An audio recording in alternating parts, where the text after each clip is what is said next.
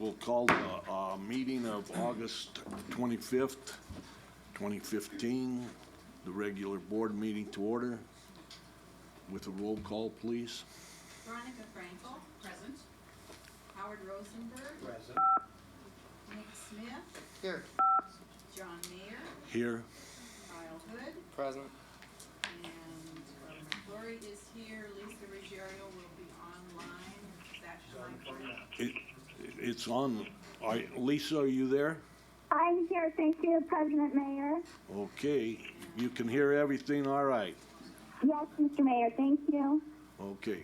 And Angela Taylor Is on her way, having some mechanical problems with an airplane, so hopefully she doesn't have them rush it too fast. Okay, very good. We'll stand for Pledge of Allegiance, please. I pledge allegiance to the flag of the United States of America and to the republic for which stands one nation under God, indivisible, with liberty and justice for all.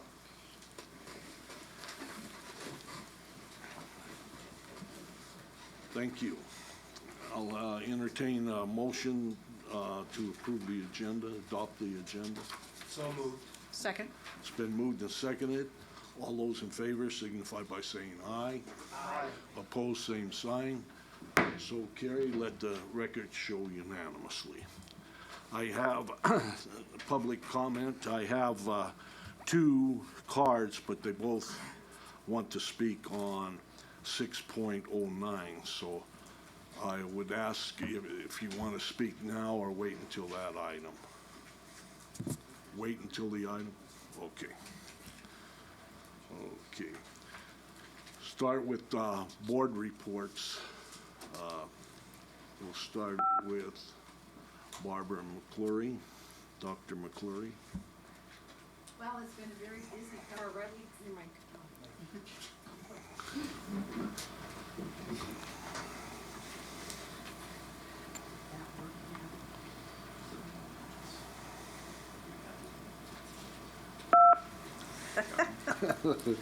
It's been a very busy couple of weeks, and I've spent a lot of time myself over the last couple of weeks proofing the board minutes, because we now have to make certain that we have those board minutes ready to go within, it's like 45 days after the original meeting. So I've probably been doing much more of that than I would really enjoy doing. And I can't remember, were we here the last time? Did we already have the first day of school? Yes. It seems to me like there's been a lot of constituents that have called, and this one has to do with teachers. Oh, they wanted that teacher and got this teacher. So it's a typical beginning of the school year, and I've been having a great time with it. Thank you. Good. Howard Rosenberg, Trustee Rosenberg. Not only did we start our school, we started my school. That's what I've been doing. It's more than enough. Thank you. But it's enjoyable, right? I love it. You love it every day. Exhausting. Yes. Trustee Frankel, I That's all right, almost gave you a promotion. That's okay. You make me sound like my mother. She's the Dr. Frankel in the family. Thank you, President Mayor. Let's see, as Trustee McClory mentioned as well, I've been talking to a lot of parents who've been calling. I think that it's sort of been a lot of flurry of activity for the first few weeks of school, but I think things are being handled extremely well. I'm really pleased. I attended the Debt Management Committee on August 14th on behalf of our board, and we approved the debt reports from all 22 of the organizations that submit them to the Debt Management Committee, so there were no issues. I want to thank Tom Stasinski, even by phone in a distance, for being available to assist with our report if there were questions. My favorite day of the last 2 weeks was the first day of full-day kindergarten, and actually that Trustee McClory was there as well. At Elmcrest, we were with Superintendent Davis, And it's just so great to see those bright and shining faces coming in the room. And that room was amazing. Mrs. Ship from Elmcrest Elementary School was just remarkable, just the way she had it set up and laid out. And of course, some kids, there were some upset kids and a little bit of fear, but there were some kids who were already pros because they'd have been in preschool. And in fact, my favorite story was this young lady named Daniela, and I asked her what she was looking forward to the most, and she said, getting to do homework again. Kids today, you know, go figure. But I was really inspired by them. So I was very excited. It was a great opportunity to be there. And thanks for all you did, Superintendent Davis. And I'll let her talk about her gift because it was really special to see. So I'll save that for her superintendent report. It wasn't even on my list. Well, she got a well-deserved thank you from all the kindergartners in the district, and it's a picture with all the signatures from all the kindergarten teachers in the district, and I think that was a wonderful gift. It's great. It's great. Thank you. Is that it? Okay. Kyle? 2 weeks into school. I don't know. That's all I have to say. Doing your homework? And you're not bored yet. I hate to put you You on have to the be spot. unbored to get bored. So. Oh, there we go. Good answer, good answer. Lisa? Mr. Mayor, I'll pass on my board report, even though I have some exciting news to report. I'll wait for the next meeting just because my mouth is still a little swollen from my dental work. Okay. Thank you. Get well. Thank you. Mr. Smith? So I got to go to the first day of kindergarten at a different school, and the highlight of that really for me was I made it at lunchtime, which is my favorite time of the day. And it was kind of interesting watching all these kids trying to open the milk containers for the first time, because that's a skill that they really don't have. So it's neat seeing all the staff working with it and the staff with the scissors to open. They had pizza on the first day of school, trying to do that. So it's definitely controlled chaos, but everybody seemed to be having a good time, and the teachers loved it. They said, it'll settle down in about 6 weeks, and then everybody gets it down.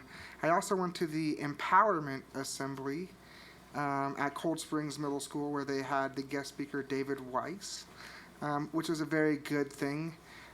Kudos to their principal out there, Mrs. Duvall. Her and her family came out on that Saturday or Sunday, one of the 2 days, and as you're driving into Cold Springs, there's really only a couple ways to get to the school, and they put out what looked like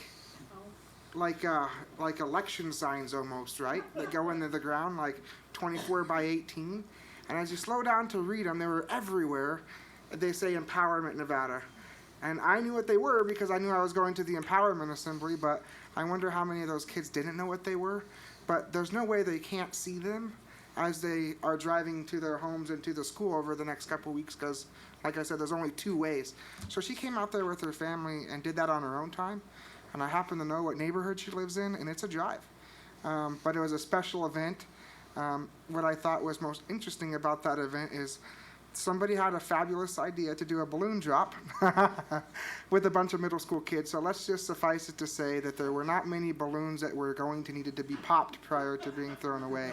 But it was a good time by everybody there. What else did I do? Oh, I cannot forget this. I went out with Cindy with facilities. She's over housekeeping. What a great gal that we have there and a great team. I did some night tours of the janitorial staff. I really wanted to see what goes on, when there's no kids in the school. Or in some cases, there are kids in the school. But we went to Trainer Middle School for an old school. That staff has it in really good condition. Yes, it's do. very clean. The processes were there. Then we went to Sparks High School. Again, the same thing, and the processes were there. And what's good is the process was the same process as the first school, so they weren't kind of doing their own thing. That's something that we should be very proud of. Just a great group of people. And then the last one, we went to, I can't remember the name of the school. What is that school in Sparks by you? Robert Mitchell? Up a little bit more north. Drake. No, Drake. A little more north. No, it's Alice Maxwell, you think. I can't remember, but anyways, I went to that school, and it's a smaller school that we have. Oh, Kate Smith. And I decided to call the custodian there Iron Man, because he tackles that school all by himself. And there are some other schools where at nighttime they only have one custodian, but it truly is a tremendous amount of work. So it's just a good experience just to go see, their working conditions and find out, some things that they like about their job and some things that they don't like. And then, of course, everybody got some Skittles. It made for some good pictures. Just dedicated team members. We have a custodian that I met that's been here 23 years at the same school, 19 years at the same school. And they get it, right? That their job is equal to everybody else's in the district. They're important. So that was really a highlight. They get the health and safety is paramount to a child being able to learn. So there it is. That's it. It's Kate Smith. I don't think it was that. I can't remember. I feel so bad now. Well, if it was a little school, Kate Smith. Yeah, that was one of those sheep herders or whatever you guys call it affectionately, barn schools or sheep sheds. That's it. Yeah. Okay. My report, I was fortunate enough to find out what staffs do on half-day Wednesday. I went the first Wednesday to Sparks High School and told them what a fantastic job I thought they were doing and to keep up the good work. And then I went to Hug with the same message, and it was just fantastic.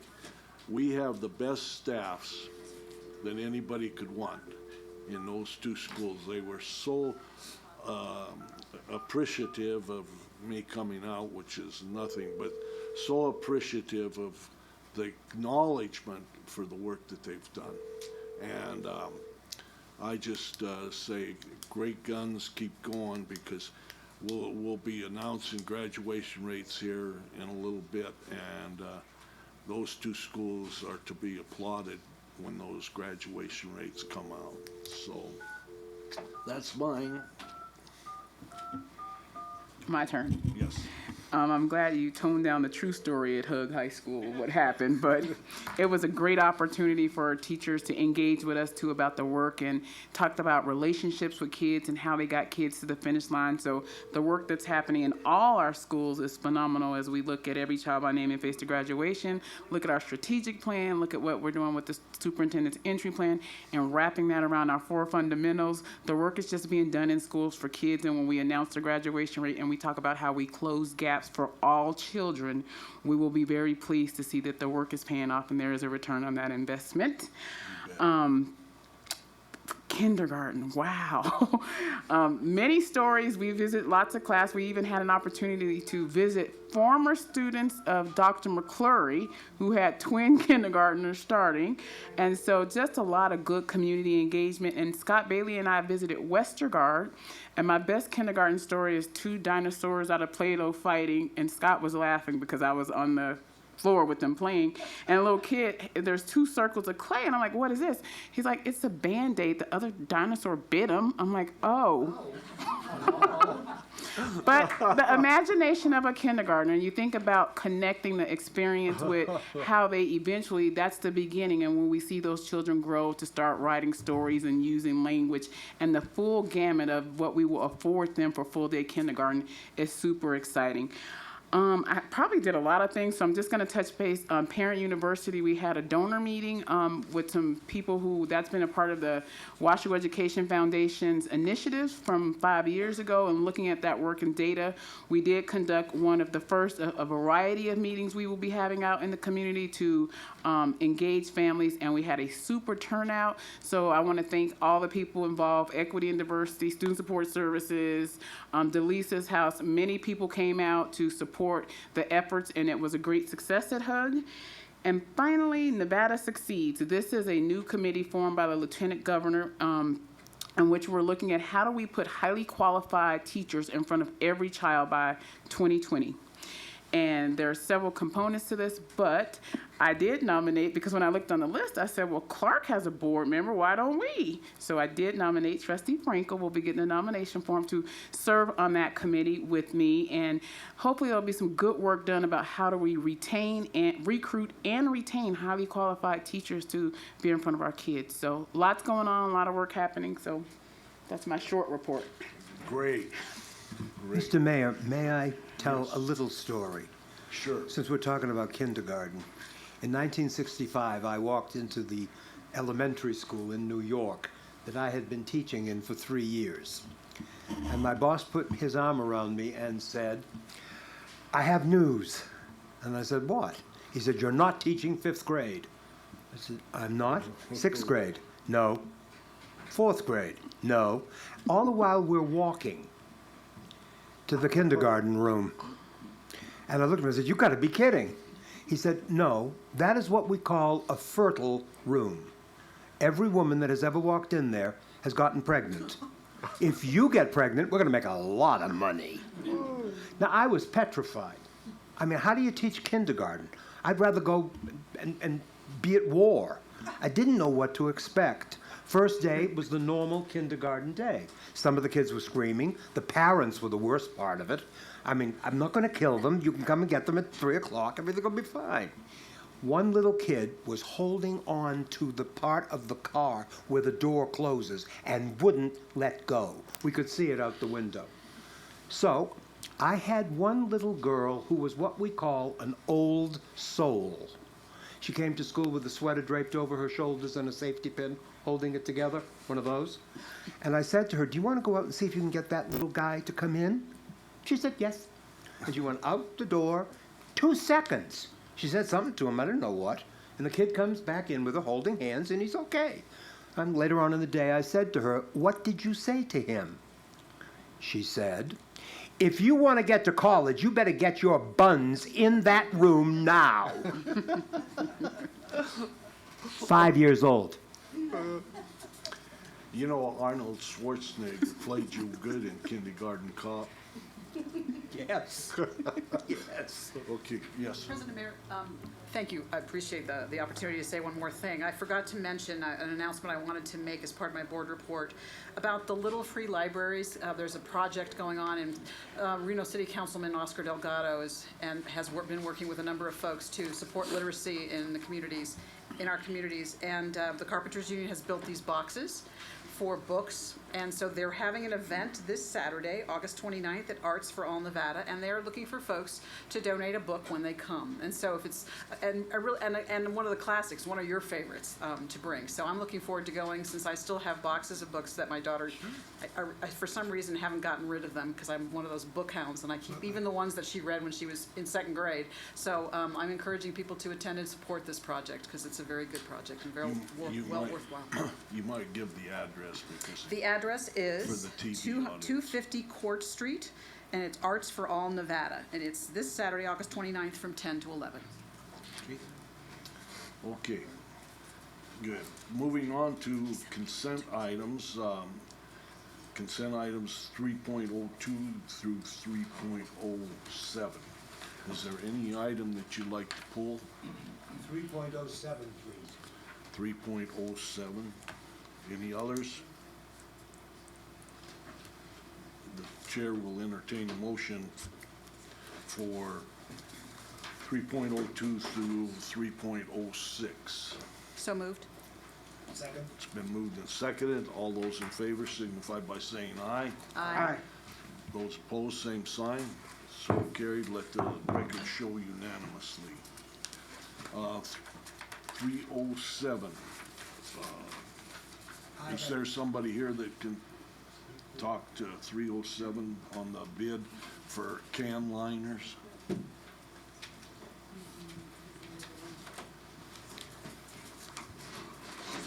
Yeah, they sit in the conference room. They're in the overflow. Aye. Hello. Okay, Howard had a question. It's a very simple question. 3.07. I got a telephone call someone had read this and had totted up the figure, $254,025.50. And the question was, for garbage bags? Yes, that is what we spend district-wide. Yes, that is what we spend That's what we spend? annually district-wide at 100 sites. Good heavens. Okay. I don't have anything else to say. Yes, Mr. Smith.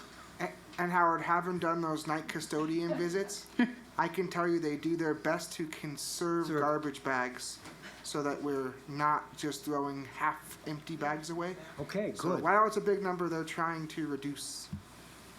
Just throwing that out there for you. It doesn't happen terribly often that I am at a loss for words, but I didn't know what to say to this man that called. Yes, no, that's an accurate, when you think Fine. about 63,000 students in 100 schools and all day long, what they do in the cafeteria. And we do also quote this out for recycled as well, so we're using mostly recycled. And Dr. McClory just said 1 or 2 cans in each classroom. Yes. They mount up. They do. I had no idea. We Thank also, you. though, recycle, so we use those bags for a lot of recycling, too. Okay, thank you. Yeah, you're very welcome. Okay. Having your question answered, would you Yes. like to make a motion then? I move that we approve. A second? Second. It's been moved and seconded. All those in favor signify by saying aye. Aye. Those opposed, same signal. Passes unanimously. Let the record show. Thank you very much. We're going to go on to legislative items. 4.01, presentation by staff of information and update on implementation of newly enacted statutory provisions relating to education passed during the 2015 legislative session. For information and discussion purposes only. Lindsay and Scott. Good afternoon, President Mayor. For the record, Lindsay Anderson, Government Affairs for the Washoe County School District, and here with. Scott Bias, also doing government affairs for you. So we are here this afternoon as part of an ongoing process by which we update you on the implementation of legislation passed in the 2015 legislative session. Some of the presentation we're going to give you today is based on feedback we've heard from you at board meetings or particular board questions that we've had on different pieces of legislation. And we provided a relatively extensive staff report, a lot of information there on different bills. So we're not going to try to take the time to go through every single one. We'll try to hit on the highlights for you, questions that we hear when we're in our work every day. And then if there's something in particular that you want to specifically talk about, please don't hesitate to let us know. So just as a preview, we're going to talk a little bit about the school choice legislation, some of the early learning legislation, safe and respectful schools, and then evaluations. And so if there's something in addition you want to talk about, just let us know and we'll give you that information. Basically what we've done is every single piece of legislation that we tracked and we think impacts us has been assigned to a member of the leadership team for full implementation. So everybody's kind of been divvied up and divided out based on the content area of the legislation, and they are then in charge of implementation. So we are sort of the messenger here. If there's something specific you want to know about implementation, we may have to call up a particular person to tell you more about it. We've sort of aggregated the information for you, but we'll do our best. So based on, I think, a comment from Trustee Smith last meeting about the SB 302 and maybe AB 165 around school choice, Scott's going to give you a little bit of an update in terms of the regulations. There's been a lot of buzz, a lot of press, a lot of administrative regulatory hearings happening, so he can kind of give you the latest and we'll go from there. Thank you, members of the board, President Mayer and Superintendent Davis. To give you a quick update on some of the new school choice initiatives that have garnered a lot of attention in recent days. AB 165 was among Governor Sandoval's education platform. It allows businesses to make payments in lieu of paying the modified business tax to scholarship organizations that can then award, I believe it's around $7,500 to students that they choose to attend private schools. This will be one would expect a relatively small program, given that it's limited to $5 million total statewide. But they've now held 2 regulatory hearings at the Department of Education, implementing rules related to norm reference exams that students will have to take, requirements for scholarship organizations in order to participate in the program, and other rules necessary to implement the program. So while there probably won't be an enormous direct effect on Washoe schools related to this program, it's always good to keep apprised. Now, the one other school choice program that certainly has garnered a bunch more media attention is SB 302, Education Savings Accounts. The State Treasurer's Office, which is responsible for implementation of the ESA program, has now held also 2 regulatory hearings. Discussion at each largely focused around the 100-day rule, which says that for students to be eligible to receive an ESA, they must be enrolled in a public school or charter school for 100 consecutive days preceding their submission of an application for an ESA. There is a lot of fur among current private school enrollee parents related to this. There was even multiple calls for the State Treasurer's Office to override statute in order to allow private school parents to gain access to the money, and repeated calls for a special legislative session to reconsider this issue, which the governor's office quickly quashed last Friday. So we have issued internally guidance to school principals, informing them of what the law says with regard to students enrolling at a public school for one class, which is allowable under the law. But parents applying for education savings accounts must be aware that if they do just enroll their child in one class, then their ESA will be prorated. And the rules related to that have not been completely worked out yet. It sounds like there's going to be more discussion there. And so there certainly isn't any, final decisions yet on how this program is going to look, and it I would expect remains to be seen to some extent how it will affect us as we deal with, an influx of students registering in order to gain access to the money. Trustee Smith, did that sort of address your questions? There's a lot of technical issues around this, so we can talk to that if you want, or if there's something specific you want to follow up on. I think he hit it when he said the prorated part, because, I don't know that you come to our school for classes really enrolled. So I like that there's that prorated part. There's still more to be seen, it sounds like, on that? Yeah, Grant Hewitt, the State Treasurer's Office Chief of Staff, indicated that, yes, if you just enroll in one public school class in order to get an ESA, then your ESA will be prorated, and it will be for a number of years. He pledged to parents that eventually they would be able to achieve full status and get access to the full amount of the funds, but it does not sound like there has been a decision made as to when that would be. Or even at what rate the ESA would be prorated. So I think there are a lot more discussions internally at the State Treasurer's Office and the Budget Office trying to figure that out. But it does sound like that the state's not looking to give the $5,000 if you just dropped your kid off for music. That's correct. In the first year, Okay. at least. Sorry, Howard, go ahead. That's fine. My next question is very simple. Where does the money for this stuff come from? Well, the intent of the 100-day rule was to target the money only for current public school students. And so the idea would have been that there wouldn't be any extra money because that DSA allocation is already going to the school district. Now with private school parents chomping at the bit to gain access to the funds and looking for ways to work around the 100-day rule, that issue would have to be settled legislatively, I suppose. What I'm wondering about is, does it come out of the individual counties? So if a student leaves the Washoe County School District by applying for an ESA, then yes, we would no longer get 90% of the DSA for that student once they leave our district. For special education and high poverty students, high poverty, is that the other one? I think they get 100%, but for the traditional student, we would retain 10% and they would take 90. But they only get it on a quarter system.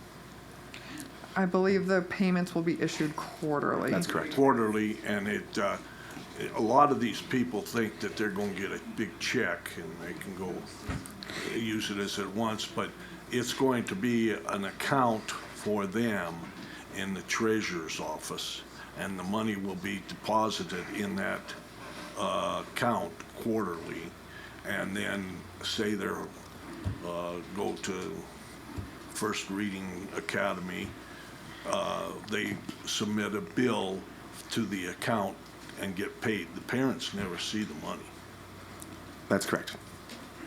So part of this discussion was around previously when we had a hard count day, kids would withdraw and then they could keep the money. So now with quarterly, and we do quarterly attendance, there's no more count day, then you can have better accounting and you don't necessarily lose money, because if they come back to public school, then public school gets the money back, versus if they leave, they go to the school. So the money typically pretty much follows the kid, where in the old system it didn't. Like wherever you sat on count day, that's where the money was. Okay. Any other questions about that? Okay. Okay, so we'll move on. And we'll be quick, I promise. There's so many things I could talk for hours. I promise not to. But I am particularly excited about full-day kindergarten, only because I dropped off my own child in kindergarten. I only cried on the second day. The first day was okay, and this morning, but I'll keep track. So we have been getting some, I think, positive attention for implementing full-day kindergarten district-wide, so that's exciting. And then the Read by 3 initiative has gotten plenty of attention, so we've been talking to our internal staff about the Read by 3 legislation, and I'll just give you a brief update. At the last State Board of Education meeting, the State Board approved the current assessments that we use for little guys to use towards Read by 3, so that will be convenient for us, although maybe moving towards a different statewide assessment system in the next school year, so you'll keep your eye on that. The districts have to develop our own literacy plan that's really aligned to the state literacy plan that was recently adopted, so that's something we're working on. And then the bill requires a learning strategist in each school, and that's regularly being agendized at the State Board of Education about exactly what that person does, their responsibilities, their professional development, and how exactly we can comply with that. You'll remember that there's about $27 million that's been appropriated statewide for districts and schools to apply for to provide additional support for early literacy at schools, and so that's something that we're currently working towards, and the next regulatory hearing on that bill is on September 15th. And then Zoom, I wanted to just make a brief mention of the Zoom legislation, because I know you're going to hear, you have a specific agenda item about Victory Schools a little bit later. But Zoom in particular, we've added, I brought my list, I think 6 new schools, including Trainer Middle School, which is exciting. 1, 2, 3, 4, 5, 6 plus Trainer. So 7 new Zoom schools this year have been designated. So that's exciting. They're getting additional resources. And I think that secondary model, I know Clark did a high school and a middle school. And so doing the Zoom program at the secondary level, I think is going to be an interesting experiment. So that's moving forward. And now, unless you have other questions about early learning, we can talk briefly about the safe and respectful learning. So can I just add to Read by 3, and I don't know if you know this yet, because I got it today.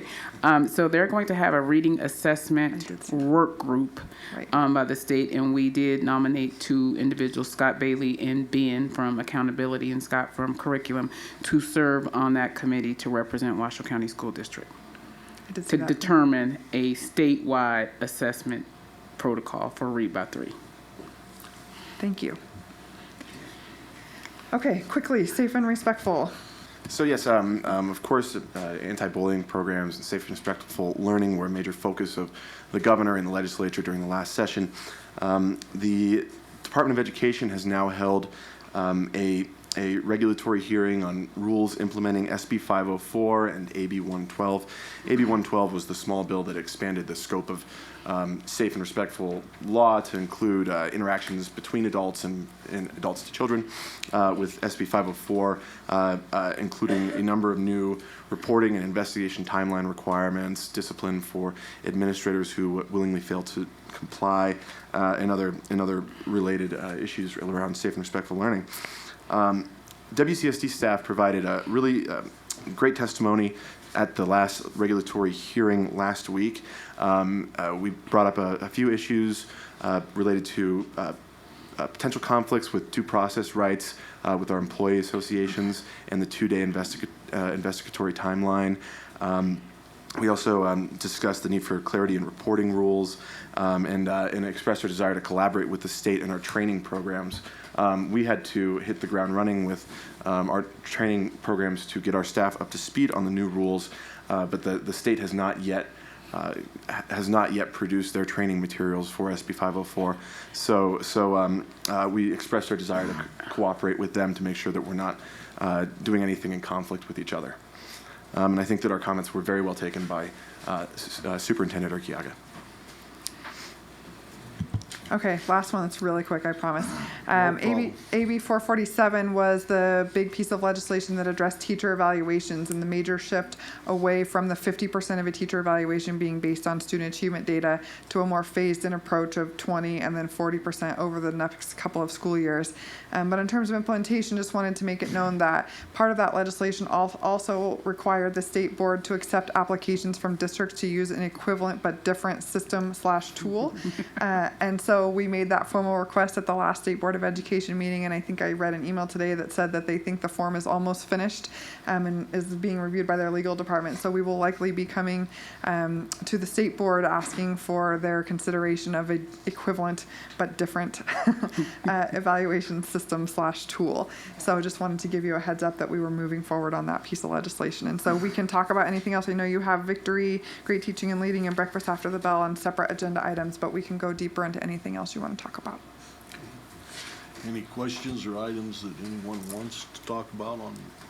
Yes. I just wanted to say thank you for this report and for coming regularly to provide this update. I know I specifically requested this, and I think this is important for us to hear. The written reports are great, but I also think it's a great opportunity for the public to know where we are with all the pieces of legislation and for us to be able to ask questions. So thank you for this report. Any others? I have one. You know, these programs are great, I think, and everything, but I have not heard of any way that they're going to keep us accountable for it, like reports that we have to do or what we have to be accountable for. And I was just wondering if that just slipped their mind, or it surely did. Given all this kind of money, Surely you there should jest. be some process for accountability on this. Mr. Mayor, I have a question. Pardon me? She has a question. Okay, she'll answer mine first, and then we'll go to you, okay? Okay, Go ahead. so thank you for bringing that up. Each piece of legislation is different, but I would argue that accountability was a major theme of the legislative session. Almost every single bill has a separate measure of accountability, certainly reporting. Many of the new pieces of legislation or expansion, Zoom and Victory and Great Teaching and Leading, have a component that have an outside evaluator, sort of a third party that will come in and evaluate the efficacy of some of these new programs. So I think the accountability is actually very strong in every piece of legislation. Mr. Mayor? Pardon me? Can she hear Can you us? hear me? Yes, and I'll be I right with, just- I'll I be just right wanna- with you as soon as she gets done with this answer to the question, Oh, okay. okay? Thank you. I'm finished, unless you have something more. So maybe we can give an example, like for instance, for Victory schools, we have to submit a report for each school. However, for GT, the money was allocated based on per pupil, and then we meet the criteria what was sent. So it's very individualized to the category. But included in every program. Right. And we've already been apprised of it, and what, we have the tools so we can be doing this as we're teaching and using these funds. That's my understanding. Okay. Lisa? Actually, she answered my question because it's delayed in the way I'm hearing the information come through. So, thank you. Okay, thank you. Anything else? Anyone else? Thank you very much for your report. And the next one, too. Yeah, don't run off there, Lindsay. We'll go to item 4.02, presentation for information and update regarding the work of the Public Schools Overcrowding and Repair Needs Committee, authorized by SB 411 and established by resolution of board on June 9th, 2015, for information and discussion only. Thank you. I'm just going to look around really quick. Sean here. Okay. Thank you, President Mayor Lindsay Anderson, Government Affairs, again here to give you just a brief update on the Public Schools Overcrowding and Repair Needs Committee. So you'll recall this committee was comprised of a number of community members that have a particular interest in school construction, and their charge is to get together and consider our school capital and construction needs and determine if and what ballot questions should be posed to voters in the 2016 general election. So the committee has been fully appointed, and I think a list went out to the board of those committee members. You'll remember that Superintendent Davis serves in an ex officio, a non-voting role, and the district is required to provide administrative support to the committee, but we do not have a voting role in that committee. They have been fully appointed. Their first meeting was on August 13th. We had full attendance. It was a very productive meeting. The committee elected former Sparks City Council, or Sparks County City Manager, sorry, Sean Carey as the chairman of their group. And he was great and took charge and set up a regular and aggressive meeting schedule, as well as a very aggressive agenda for all the information that they want to get through. Their next meeting is this Friday on August 28th, and they will spend most of the time getting information, much like you've seen, about the current status of school construction in our district. So what our needs are, what capacity, and what the growth projections look like, so that they can start to get a handle on solutions as we move forward. But the committee is very active. They've committed to meeting every other Friday, starting this Friday, from now until as long as it takes them to get their work done. Their authority expires on April 2nd, 2016, but the committee has expressed an interest to be done with their work hopefully sooner, to make sure that there's plenty of time to have an effective campaign for the 2016 election in November. So I'm happy to answer any questions. I know the chairman, Carey, was potentially going to come and say hello, but I'm sure if you need anything, he'd be happy to do that for you.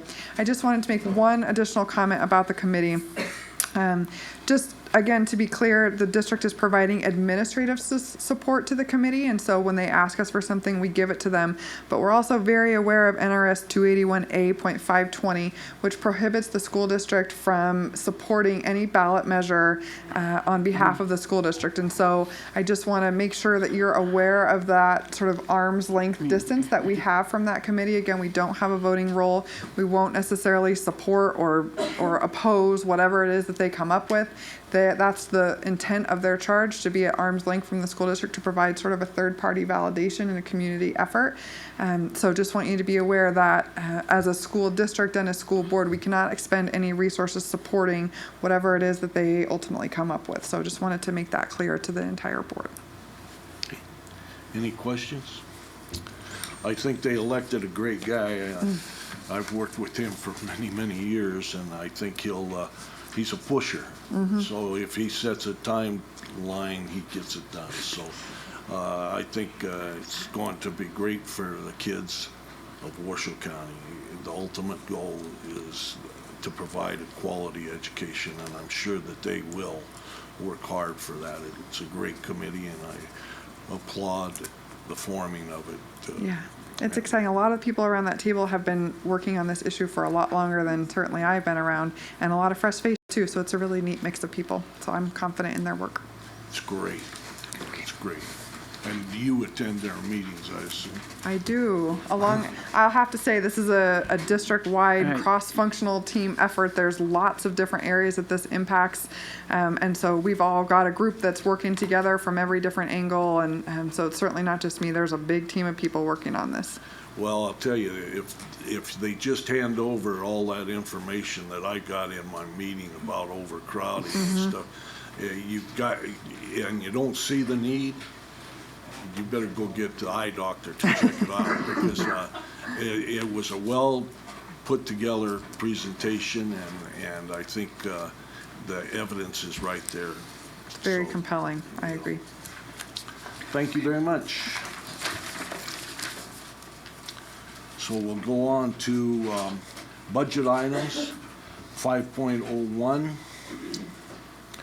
acceptance of the budget transfer report of July 1st, 15 through 7/31/15, and authorized budget transfers between functions or programs for the period of July 1, 2015 through July 31st, 2015. Recording of the action in the official minutes of the metering as required by NRS 354-598-005 subsection S and B for possible action. It says Tom, but Mike's here. That's a five. It's a 5? 501? 5B. Oh, 5B, okay. Thank you, Sorry. President Mayor. Good afternoon, Superintendent Davis, members of the board, Oh, and there's Tom. Student Representative Hood. This is kind of a new item. It's not really a new thing we're doing. We're required to report to the board any budget transfers that we make during the year. What we have done in the past is we do a December augmented budget and we do a June augmented budget. And part of that budget, we talk about this NRS specifically, and that we have to report transfers. And we summarize those transfers in that item, and we indicate some of the major ones that took place. What we're doing now is just saying, okay, we're going to do this on a monthly basis, and we'll report every transfer to you, be a little more transparent, and you can see all the little things that are going on. The intent is really to put this on the consent agenda in the future, but because this is the first time we've brought it to you in this format, we wanted to sit down and make sure that you understood exactly what's going on. We have probably about 340 different operating budget accounts, so we have a lot of people with their hands in the pie.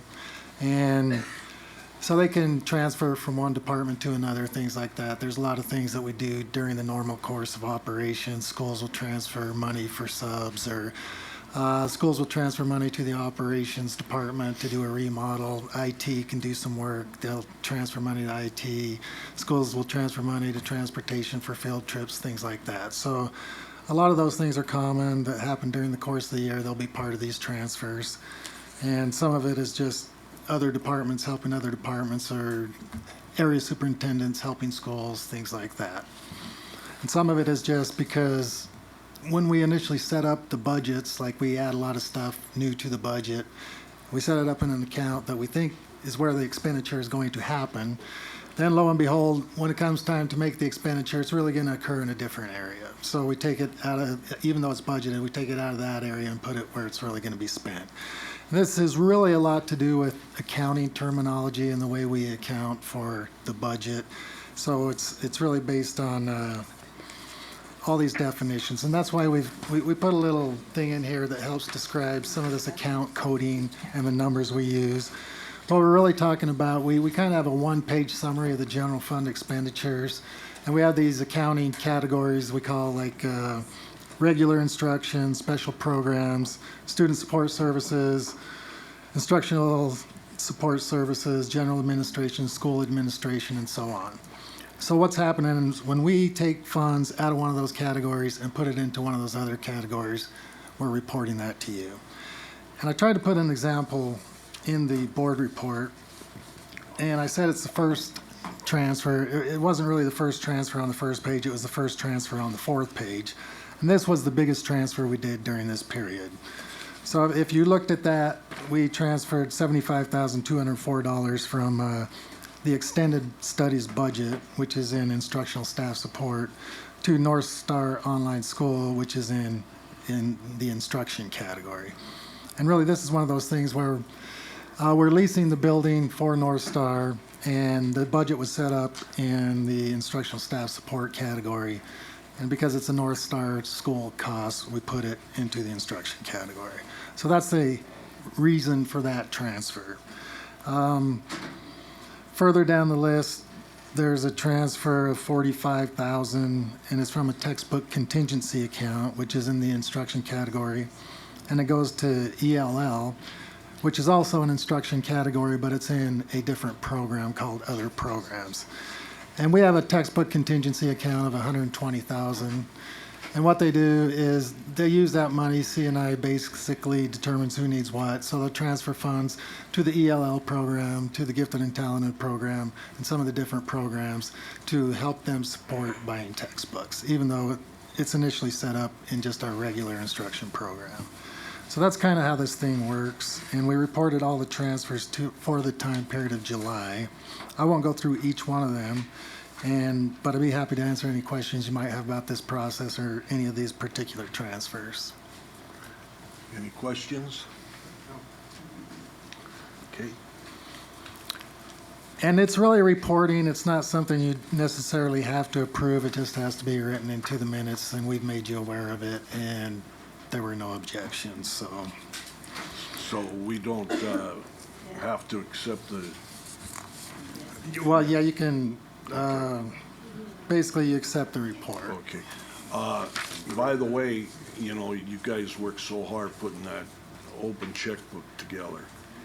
And it really is great for items when they call me up. I have them refer to them and they get their own answer and stuff like that. And I think it's along this line, it's great for this transfer so that they know what's happening too. Thank you. Any motion, if one is received, should also direct that the approval be recorded in the minutes of the board because the statute specifically requires that. Okay. Is there a motion?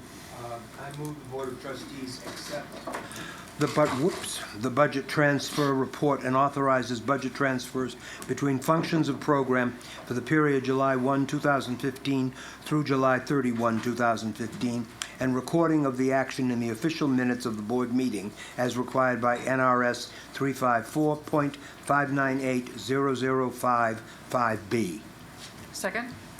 It's been moved and seconded. All those in favor signify by saying aye.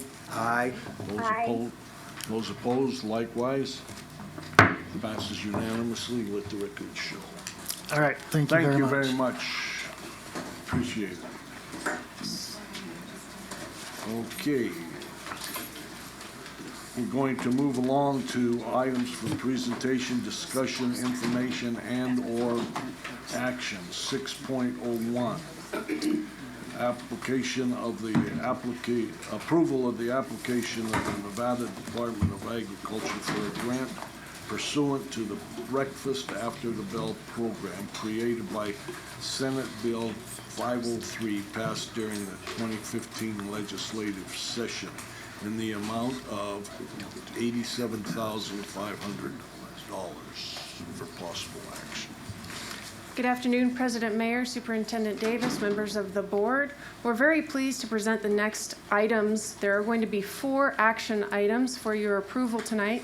These are all state-funded programs, and they're a mix between competitive and formula funding grants for a total of over $4.1 million available to our school district.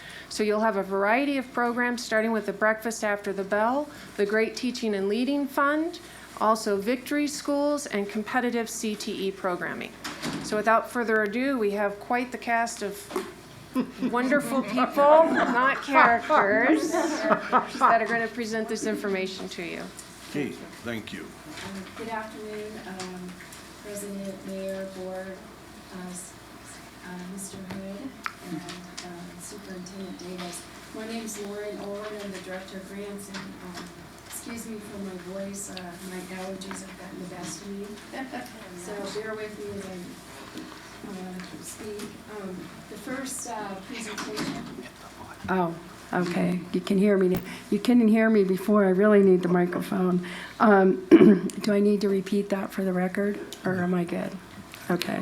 All right. So let's see. Click the slide. Click this slide. Okay, so this is a quick presentation on Breakfast After a Bell.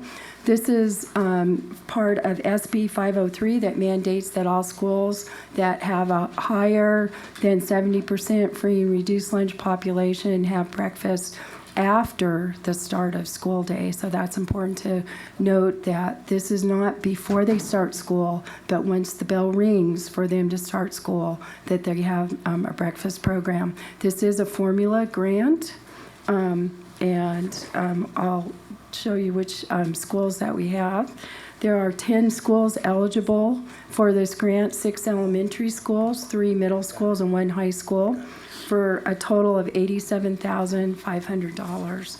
And now I'd like to, I forgot to introduce Tracy Markham, who's the Director of Nutrition Services, and Mike Supple, the Assistant Director of Nutrition Services, who will explain a little bit more about what will happen in this program. Okay, good afternoon. As Lauren said, these go out to schools that have 70% or more free and reduced population. All the schools listed on this, on the previous slide, they are all brand new to breakfast after the bell. Hug is the only one that does breakfast as part of their Provision 2 status, so all these schools are brand new to this. The bill states that a combination of, or at least one of these opportunities is giving to those schools to get and receive breakfast after the bell. So it's either done with breakfast in the classroom, a second chance breakfast, so maybe at a middle or a high school, it's breakfast is served between first and second passing periods or second and third passing periods. Grab and go is where we have carts spread out over the campus that students can grab like a brown bag breakfast and bring it into class with them, or they can do breakfast in the cafeteria. Which means they actually will go to their classroom first. They will excuse the students to go through the cafeteria and then bring their breakfast back to the classroom. And this is all meant to go on while they're doing their morning business.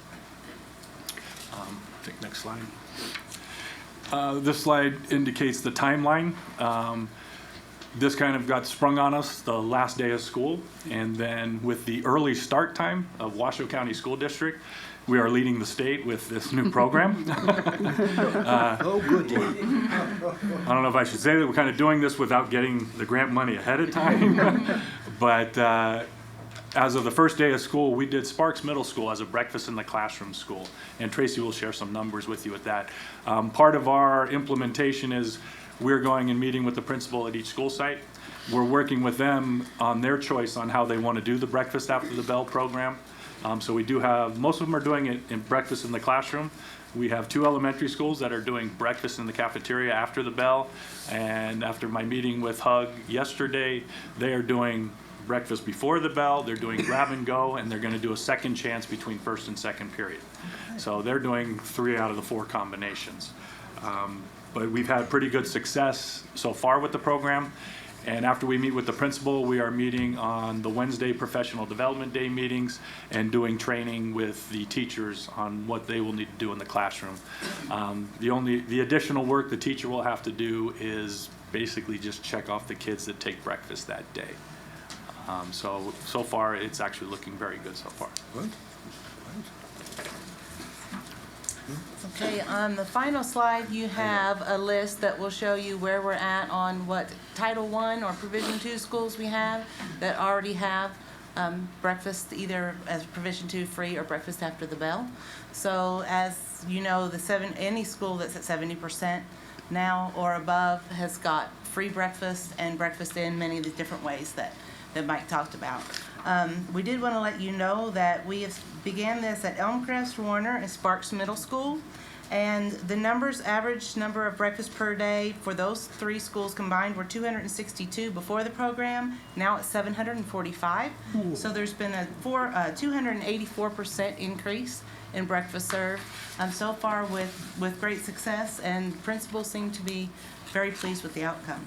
So the projected increase per year doing this with just these 3 schools would be an additional 86,000 breakfasts a year. Yes? Dr. McCleary? I thought Bernice Matthews was on breakfast. Oh.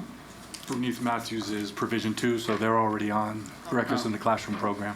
Any of the Provision 2 schools at elementary or middle school, which is 24 now, they all have breakfast in the classroom, and it's served after the bell. Any other questions? Can I go next? Comments? So I just want to thank you guys. I was out at Maxwell. Can't keep up on the first day of school, and the driver started at 1 in the morning. Is that true? Yes. So people are working around the clock to make the school day work, and so just thank you for your work, and thank you for those employees who don't necessarily teach a class but provide support to students before they get to the room. That's sort of the same thing as the custodial. Yeah. It's the same thing as the custodial that Nick talked about. The food and the nutrition service workers are absolutely invaluable in the school setting for the children, and I would also like to put my voice in there to thank both the custodians and all of the nutrition workers. The chair will entertain the motion.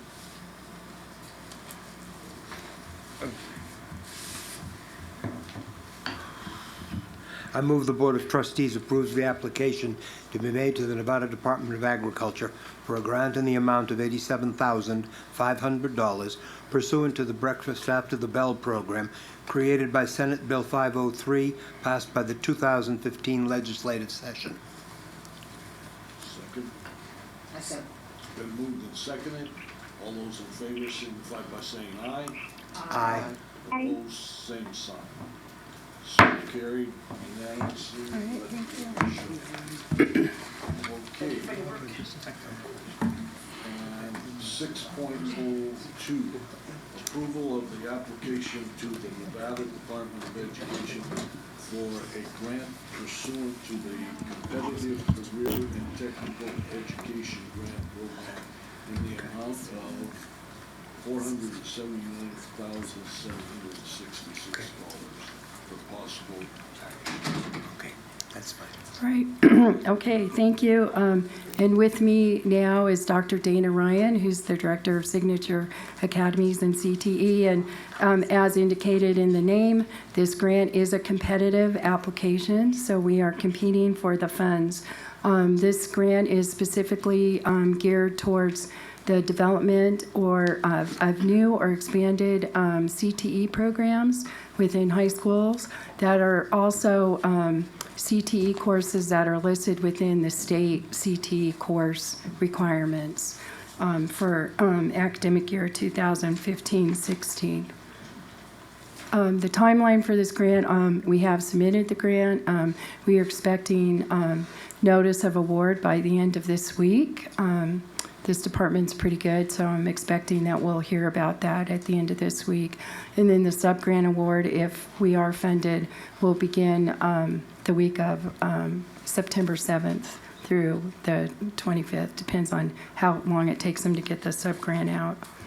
I'm going to turn it over to Dr. Dana Ryan, and she can explain to you a little bit more about what we wrote for in this grant. Good afternoon. So some of you probably know that CTE got a lot of legislative money. So this is a piece of that legislative money. We already were awarded a competitive grant for $80,000 to support the manufacturing technology program at Spark. So this is an additional grant. Then we had the opportunity to write for programs that were new, program expansion and program improvement. So we spent the majority of our time on program expansion for this particular application process. So we focused on 3 areas. The first area was STEM program expansion. So there is funding. We asked for funding for manufacturing at Sparks High School to do some of the build out to upgrade the HVAC system and to put in a lift to meet ADA compliance issues in the current metals room. AACT, I can't remember what we asked for. Building trades and construction at Ace High School. For those of you who don't know, Ace High School is a charter school in our district. They are the only charter school. They're the only school that we have that really is responding to the construction demand in our area. Because those programs are very expensive for us to start, it is a better use of our time and energy to support the programs that are existing. And so we really have worked closely with them on what their needs are and how they can meet the demand for their programs. So a large chunk of that request was for ACE. Engineering at Galena, as you know, engineering is growing now to add aerospace, the third class in the aerospace program and the environmental sustainability program. So this is for funding for those materials. And then the 4 schools that you see listed there are kind of started computer science, talked about it with their students, got some enrollment going this year, and will really kick that program off. So we really feel like those are some high leverage programs for us. They absolutely match the economic development priorities for the state of Nevada, and so we feel very good. I feel very good about the whole thing, to be honest with you, but I feel very good about this one. So, next. We also requested funding for the agriculture and natural resources programs at both AACT and North Valleys. This is a resurgent industry in Nevada. It is one of the foundational industries in Nevada that often gets overlooked, right? Because we think, oh, agriculture, that must be ranching, and we're not really ranchers here in Washoe. But the thing is that it's very much about plant science and animal science and learning how to manage our environment better. And so those programs are very important to the stability of our Nevada economy, and they really do create a foundation. So I think we made a really good argument for those to be funded. North Valleys is working on putting a small farm in, so that they can really do some outside things in addition to the greenhouse that's being built. So we're really looking for those programs to kind of blossom in the next year or so. And then the third one, which is, I think this one is going to be a hard sell in the competitive grant, but I'm going to tell you why I think it's absolutely critical. As we look at the growth projections for our area, everybody talks a lot about advanced manufacturing, and there are going to be people coming here for these skilled and technical jobs, but people come with families, and those families need services. They need social services, they need teachers, they need human development folks. I mean, they need people to serve families, and so we can't miss the boat on being able to grow these other programs strongly alongside of our more, technical programs. So I think we made a very strong argument for funding this. And this would really grow the program at AACT, Hug, and Wooster. Those programs have done a great job, make no mistake, but it's time for them to grow and really support our community in a larger way. So that's what that argument is in the competitive grant. So I feel pretty confident that we'll get a large chunk of our ask, but we'll see. It makes sense.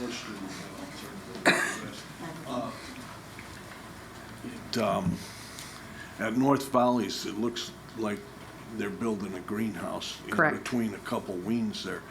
Now, that was not under this grant, that was before, and that's part of the agriculture, teaching kids. It is. So that they can go out and start hoop buildings and things like that. Well, it's remember that the Agricultural Academy at North Valleys has two components. It's agricultural engineering and natural resource management.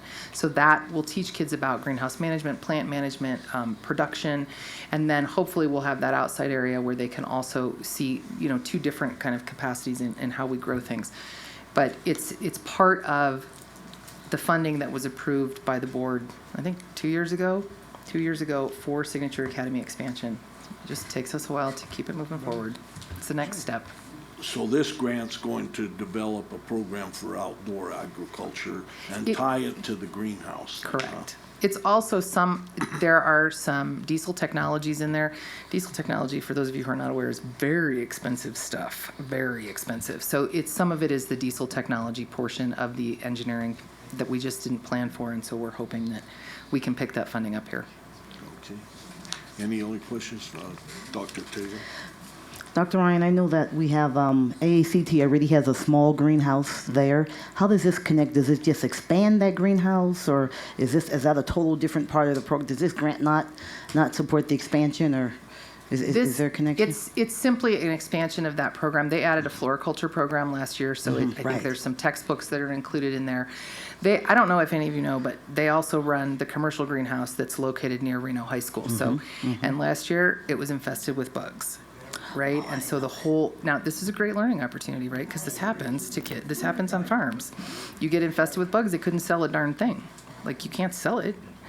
So it's also to do some work in that greenhouse so that we can make sure that sucker is clean before we grow anything. Because that was a lot of effort for no outcome. Any other questions? Chair will entertain a motion on this. I move that the Board of Trustees approves the application to the Nevada Department of Education for a grant pursuant to the Competitive Career and Technical Education Grant Program in the amount of $479,766. Second. It's been moved and seconded. All those in favor signify by saying aye. Aye. Opposed, same sign. So carried. Let the record show unanimously. Thank you very much. Okay, next is the approval of the application of the Nevada Department of Education for a grant pursuant to the Great Teaching and Leading Fund grant program in the amount of $978,696 for possible action. Thank you. Today I have with me Kristen Gleisner, who's the director of the Northwest RPDP, Sal Zaski, who's the professional learning director, and Dawn Huckabee, who's the chief human resources officer. This is a competitive grant under SB 474, and the purpose of this grant is to boost professional development among our teachers, our administrators, and other professionals in our school district. Within this grant, there were 4 areas that we could apply for, and of course, being the competitive people that we are, we applied under each of these categories. So statewide, under science standards, there's $2 million available. Under the second category, Nevada Education Performance Framework, there was $1 million. Under recruitment, selection, and retention, there is $1 million. And under leadership training and development, there is $900.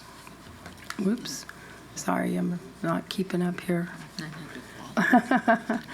900,000, excuse me. Yeah, thank you.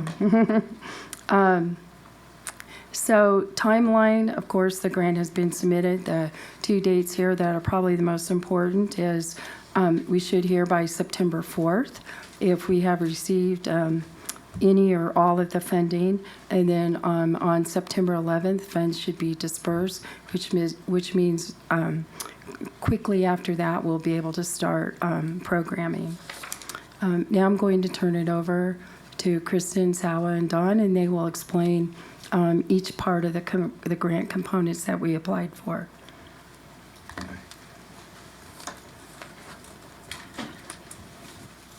Thank you. For the record, Kirsten Gleisner, Director of the Northwest Regional Professional Development Program, short NWRPDP.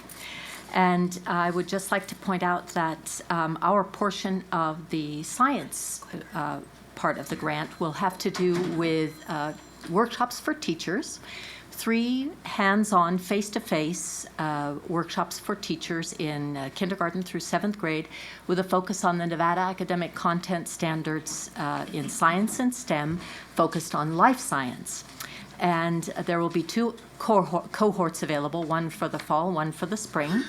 And then there will be a culminating weekend where all the teachers then will be invited back in the summer, in the beginning of the summer, and they'll be divided up by grade bands. So K2 will be at one site, 3-5 at another site, and 6-7 at a third site, so that they can focus on their own standards. They can share and apply their learning, and then they can collaborate and plan for the upcoming year. Also in combination with, or in concert, I guess, with Washoe County, will be supporting teachers in attending the National Science Teachers Association Conference, which will be here, right here in Reno. So it's a great opportunity for local teachers to attend. The national conference when? October 22nd through 25th, and there will also be some opportunities for pre-conferences supported by RPDP as well, focused on grade level standards. Do our teachers know about this? Are we publicizing it? I believe that there is publicity going out.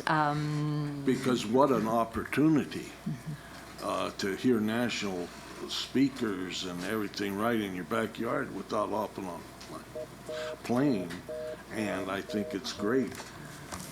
Maybe will they be getting the program so they can see what's in the program and to sign up and stuff? I have my science expert right here with me, and I'll see if he knows more about the actual publicity part. Lou? Who's getting stuck? Lou Lofton from Northwest Regional Professional Development. Yeah, come on up, Lou. This is Lou Lofton. Do I push something on here? Yes. Okay, there we go. Yes, many of the teachers have received information on this statewide with our state science group. We've gotten information out with my email blast, all my workshops. Like you said, having it right here in Reno is a great opportunity for teachers. Part of this grant is writing in for substitutes for teachers to attend it. Also setting up a pre-conference on Wednesday with many nationally known science groups where they can take grade level specific training classes for that day. So we've put that into this grant to cover the cost for teachers in our region. That sounds great because, you know, I've often wondered on science testing and stuff if we couldn't get more expertise for these teachers, and this is wonderful. It sounds to me like a national conference right here. So you all are to be congratulated on that. I just think that's great.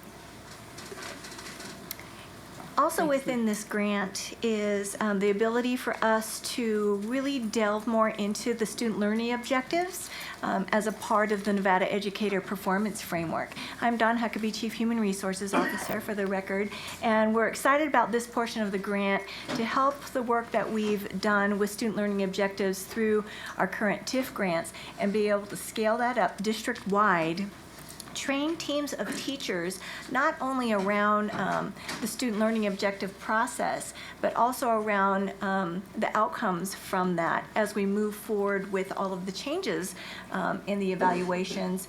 With next year, as we know, we'll be looking at using student outcomes as a part of the overall evaluation process. So we'll have teams of teachers and administrators who will be trained around the student learning objectives, also vetting teams so that we can start looking at inter-rater reliability with our student learning objectives, and also as well, we're very excited about the ability to start looking at student learning objective models, where we've got models built in the development of a bank of student learning objectives that we could utilize across the district. So that will also be a part of what we've applied for within this grant. Okay. The Northwest regional part of this grant will continue to support administrators in the study of their own rubrics in terms of the new NEPF evaluation system, and to help identify critical attributes and exemplars so that they can be better equipped to provide evidence for their own evaluation system.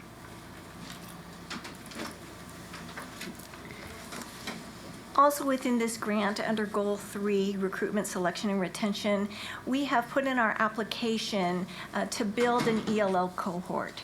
So what we would do is have currently licensed teachers go through the 12-credit coursework to get an ELL endorsement, with the anticipation that by providing the funds to pay for that ESL endorsement, then they would move into either an ELL position or serve at a school that has a high ELL population. Along with that would be support for our alternative route to licensure program.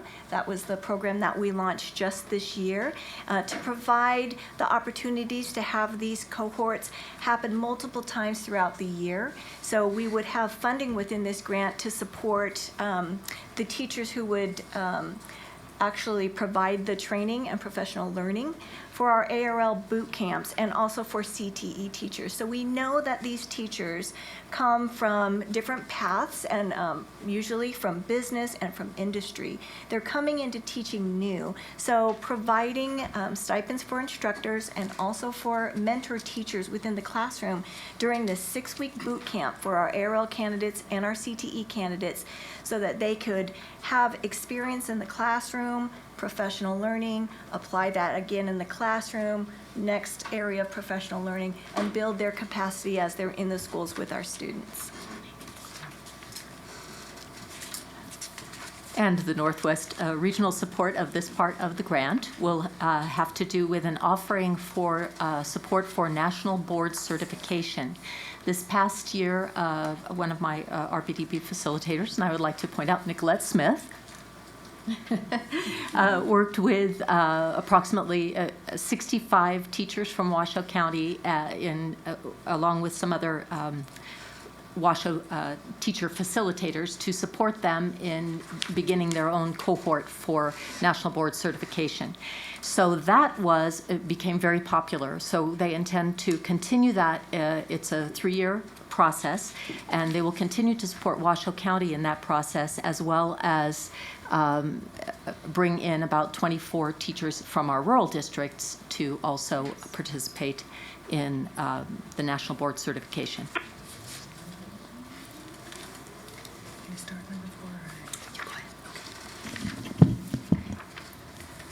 President Mayer, Superintendent Davis, Trustees, Sal Wazaki, Professional Learning Director, for the record. The fourth goal under the Great Teaching and Leading Grant has to do with leadership and development. And as you know, in the Washoe County School District, we have a comprehensive professional learning plan, which includes components for teachers, for administrators, and for our education support professionals. This part of the grant, we're asking for support of our Saturday cafes, which many of you know we've been hosting for about 2 years. The difference this year is that under the leadership of Superintendent Davis and the academic leadership team, they've put forth the 4 fundamentals, which are defined as number 1, the core curriculum and instruction, number 2, inclusive practice, 3, climate and engagement, and 4, multi-tiered systems of support. And under each of these 4 fundamentals, they've also articulated both position statements and clear expectation statements for our schools across the district.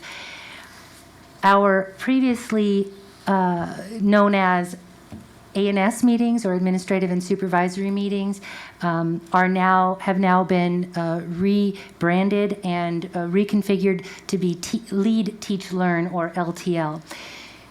The Saturday cafes are scheduled for the Saturday right after the LTL meetings.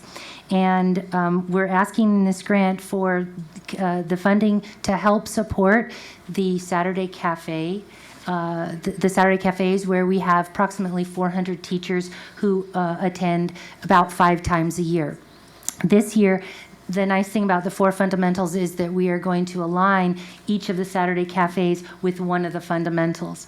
We're starting in September with actually a data summit, so that's going to set the foundation for our work as we go forward with the other 4 Saturday cafes. And that's essentially what we're asking for in this grant, is the support for not only paying the teachers stipends for engaging in professional learning on Saturdays, but also for national experts, each of whom will be in direct support of one of the fundamentals. Great. And the Northwest RPDP portion of this grant has to do with continuing to support leadership and development for teachers through the Northern Nevada Teacher Leadership Project. And Sawa has been a big part of working with, again, Nicolette Smith and others in RPDP to bring a pilot project to Washoe, starting with 23 teachers and teachers on special assignments, also known as TOSAS. And so this year will be the first year, the kickoff year for a 2-year project that will support teachers in examining their own practice as leaders within their buildings. And so they'll do a lot of professional learning and reading and professional practice and study of their own practice. Okay. And with that, that concludes our presentation. And if you have any questions, we'd be happy to answer them. Any questions? Any comments? The chair will entertain the motion. I move that the Board of Trustees approve the application made to the Nevada Department of Education for grant pursuant to the Great Teaching and Leading Fund grant program in the amount of $978,696. Second. It's been moved and seconded. All those in favor signify by saying aye. Aye. Opposed, same signal. So carried. Let the record show unanimously. Thank you. Thank you for all your hard Thank you. work to secure this money for our district. I appreciate it.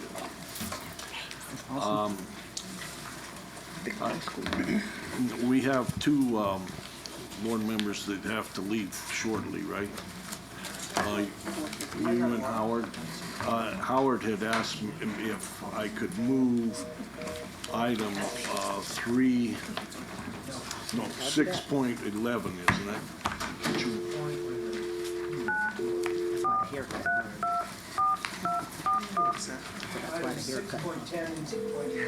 Both of those, 10 in that? Okay. Let's take 6:11 first, because what time did you have to leave? About 4:50, so I got 4:15? 4:50. Oh, about 4:50, so he's got quite a bit. Okay, because I wanted, since both of you are on the audit committee, that we take up that before you skip out of here. So we'll take 6:10, Howard?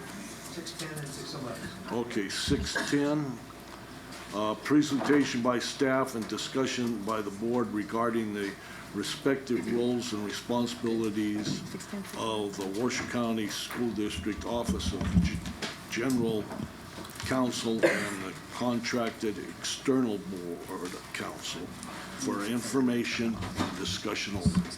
Dawn Huckabee. Good afternoon, President Mayor, Superintendent Davis, and members of the board. My name's Dawn Huckabee, Chief Human Resources Officer, and I'm here to present to you for discussion today item 6.10 regarding the respective roles and responsibilities of the Washoe County School District Office of General Counsel and the contracted external board counsel. This was placed on our agenda at a request of the trustees for discussion. Just as a little history and background, in May of 2015, the board approved per NRS 386-410 an agreement for professional legal services with a law firm of Maupin, Cox, and Lagoy. And then on July 14th, 2015, the Board of Trustees approved a longer-term second agreement with that firm. As part of your board packet, you received the job description of our Chief General Counsel, as well as the contract for the firm of Maupin, Cox, and Lagoy. And I am happy to just have it opened up for discussion and answer any questions that I can answer around both those positions and the contract. Yes. We have two factors that report directly to the board: legal factor and the internal audit factor. Now, I am told that we voted, I can't remember this, but then I'm old, that's what happens when you're old. I can't remember voting on changing that, but I'm told we have indeed voted to change the legal factor within the district back under the superintendent. So Trustee Rosenberg, Yes. on April 28th, the board approved to move that organizational structure so that the reporting structure would be that the legal counsel would report to the superintendent.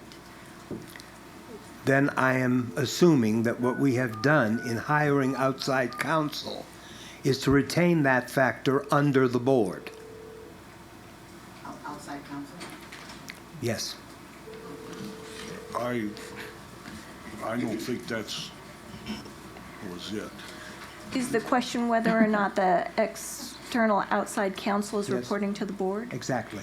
The contract for the external legal counsel is for the board, to support the board, and it's specifically outlined in the contract. And that's in our contract that we had with Mr. Malloy's Cox's firm.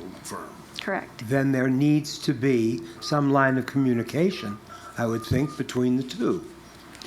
I think that that's already in play, and they are jointly working on a policy to address that we did bring to the board, and the board provided us feedback to add some additional language, clean up a few lines, and bring that back to the board. So I think that I can speak on behalf of the two gentlemen, because I see that they work together all the time, that's already happening. And I can assure the board that Mr. Reich and Ms. Scurry in the General Counsel's office and I work very well collaboratively together to accomplish the goals of the board and the district. And that's worked out very well. I am somewhat concerned about the costs.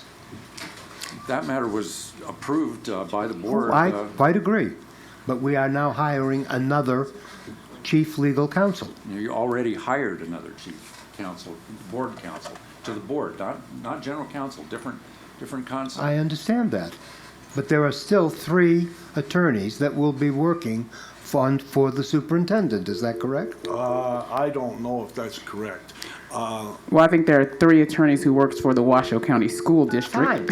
Fine. And those 3 attorneys have existed for the past 2 years, I think, when we add an additional attorney due to the high needs in special education. Correct. As a result of a larger population, we needed additional assistance 2 years ago. Is that right? I think so. We hired the 3rd attorney, and right now we currently only have 2. Correct. So we're actually filling a vacancy that we inherited. Fine.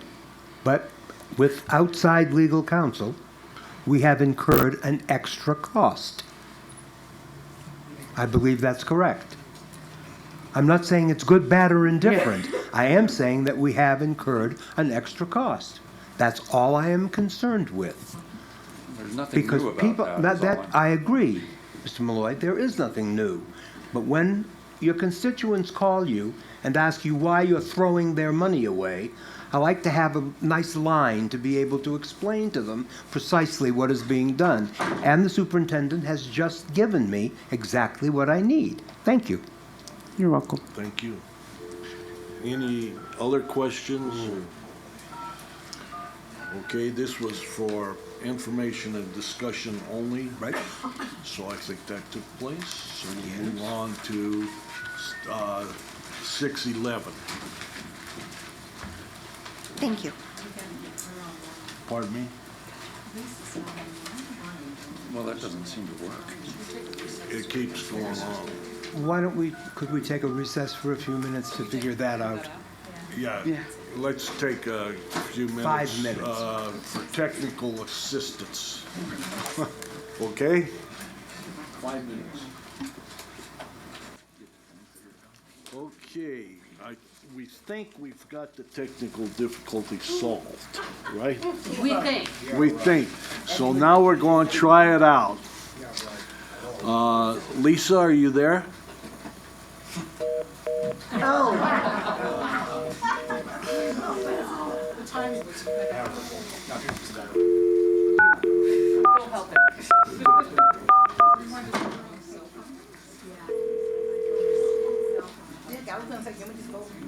Not to be old school, but. Yeah, maybe somebody. I'm here. All right. We'll give you a hand for being here. Okay, we're on item 611 now, Lisa. Consideration of whether to proceed with an external quality assessment review, a QAR, of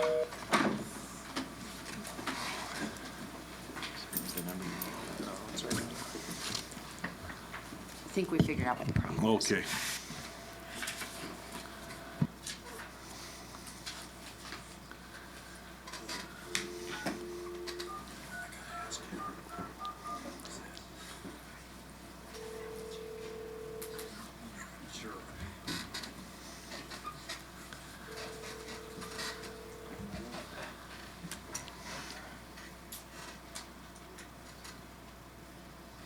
Are you there? Yes, Okay, don't put your phone on mute. okay. Okay. Of the QAR of the Internal Audit Department, and if so, second, consideration of selection of an external independent entity to perform the QAR from among the following. A, the Association of Local Government Auditors, ALGA. B, the Institute of Internal Auditors, IIA. And C, Expertise Finance. It is for possible action. The presenters is The board of trustee. It's the board of trustees item, and I think Howard's leading the discussion, perhaps? Okay. At the audit committee meeting, this last time that we met, discussion was held about a peer review. All members of that committee are in favor of a peer review as quickly as possible. Next thing we did was I went online to do some research. This is always exceedingly dangerous. So you went online? Yes. I pushed buttons and I made it work. And I got the names of these three groups that do this kind of thing. ALGA would seem to be the best. They seem to do the most. They specialize in working with smaller districts, and we are a smaller district, strangely enough. And their total cost, they estimate, would be approximately $4,000. All they're asking for is per diem and lodging for the people that will come and do the audit. So I would recommend that we do this as quickly as possible. Okay. Any questions about this? We do have somebody from the audit department that wants to speak to this issue. Kathy Collin?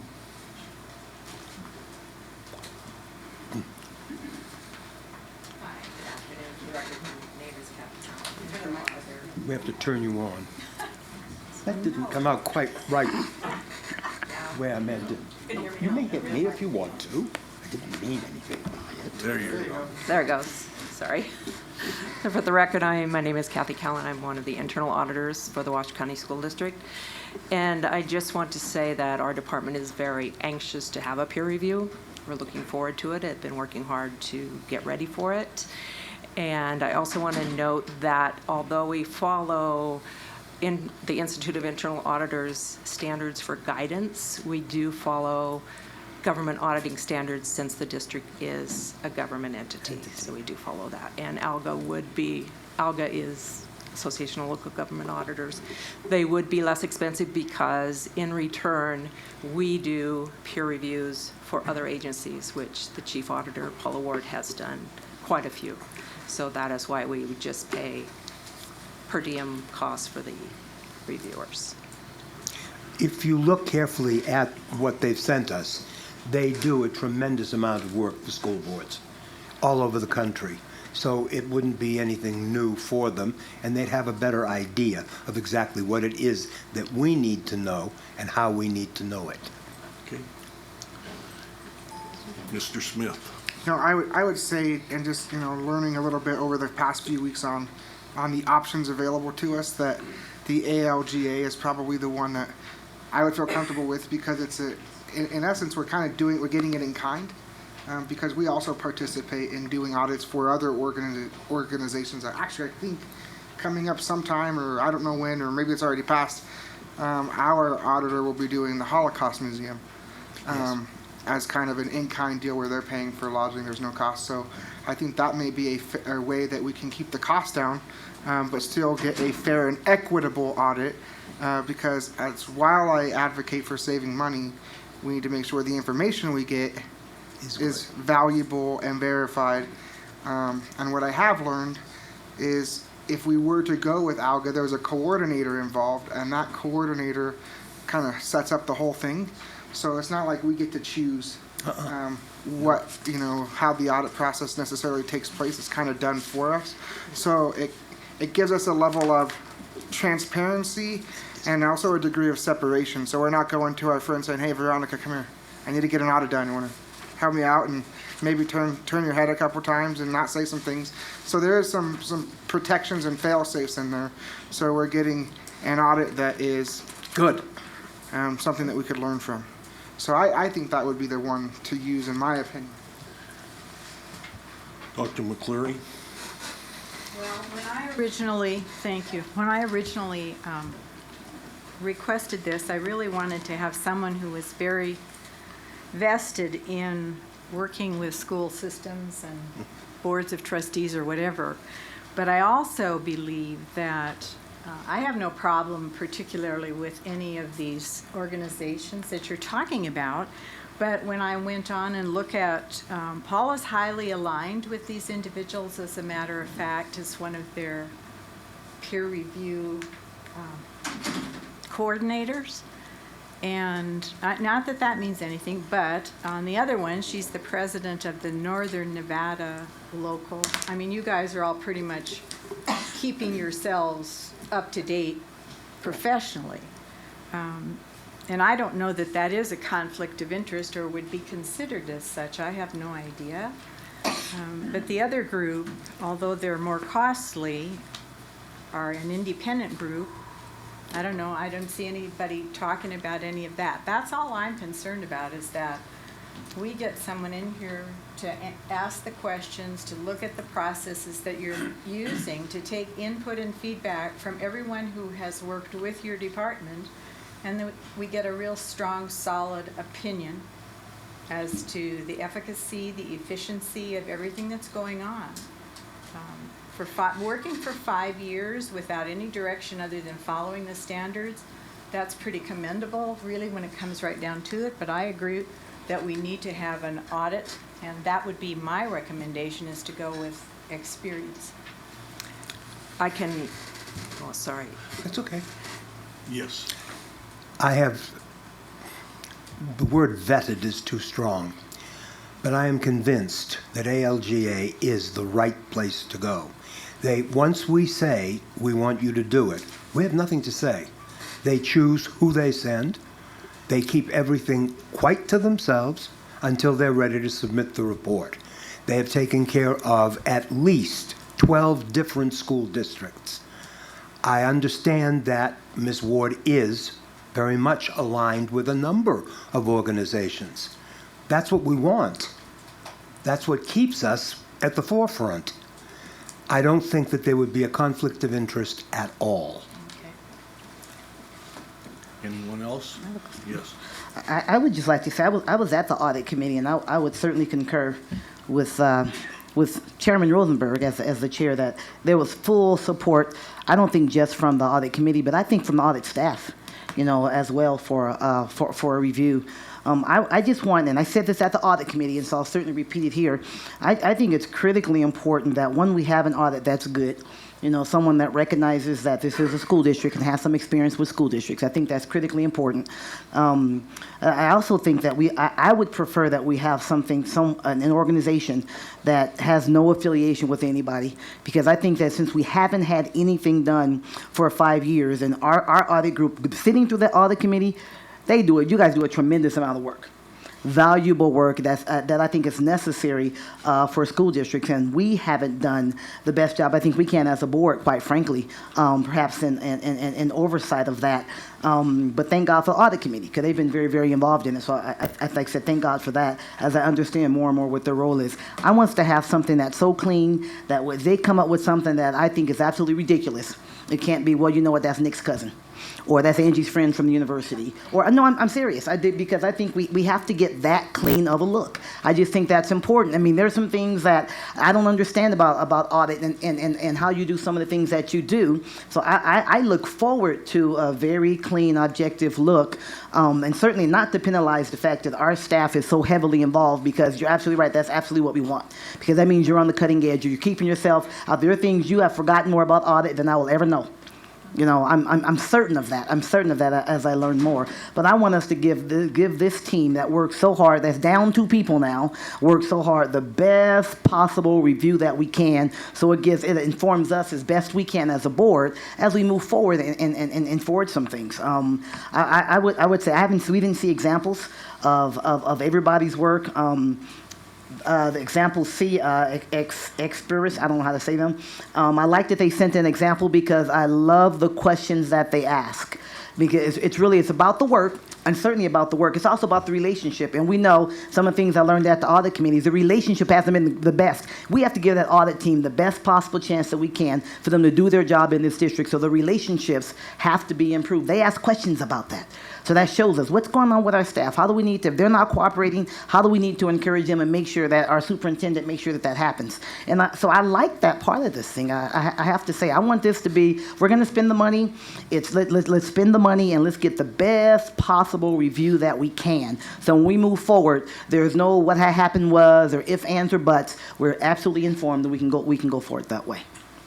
I would just say that the organization that we choose, whichever that organization is every bit as concerned that it be a clean audit and can never be called into question.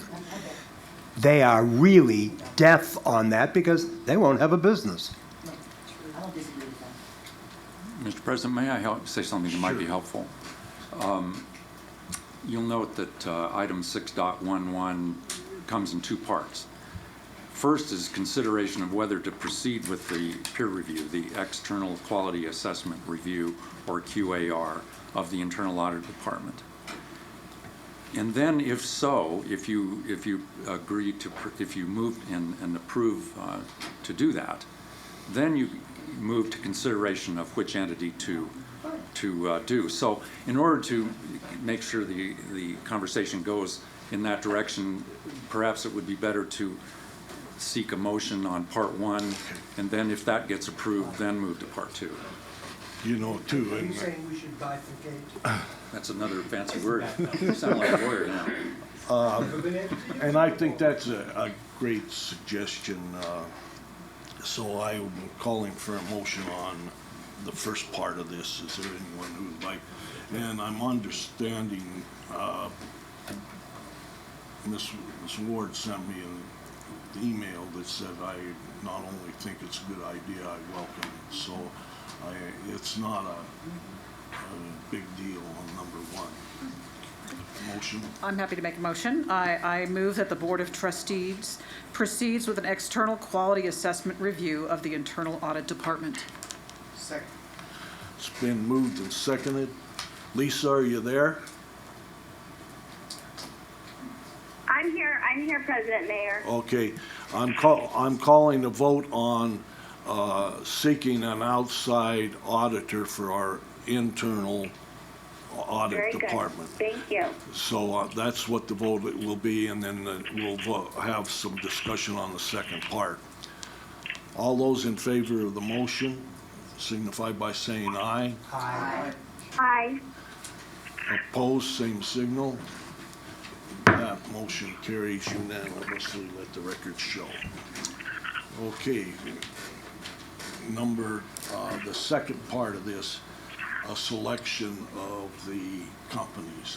Yes. I just have in terms of a discussion comment. Thank you, President Mayor. And I'm coming into this without a lot of information, but having read the different pieces of information, it's always helpful to have an example. And I, like Vice President Taylor, really did appreciate the information we received as an example from Experis. And I particularly liked the questions in relation to not just the quality of the work or the timeliness, but questions about what worked well, what didn't work well. I've worked in public sector agencies with auditors before because I did a lot of work on process improvement and performance improvement. And I think that there's an opportunity, there's a challenge in the auditor-auditee relationship. And I think part of it is to recognize that challenge, but also to build a relationship so that the end result of an audit is a positive thing. So I would agree that the relationship component and it sounds like that's part of the reason we want to do this, is to really evaluate how the work is being done, not just what's being done, and what are some best practices to help us audit most effectively, because we need that information. We need it to be accurate. We need it to be accurate and honest so that we can make the decisions that we need to make, and the departments can as well. So I personally am willing to vote or willing to express my support for spending the money to have a program like Experis come in and do that. So just based on the information that I've received in the discussion we've had today. So I just wanted to articulate that. Okay. Any other discussion? I understand the concerns. I have nothing but support. If that's the way the board wants to go, fine. Okay. The board, the chair entertain a motion. Dr. McCleary? I don't know where the motion is. Here. Sorry. Well, where is it? Is it here? I move that we select. I move that we select Experius Finance to do a quality assessment review on our internal audit department. I'll second. It's been moved and seconded by Howard Rosenberg. Are we ready for the vote, Lisa? Yeah, aye. Okay, she's ahead of you, so there. That's great. At least she hears us. All those in favor signify by saying aye. Aye. Aye. Opposed, same sign. So it passes unanimous. Thank you. Thank you. Thanks for Thank you doing it. for those that we bypassed. We'll get back to you for letting us do this because Howard's got to go to School. his little darlings. May I just ask a point of, I heard I was at the audit committee and they wanted to be done right away. And Yes. I think the chair said that as well as our audit staff. So do we need to put something behind that so that we can support that effort for, from them? I would think Well, that. we can direct the superintendent to get that going as fast as possible. Okay. We can't make No, it. that's I not just fair. wanted to That's not fair to put the superintendent to work on that. I'm the chairman of the audit committee. I will promise you, it will be done very quickly. Yeah, I just want, again, I want to be responsive to those wishes. I think that's important. That's Thank you, Trustee Rosenberg. great. Okay, now we're going to go back to, what number did we leave off again? We left out, we had one more grant, didn't we? 604, yes. I'm sorry.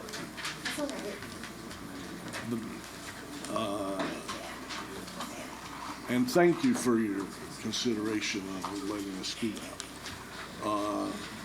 This is approval of the application to the Nevada Department of Education for a grant pursuant to the Victory Schools Grant Program for schools designated as Victory Schools pursuant to Senate Bill 432 passed during the 2015 legislative session. Identified as Bailey Charter School, Libby Booth Elementary School, Natchez Elementary School, and Proctor Hug High School in the amount of $2,601,348.10. Make sure we get that dime. We can't even make a phone call with it, but Right. Thank you, Mayor, Trustee, Superintendent Davis. I thought it was on. Oh, I'm sorry. I'm having technical difficulties too. Thank you, Mayor, I'm sorry. Thank you, President, Mayor, Superintendent Davis, and board members. Okay, our last grant today, this is actually a formula grant, Victory Schools under the Senate Bill 432. And it's to serve the needs of our students in the highest poverty zip codes throughout Nevada. And so for Washoe County, those are our 4 schools that we just mentioned, Bailey, Natchez, Booth, and Hug High. The plan for Victory Schools is to make sure that they have a comprehensive plan through their school improvement performance plan and make sure that they're using not only their Victory funds but their other funds in a comprehensive way to improve student achievement and to also make sure that all students are graduating career and college ready. I'm also, with this presentation is Ben Hayes, Chief Accountability Officer, and then towards the end we will have 3 of our area superintendents, Deborah Biersdorf, Troy Parks, and Roger Gonzalez, also speak on the plans for their schools. could I ask just a quick question? I know Title I they got to put together a plan, and is this similar, or can they just submit the Title I plan, or is it different, or? Yeah, for the record, Ben Hayes. The state actually, with all of this accountability and new funding, has been really good about making sure it all goes through the school performance plan. So the Title I plan, school performance plan, victory plan, Zoom plan all gets to go into the same pot. There's some more reporting, as Superintendent Davis alluded to earlier, but yeah, they all go through the same plan. So for the record, Ben Hayes, and again, like Ms. Olin said just a moment ago, the main kind of intent of the law was to serve the schools in the highest poverty zip codes in Nevada, and as she said, we have 4 of them, and kind of the goals are to get certainly literacy and kids at proficient grade levels in reading, but also graduation, but not like we've done in the past, not just kind of hammering home with tutoring, like making sure we attend to wraparound services, tutoring, and what those schools need. They're starting, the state and the lawmakers are recognizing the impacts of poverty and challenges. So that's what this program is for. And kind of the third component is accountability. So if we're going to do something and it's a big pot of money, let's make a plan and let's measure our progress toward that plan and the impact of that plan. So real quickly, how the schools were identified. Again, highest percentage of pupils in zip codes of high poverty, and the schools also had to have received lowest 2 categories on the Nevada School Performance Framework, which you probably know as the STAR system. And each of these schools were 2 stars on those, meaning they weren't kind of at low growth, lowest proficiency. They're on their way, they are and were on their way somewhere, but they still they had some challenges they had to address. So that's how the 4 schools were identified. And Lauren will again talk about the amounts in the 4 schools that we were. Okay, so this chart shows you how much each school has been allocated. Again, this is not competitive funding, this is allocated. So each one of these schools will receive that amount. They have to come up with a plan within their SPP to show how that money is being spent. And our area superintendents will go into that a little bit further. The next slide is the timeline. Yeah, I guess I'm doing this. So the timeline, there's a couple components to this. We had to submit a letter of intent on August 15th to NDE, which we have done and complied with.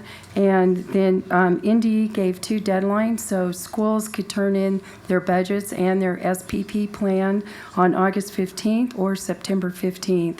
Our school district has met with the area SUPs and the principals, and we have decided as a group that would be better for us to submit on September 15th so we can do some thoughtful work into figuring out how that money will be spent. And also because there's community assessments that need to be done, we want to see what the outcomes are before we say exactly what we're spending the funds on. And then once we get approval from NDE, which I'm hoping is fairly quickly after the September 15th deadline, then we'll start implementing programming. So one of the design principles of the Victory Schools, the way it's being implemented, is needs assessment, and it's really smart from a systems area that we do a comprehensive needs assessment with the school's data, the school's students, the school's parents, the school's staff, the school's community. As is often the case with stuff like this, the timeline got shrunk pretty good. So it's amazing how much work the area superintendents and the schools have done over the summer. As soon as they found out that they were going to be identified as Victory Schools, and they have done a lot of work. We partnered up with them, and we did kind of initial assessment of the needs based on whatever data we had to that point. And this is July, August, mostly July. So previous years' data, This year, we were able to get some of the climate survey data back from the parents, from the staff, and certainly from the kids. There were a lot of kind of community town halls, especially at Hug High School, being held to identify needs and what they wanted to do. Right away, the area superintendents in the schools and the school performance plan folks began kind of getting it down on paper, figuring out how they're going to spend this money, what's best, how will it align best with the strategic plan, with, like Lauren said, the other grants and the other funding sources that we have. And then, as someone talked about earlier, the 4 fundamentals that we're kind of looking at this school year. So by August 15th, we went through, let's say, 75% of the needs. As you all know, needs assessment is not a one and done process. It's an ongoing process. So right now, still, we're working with the schools pretty intensely. A couple of schools are almost done with their kind of September 15th plan. The other 2 are right behind them. They've all been working tremendously hard. And more than anything, I'd just like to say we're not stopping the needs assessment, not on August 15th, not on September 15th. Once we get the SBAC data, we'll incorporate that to the extent we can. And through the evaluation, we have kind of an implementation and impact evaluation. Through that, we'll make sure that the needs are being met. If new needs come up, we kind of do some tinkering and stuff. As the state landscape with K3 assessment and Read by 3 and all that shapes up, we'll incorporate that into the needs assessment. So it is an ongoing needs assessment. Okay. All right, so for the last slide, we'll have the area superintendents come up. That the funding for this is allocated in 2 categories: instructional support, which needs to be greater than 51% of the budget, and then SEL support, which is social emotional learning, which is up to 49%. So it doesn't have to be an exact split of 51-49, but the SEL portion cannot exceed 49%. And just quickly, since I'm still talking, I'll just briefly tell you what Bailey Charter School will be doing. They're going to be focusing on teacher professional development with a focus on reading and mathematics. They'll be hiring a data coach with these funds, as well as a school counselor to help with social emotional concepts, and also they're going to be hiring a family engagement specialist. The emphasis on professional development is not only in reading and math, but also how to focus on subpopulations of the IEP and LEP students. Also, in addition to these activities, they'll also be doing active parenting, which is a program that will help parents learn how to support their children academically at home. So that's a little summary of Bailey, and I'll turn it over to Deborah now. Good afternoon, Deborah Beiersdorf, Area Superintendent for the Acceleration Zone, which includes Booth Elementary School, President Mayor Superintendent Davis, Board of Trustees, Kyle. We are so excited, and I know I speak for my counterparts here, when we heard that one of our schools was selected as a victory school. And to me, victory means when the principal can close their eyes and think about what else could I do if I had a little more funding. So Booth Elementary School, as you saw, is getting roughly around $490,000. Booth had a little bit more of a challenge maybe than its co-victory schools, in the fact that it has a new principal.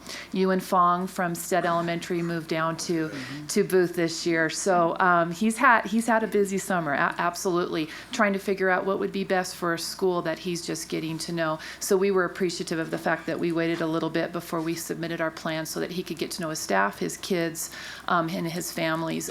Lovely Libby Booth is such a unique school. I've never worked with a school like Libby Booth.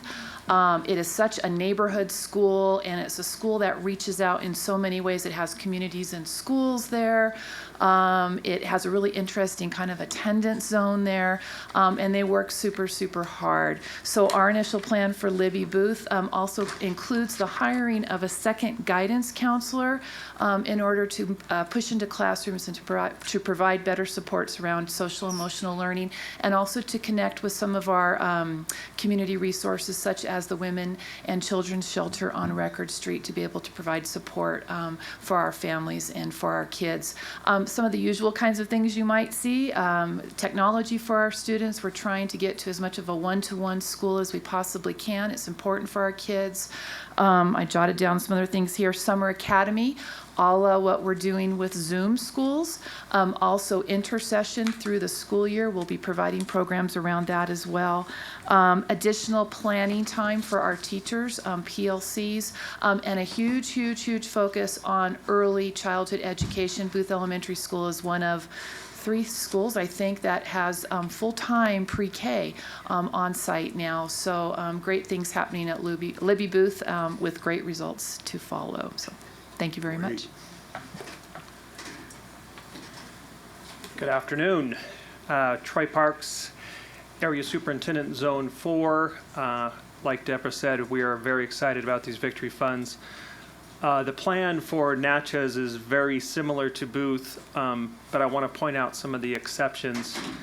As you are well aware, the Board of Trustees, that the Natchez Elementary School serves the Pyramid Lake Paiute tribe. We've had a couple of board meetings out there, and we have already had a meeting with tribal council out there about working on our relationship with the school out there, and we've gotten a lot of input.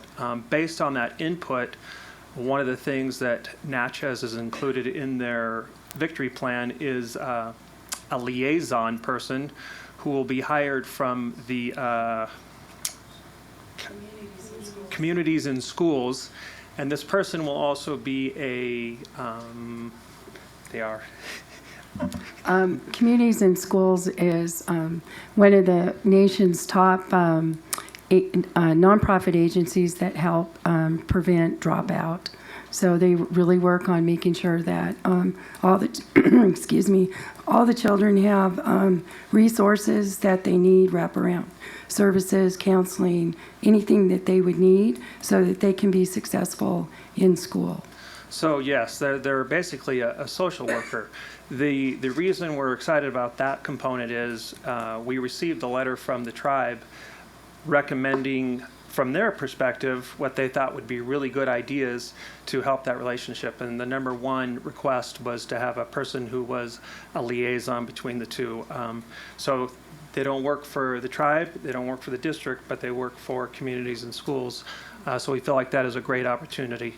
And next, I'll have Dr. Gonzalez tell you a little bit about HUG. Good afternoon. I'm Roger Gonzalez, and I have the pleasure of working very closely with HUG High School. Before I share with you a little bit about what we're doing with Victory at HUG, I'd like also to introduce you all to Eric Feeney.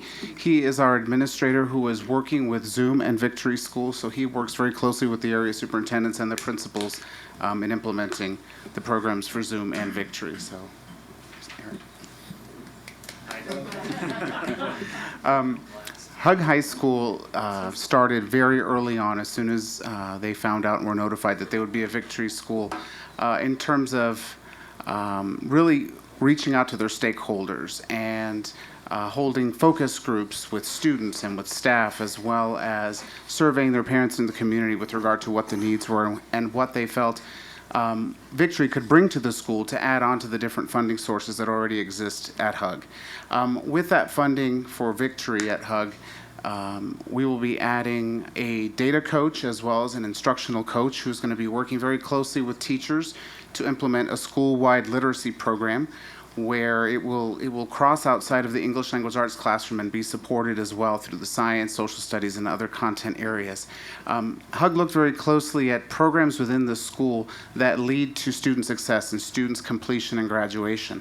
And with that has decided that they're going to be augmenting some of those programs. For example, ROTC, sports medicine, drama are all programs that when looking at the success of those students participating in those programs, they have high rate of graduation rates for students.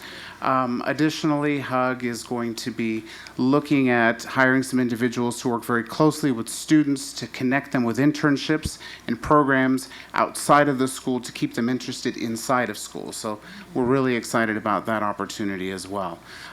With that funding also, HUG is looking at really modernizing its classrooms and creating 21st century learning classrooms, starting out the first year really with providing the technologies that teachers need to really bring their instruction up to the 21st century, along with professional development, time for planning and preparation, and with the hopes that in the following year we would move that into as close as we can to a one-to-one program so that students can have devices on campus. Great. So, Great. thank you. Okay, that concludes our presentation. If there's any questions, we are happy to answer them. Thank you. That was a nice presentation by the group or comrades or whatever. Any questions or any comments about it? Awesome. The chair will entertain a motion. I'll make the motion. I move that the Board of Trustees provide preliminary approval. Oops, I'm on the wrong page. Yeah. Same start, though. I move that the Board of Trustees approves the grant application to the Nevada Department of Education Victory Schools Grant Program for Bailey Charter School, Libby Booth Elementary School, Natchez Elementary School, and Proctor Hug High School in the amount of $2,601,348.10. Second. It's been moved and seconded. Lisa, are you there? I am here, Mr. Mayor. Thank you. Okay. All those in favor signify by saying aye. Aye. Aye. Opposed? Carries unanimously. Let the record show. Right, huh? Okay, moving right along to 6.05, discussion and information provided regarding the data gallery, including a history of how the concept was developed for information and discussion only. Irene Payne and Riley Sutton. Good afternoon, President, Mayor, Trustees, Superintendent Davis. It's a pleasure to be here. For the record, Irene Payne, Chief Communications and Community Engagement Officer, and I'm joined with, that was your cue. Riley Sutton in the Communications Office. So we're here today to give you an update on the data gallery, and Riley's going to spend most of the time doing that. But I actually thought it might just be helpful to give some history for context for those trustees that weren't here in 2008 when we put our feet on this path of greater transparency to the community. So those trustees who were around in 2008 will remember that we had a bond measure that failed, and then swiftly following that we had a new superintendent. And at that point, we decided that the school district did not have a strategic plan. So we decided that we would go out to the community, probably at the deepest level the school district had ever done up until that point, to talk about a strategic plan and get the community's input around what the goals are. You know, the goals were to be of what ended up as this amazing document. And what we found, we had 11 committees, and we had, as I said, we had these really deep discussions.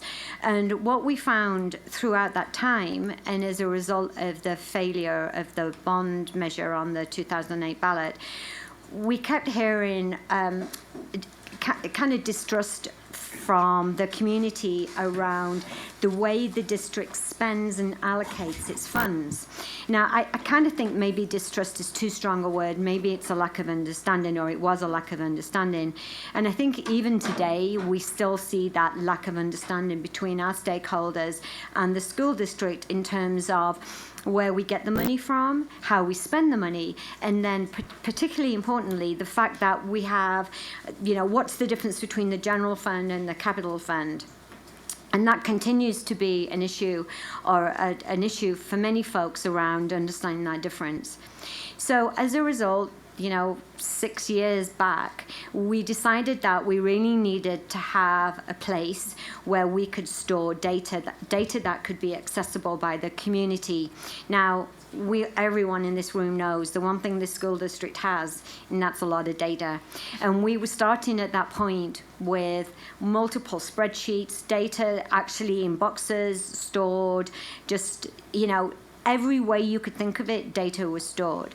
So we started to gather this information, and at that point, we called it a data warehouse, because basically that's what it was. And, I remember the trustees since 2008 to today have been encouraging staff and supporting staff in this quest to have greater transparency and openness with our stakeholders. So we started to put the information, the data that we had in the data warehouse. And really, the data warehouse is the genesis of where we are today with the data gallery. But the information that we had in the data warehouse was spreadsheets, and even though it was starting to be gathered into one place online, it still really wasn't, certainly wasn't in a user-friendly format. So, as I said, the continuing support and encouragement from the board to staff has really helped to get us where we are today. And where we are today is we have this amazing technology or section on the website that is the data warehouse, that is the data gallery, where we have information that is now stored that the community can access. It supports our mission of being transparent. We have nothing to hide when it comes to where we get the money from for the school district and how we spend that money, how we allocate that money. We want our stakeholders to see what great stewards the Board of Trustees are with tax dollars that the school district receives. So we have the data gallery. We launched that a few weeks back, and I'm going to hand over to Riley, who can talk about how that has gone since we actually made that available to our stakeholders. Good afternoon.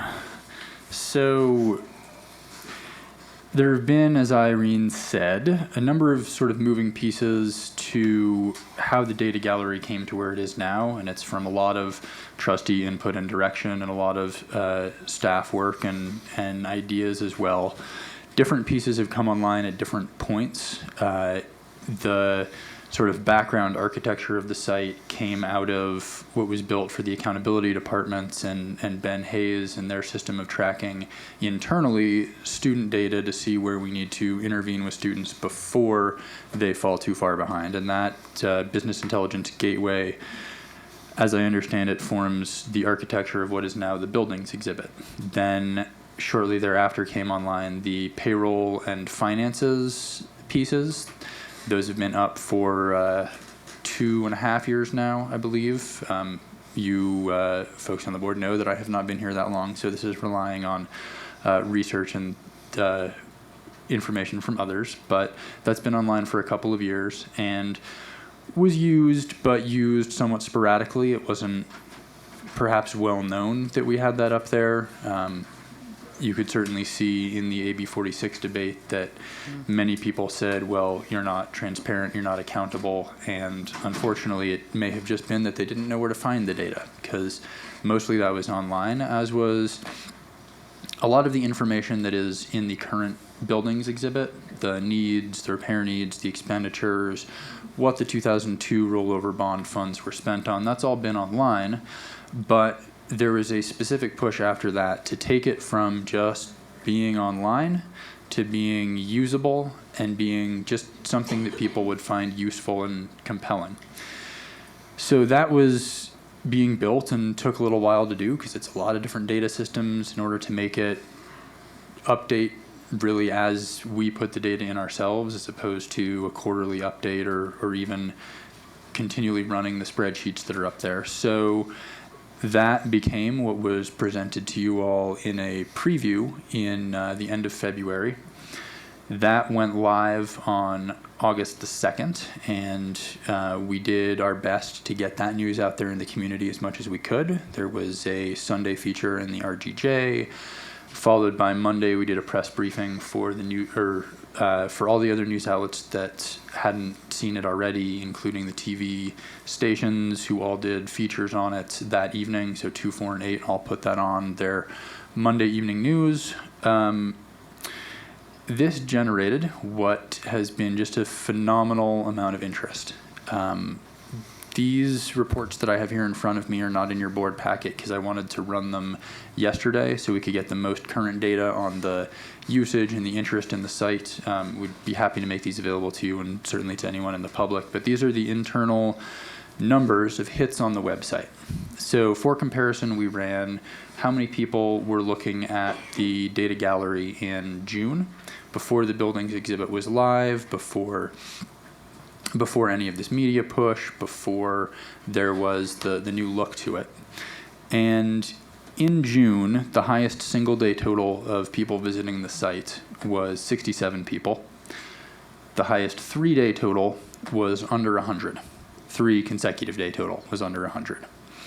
When we released the data gallery, so Sunday, Monday, Tuesday, that 3-day total was over 9,000.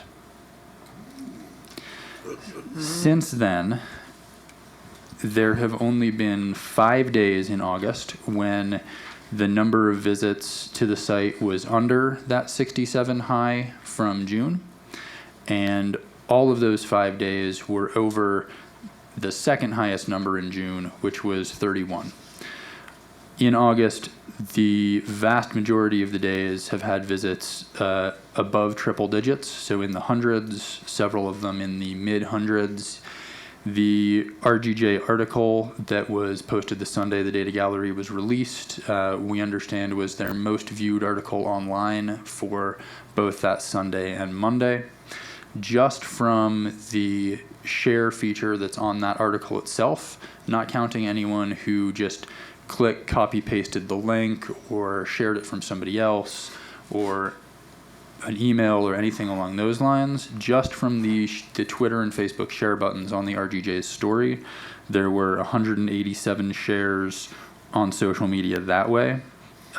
There were also many shares from our posting of the article, from other folks' postings, and so far the response has been great. There hasn't been a single negative comment on our feedback section in the data gallery. Nobody has said couldn't use it. Nobody has said can't access it. We've certainly had a few questions here and there about what the update and refresh on the data itself is and things like that. But so far, so good. And that seems like a really good place to wrap up my part of this. We haven't quite finished yet, though, have we?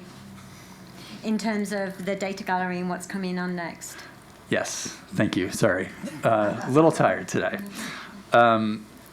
We do have in the works a number of different pieces that will continue to build on the above and beyond transparency and accountability thing that the school district is going for, that our goal is from the trustees and from staff as well. The finance department has been working on the interactive budget feature, which they hope to release about the same time as the full-on budget book is put together. So in the next couple of weeks, we will do a similar rollout to try to get that as much attention and community-wide knowledge as possible so that people will continue to know that we're putting all of our information online and really, again, trying to make it beyond just spreadsheets. It'll have the same kind of breakdown features that the buildings exhibit has. And then further afield is bringing the school performance data and the school climate surveys into that same kind of format where it's viewable by school with the heat maps, and just continuing to get all of our information out there in that same format that's really not just usable to engineers and CPAs, but to parents trying to look at their school. And to wrap up, I think what we can say is the data gallery is or has responded to the criticism that the school district has received over the past few years around transparency and openness in terms of how we spend and allocate our money, because I can say this to anybody who's listening and to all of our stakeholders, pretty much if you want to find something out in terms of how our money is spent, there's a place to go and you'll be able to find it. So if there's any questions, Riley and I are happy to answer them. Any questions? I have a comment, President Mayor. Yes, Lisa, go ahead. I just wanted to thank Ms. Payne for her presentation and giving us the history on how it does go back to 2008. I think that's important to know that this has been a long-term effort on the Board of Trustees and the school district. And one important thing to note is, and technology and IT staff can correct me, but under the leadership of Superintendent Martinez, things weren't going as quickly as we had wanted them to go. So the Board of Trustees put the focus on, or decided to dedicate funds to IT staff so we could do the programming internally, and I think that was a very good decision and recommendation by staff, because it seems like it's really it's gone far for us as far as continuing our efforts in making this information transparent and open to the public. And rather than using outside consultants, that we actually put money in the budget to hire staff members to be part of the team to develop this. And that's a good point, Trustee Ruggiero, that this was created by in-house talent. We did not go external at all. Very good. Yes, Dr. T. The only comment I would add is first of all, thank you for all the hard work. And even though you're tired, Riley, we got all the information, so we appreciate that. I just want to really commend for, I haven't been on the board as long as many are here as the staff, but I remember when I attended our first joint meeting of the school board, ourselves, the county commission, and the city councils from both Reno and Sparks. They commended us because the presentation was made on just open checkbook and that we have a level of transparency that no other governmental entity in this community and probably in this state have. And so it's really good to see it getting more recognition. More people are utilizing it. More people are seeing that. So I think it's one of those things we can really be proud of. We can. And really stick our checks out about, so our chests out and say, this is something that we heard from the community. We're being responsive to it. And then even though it's been out there for a while now, no one still matched it yet. And we're continuing to get even more and more transparent. So I just want to thank all of you that have worked on that, and Superintendent Davis, your leadership, and all of that. It started way before me to my colleagues, but it's been something I think has been fantastic. Any other comments? Thank you for the presentation. Thank you very much. Thank you for all your hard work. I'm staying up here for the next one. Okay. The next one is 6.06. Staff presentation and discussion by the board regarding regional growth as affecting possible school rezoning, enrollment caps, calendar schedule options, education philosophy regarding overcrowding, and the related possibility of revising administrative regulation 6111 entitled School Calendars for presentation and discussion only. Thank you. Pete Etchart, Chief Operations Officer with Riley Sutton. And so I'm here to provide you, and we are, to continue to provide updated information on growth and overcrowding. And specifically, we want to provide updated information on regional growth and rezoning options, and also to have a hopefully robust discussion on revisions to Administrative Regulation 6111, which is school calendars. And specifically, we want to talk today about developing a consistent educational philosophy regarding school overcrowding.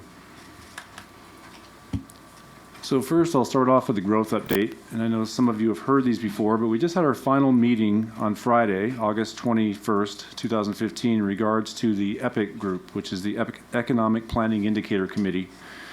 The main purpose of that meeting on Friday was for the release of the information. So I'm kind of giving you some information before the release, but we have to because we're actively using this information. So the EPIC group came up with two scenarios. for growth. One is called scenario B1, which is a 1.7% average population increase. And to kind of give you the idea of what that is, that's 36,508 people coming to Washoe County, which equates to 5,318 new students in Washoe County over a 5-year period. That equates to 10,765 new students over 10 years. So you're talking a little over 1,000 students a year coming over the next 10 years. The second scenario that the EPIC group came up with is called B2, which is a 2.4% average population increase over the next 5 years. Now, Reno, Sparks, Washoe County, the Washoe County School District have all agreed right at this point to use the scenario B1. And what we're going to do is we're going to track those numbers, and about every quarter to 6 months, we're going to come back together and look to see where the growth numbers are coming in. And if they come in higher, then I think we're going to look to going to scenario B2. But for right now, we're going to stay with scenario B1. The report that's coming out will focus on B1, with B2 being basically in the appendix. So then one of the challenges for us is to then take those standards, those growth projections, and put those into our school attendance areas. That's one of the challenges, and it's a difficult thing to do. It's part science, it's part art. Randy Baxley, our demographer, has to look at all the information of where planned unit developments are at, whether they're approved, whether they're just in the planning stage, and he has to take those students that are being shown to come here and allocate them to the proper school. I want to give you some numbers here because this is really important for us. This is changing so quickly. It's hard to keep up with sometimes. When we look at 2 months ago, I think I reported that we had like 9 schools that were in danger kind of being in that overcrowded range of maybe 105% of capacity or greater. When we started factoring in what the legislative session held for education, we started looking at class size standards, the new strategy programs, early childhood education, pre-K, the retirement of our so-called cow buses. When we started factoring all these in, we went from 9 schools in that 105% range to over 27 here in the next few years. We also looked at, by 1819, having 6 middle schools in that range and 3 high schools that are in that 105% plus range. So this is a significant issue, obviously, for us as we go forward. And to kind of put it in context here, if you look at this graph, the last 10 years, that red line is the 1.7% growth rate. If you look at the last 10 years, we've been below that. But if you look at the 17 years before that, back before the Great Recession, we averaged about 3.5% growth, and we peaked at 5.1%. So getting back to 1.7 is definitely feasible. And the other thing I'd like to point out is this is our enrollment growth. Right now, the population growth in Washoe County is getting really close to that 1.7% line, but our enrollment has lagged behind it. If we go back to before the Great Recession, school enrollment actually outpaced the amount of population growth in the region. And we kind of anticipate that could happen again as the economic development really kicks in. You start seeing more families coming here with more children, that we could actually start outpacing population growth with enrollment growth. So I just want to give you that update. I know it's not always cheerful. The numbers seem to always be going up. They never seem to be going down right now. But we're going to continue working with the EPIC group to monitor this. The other thing I know we've gotten a lot of questions on and we wanted to talk about was about rezoning.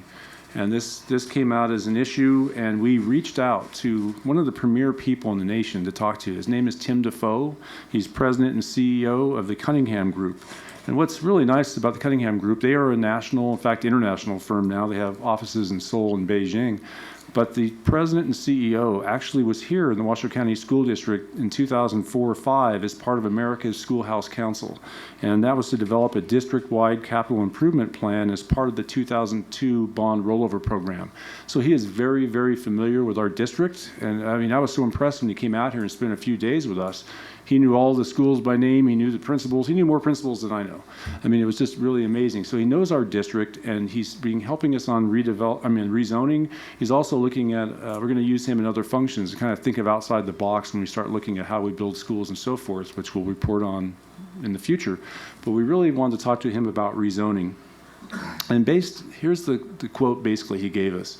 When we look at our current enrollment, we look at our current school capacities, basically his quote was, we're not going to be able to rezone ourselves out of this. There's just no way when we're over at 100% of capacity at our schools that we're going to be able to move kids around and rezone our way out of this.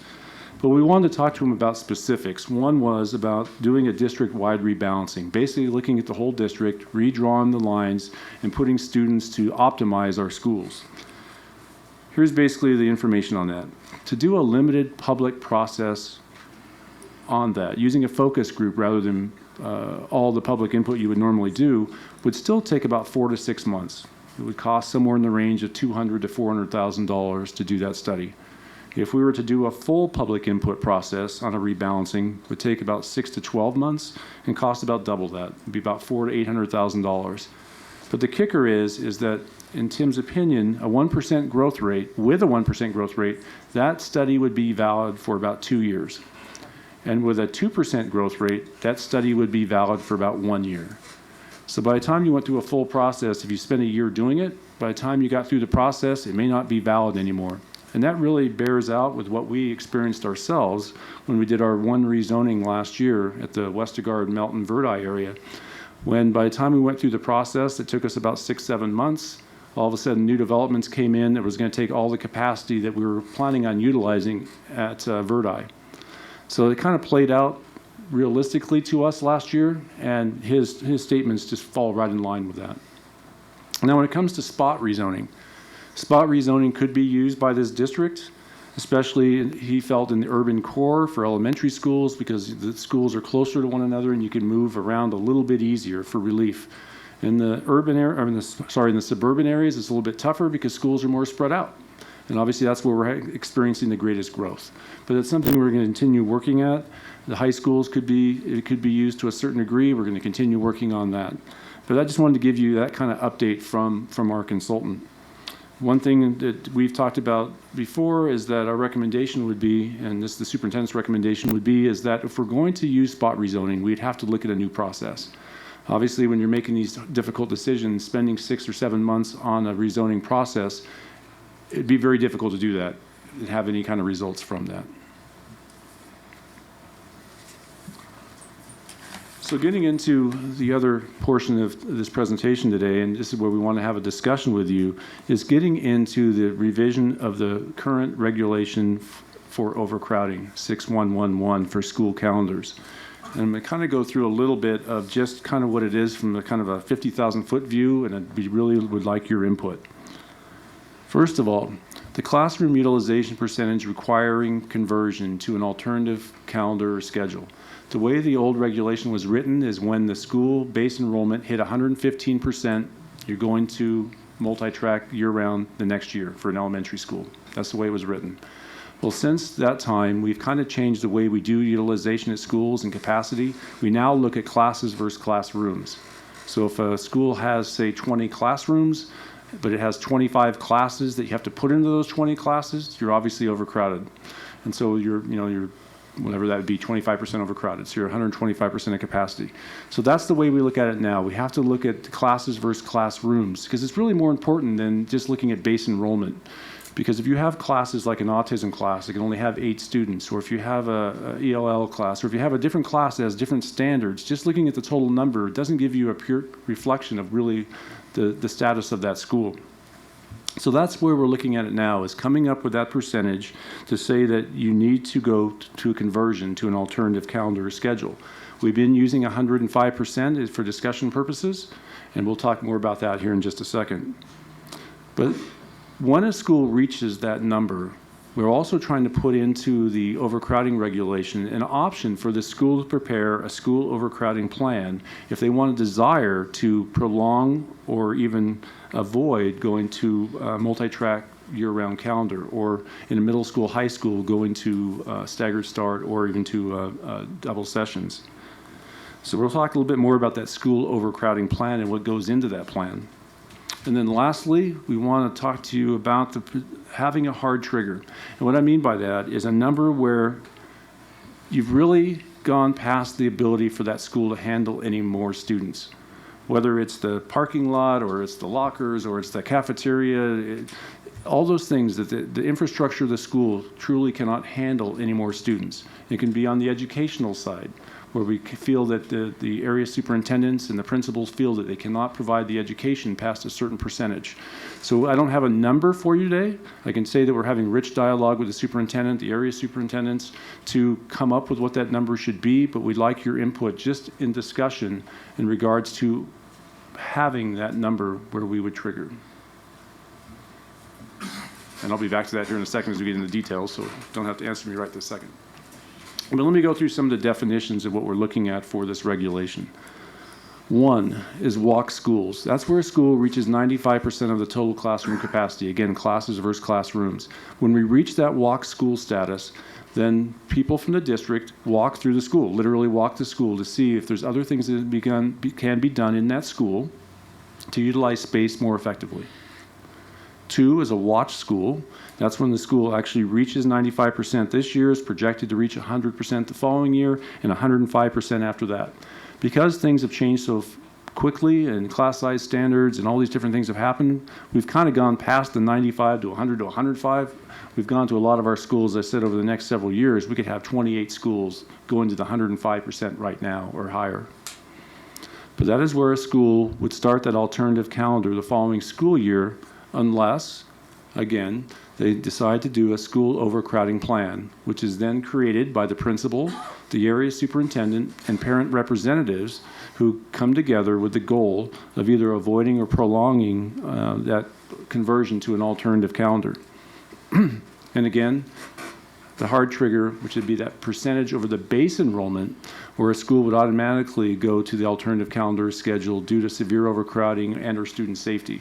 That's where that number is just like, we're not going to allow it to do a plan because we're really past the point where a plan will work.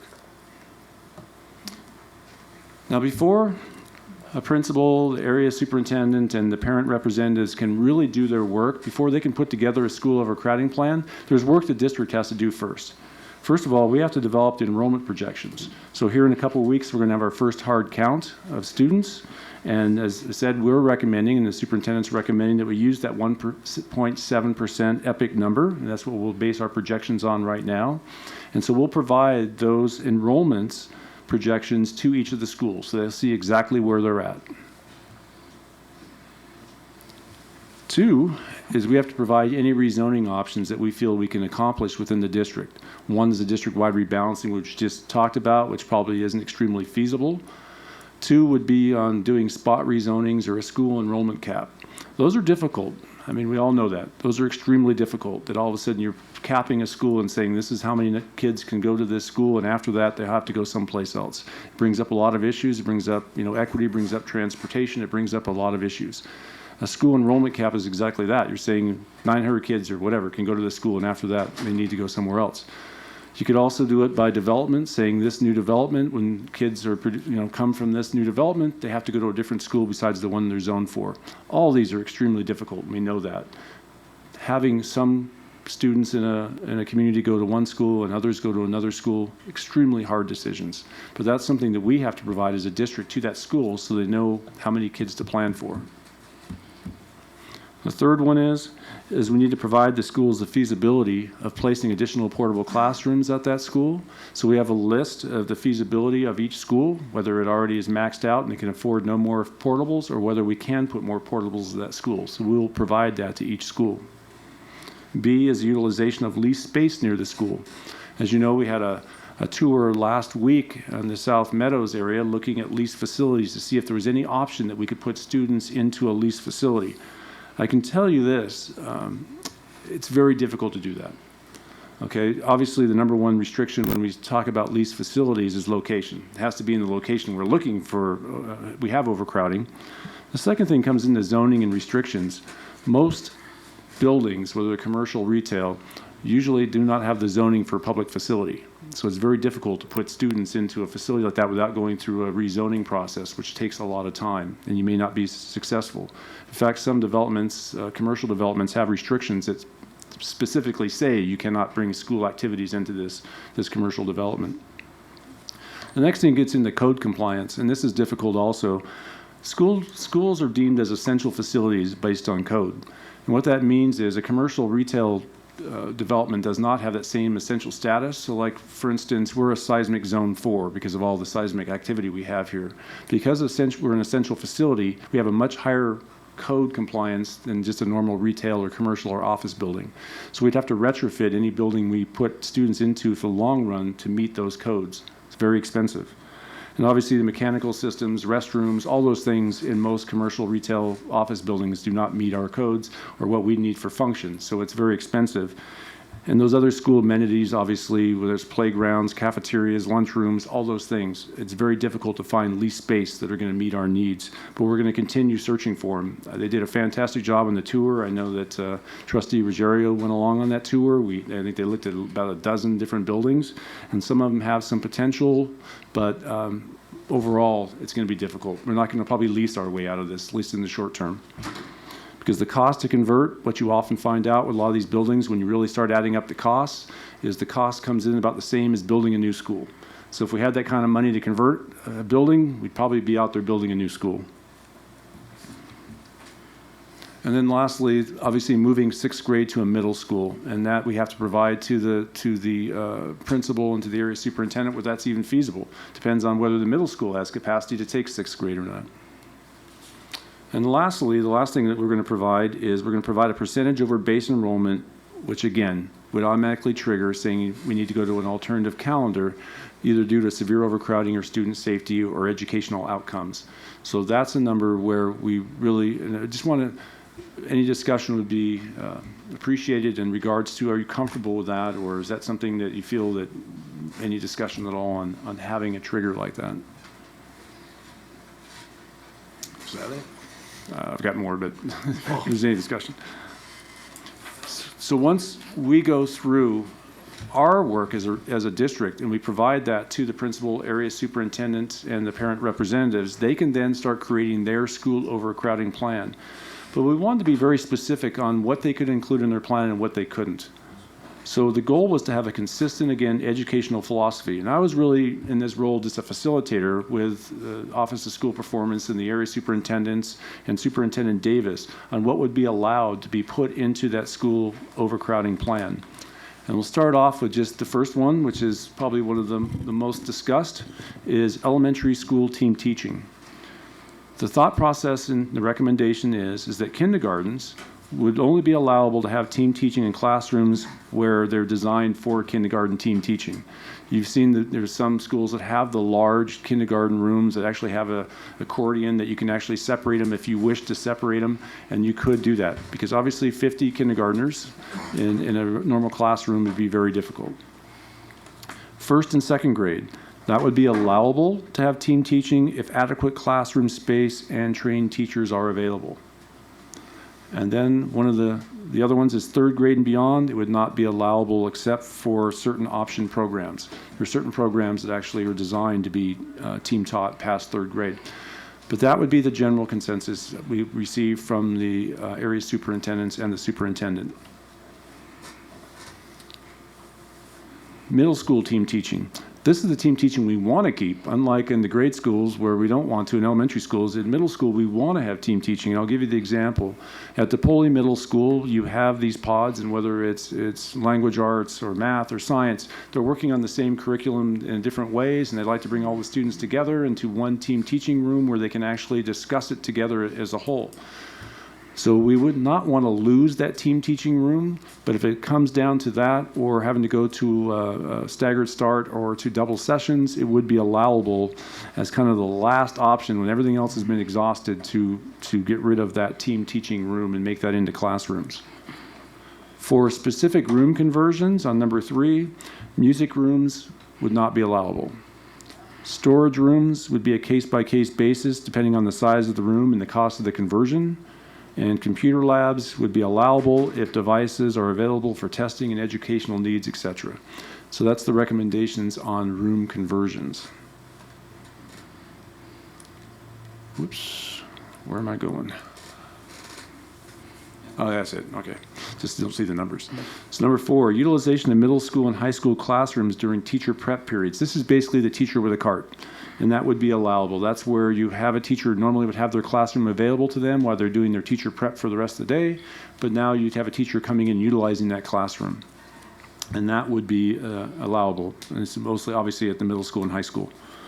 Elimination of variances, number 5. That's a tough one. And we're saying that it varies because standard variances can be declined or eliminated, but variances that really are involving educational outcomes, bullying, siblings, and options programs, daycare arrangements, etc., need to be evaluated really on a case-by-case basis. And number 6, moving of special programs. Again, this one varies, but we have very limited options when it comes to moving special education programs because that's by law that they should be in legal restrictions on where they need to be. We can't just send them across the valley just because we have room. And a case-by-case evaluation of other academic programs such as GT, Gifted and Talented, or School Within a School, but those would be a case-by-case basis. And this should say number 7, even though it says 4. This would be the school overcrowding plans that require financial resources. This is like purchasing portables or facility alterations.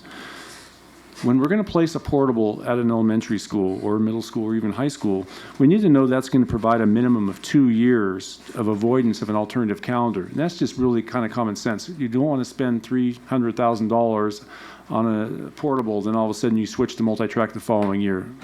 But if it buys you a couple of years, because there is a cost to multi-track year-round, it's probably $250,000. It could be even up to as high as $300,000 a year. It makes sense if we can avoid it for a couple of years by buying a portable, if there's room and it's not, again, creating even more severe overcrowding at that school.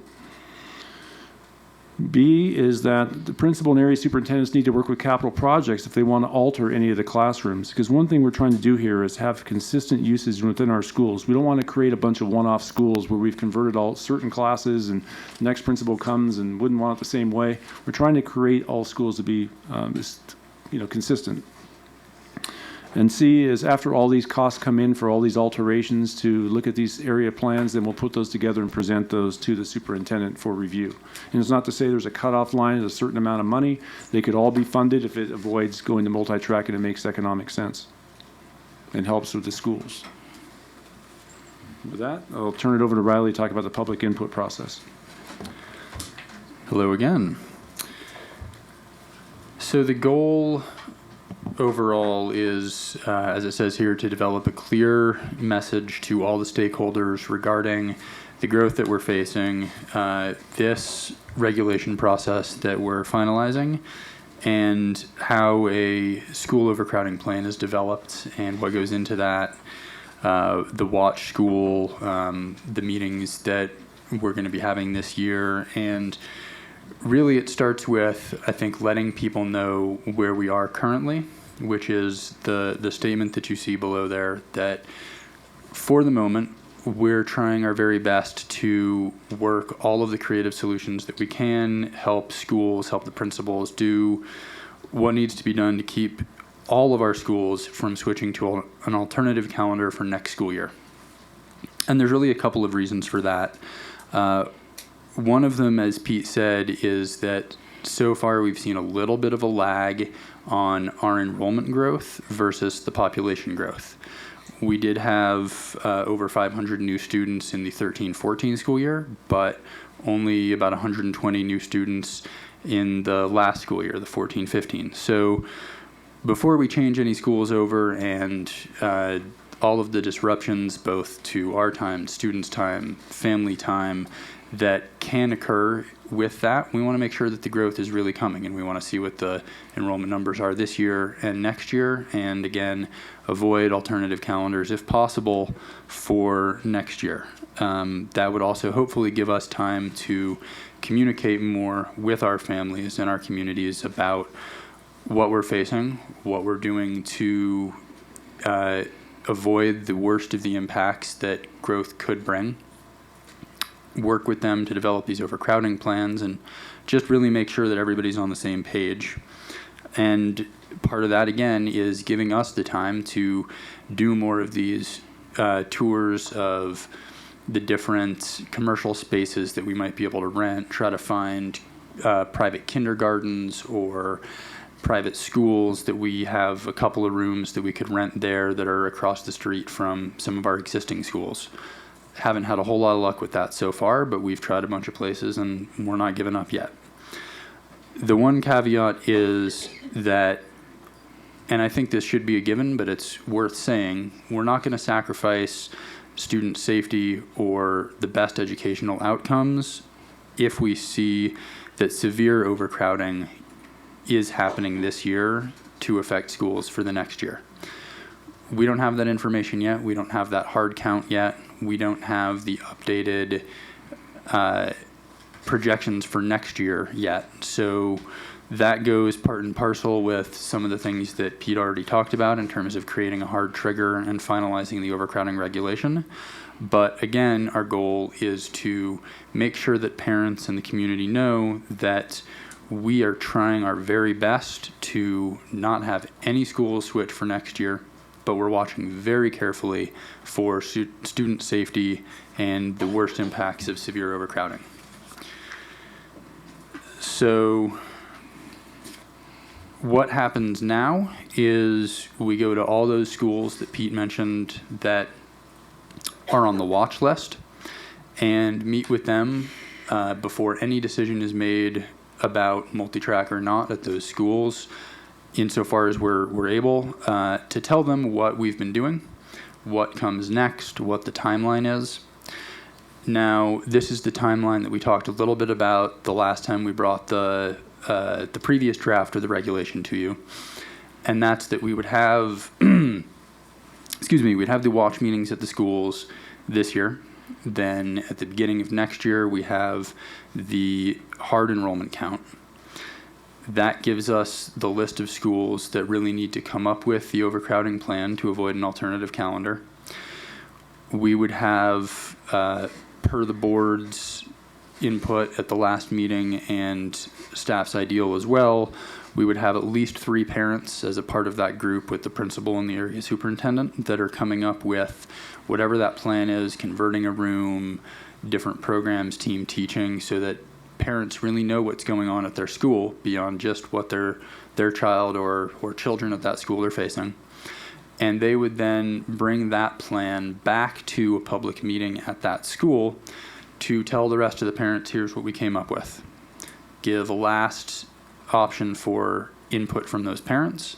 And then that plan is what would go on to the overcrowding committee that we would look at in terms of, as all the things that Pete mentioned, the overall cost, the time that it buys in terms of avoiding an alternative calendar, all of those other factors, and would then have the superintendent making a recommendation to the board absolutely no later than the beginning of December for the following school year. Again, as it says here, we're trying to make sure that there are at least 3 parents from the school that are involved in the creation of the overcrowding plan. We're still working out exactly how that works in terms of if there's multiple parents beyond the 3 that want to be involved. We don't necessarily want to have 20 parents involved in this, but we haven't finalized yet exactly how that would or wouldn't be whittled down. And then there needs to be an appeal process to the board that is still in the works in terms of any parents that might disagree with the overcrowding plan or the decision that is brought by the superintendent regarding multi-track or an alternative calendar or not.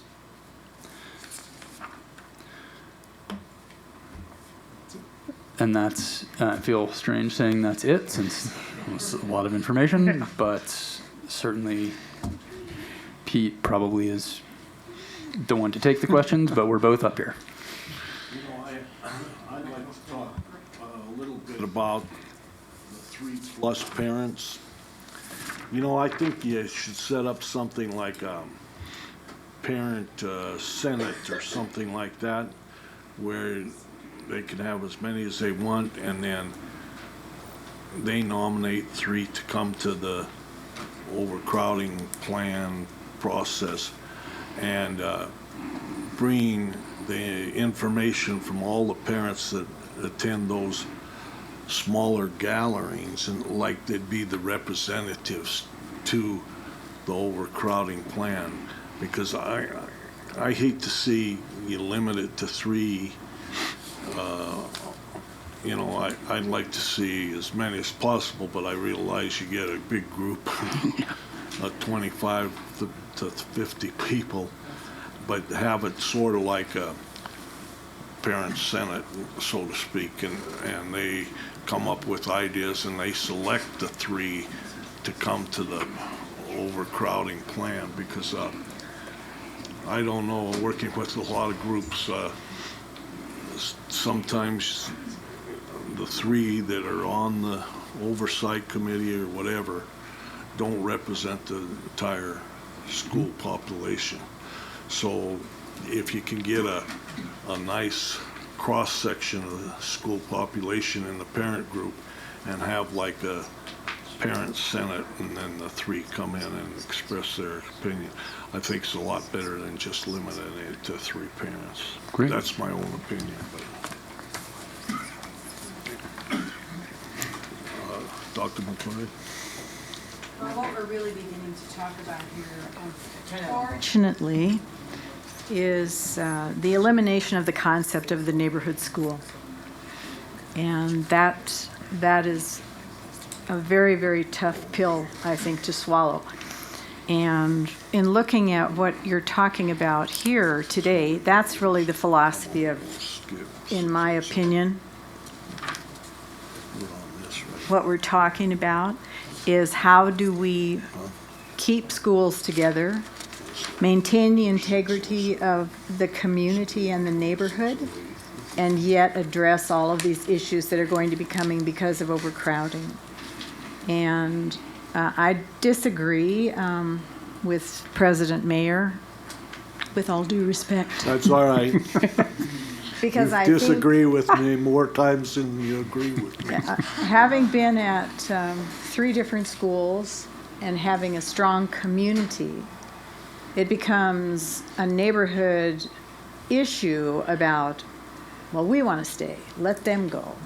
And so I think you really have to be very attuned to all the different factions, and like what you did say is a cross-section of people in the neighborhood there to make certain that all voices are going to be heard. However, when it comes right down to it, we still are in the business of educating children, and we cannot allow overcrowding to be put in place because the families in the neighborhood don't want to leave the school. So there's some tough decisions ahead in relationship to all of what we're talking about here today. But I really want to commend you for the process that you've put together, for the thoughtfulness that has occurred, obviously, amongst you with all of the staff and the area superintendents and everything else. So when you get to the process where you have to begin to say, okay, it looks like we're going to have to do something here, what you will find is you'll have a lot of support in the individual school communities, in my opinion, because people truly do understand what's at stake, but it also will boil down to what's going to happen with my child. I want him or her to stay here. I love this school. Most of the time, your principals aren't going to want to let anybody go out of the school. So you can set in place all of these steps, but the action where this will really occur becomes the issue when you bring it to the school level. And that community really needs to take a look at it. If they can't make a decision, then we will make the decision. I just feel that the quality of the instruction, the integrity of the schools, the concept of the neighborhood school is highly important to me. And hopefully before all of this is put into place, we will be able to build some new schools in these neighborhoods that truly need to have new schools built. That's my opinion. Dr. Taylor? And I too want to commend the staff for all the work and putting something together, because as you said before, I think Pete and Riley, when you were here, you talked about this is the best of the not so good, or something. There are no easy solutions here. All the low-hanging fruit, all the easy things we've already done. And so this is something that we're all painfully considering, but we have to. I think it's abundantly clear that safety and educational outcomes have to be our objectives. Here have to be our primary objectives, as Dr. McClory said. The thing I want to say is just the thoughtfulness in this. The thing I like most about this, quite frankly, is parents get to be involved in help us come up with some solutions. Principals are involved, and this is what's happening at my school, because you have those that, when it gets down to the school level, those are the ones that are impacted by this the most.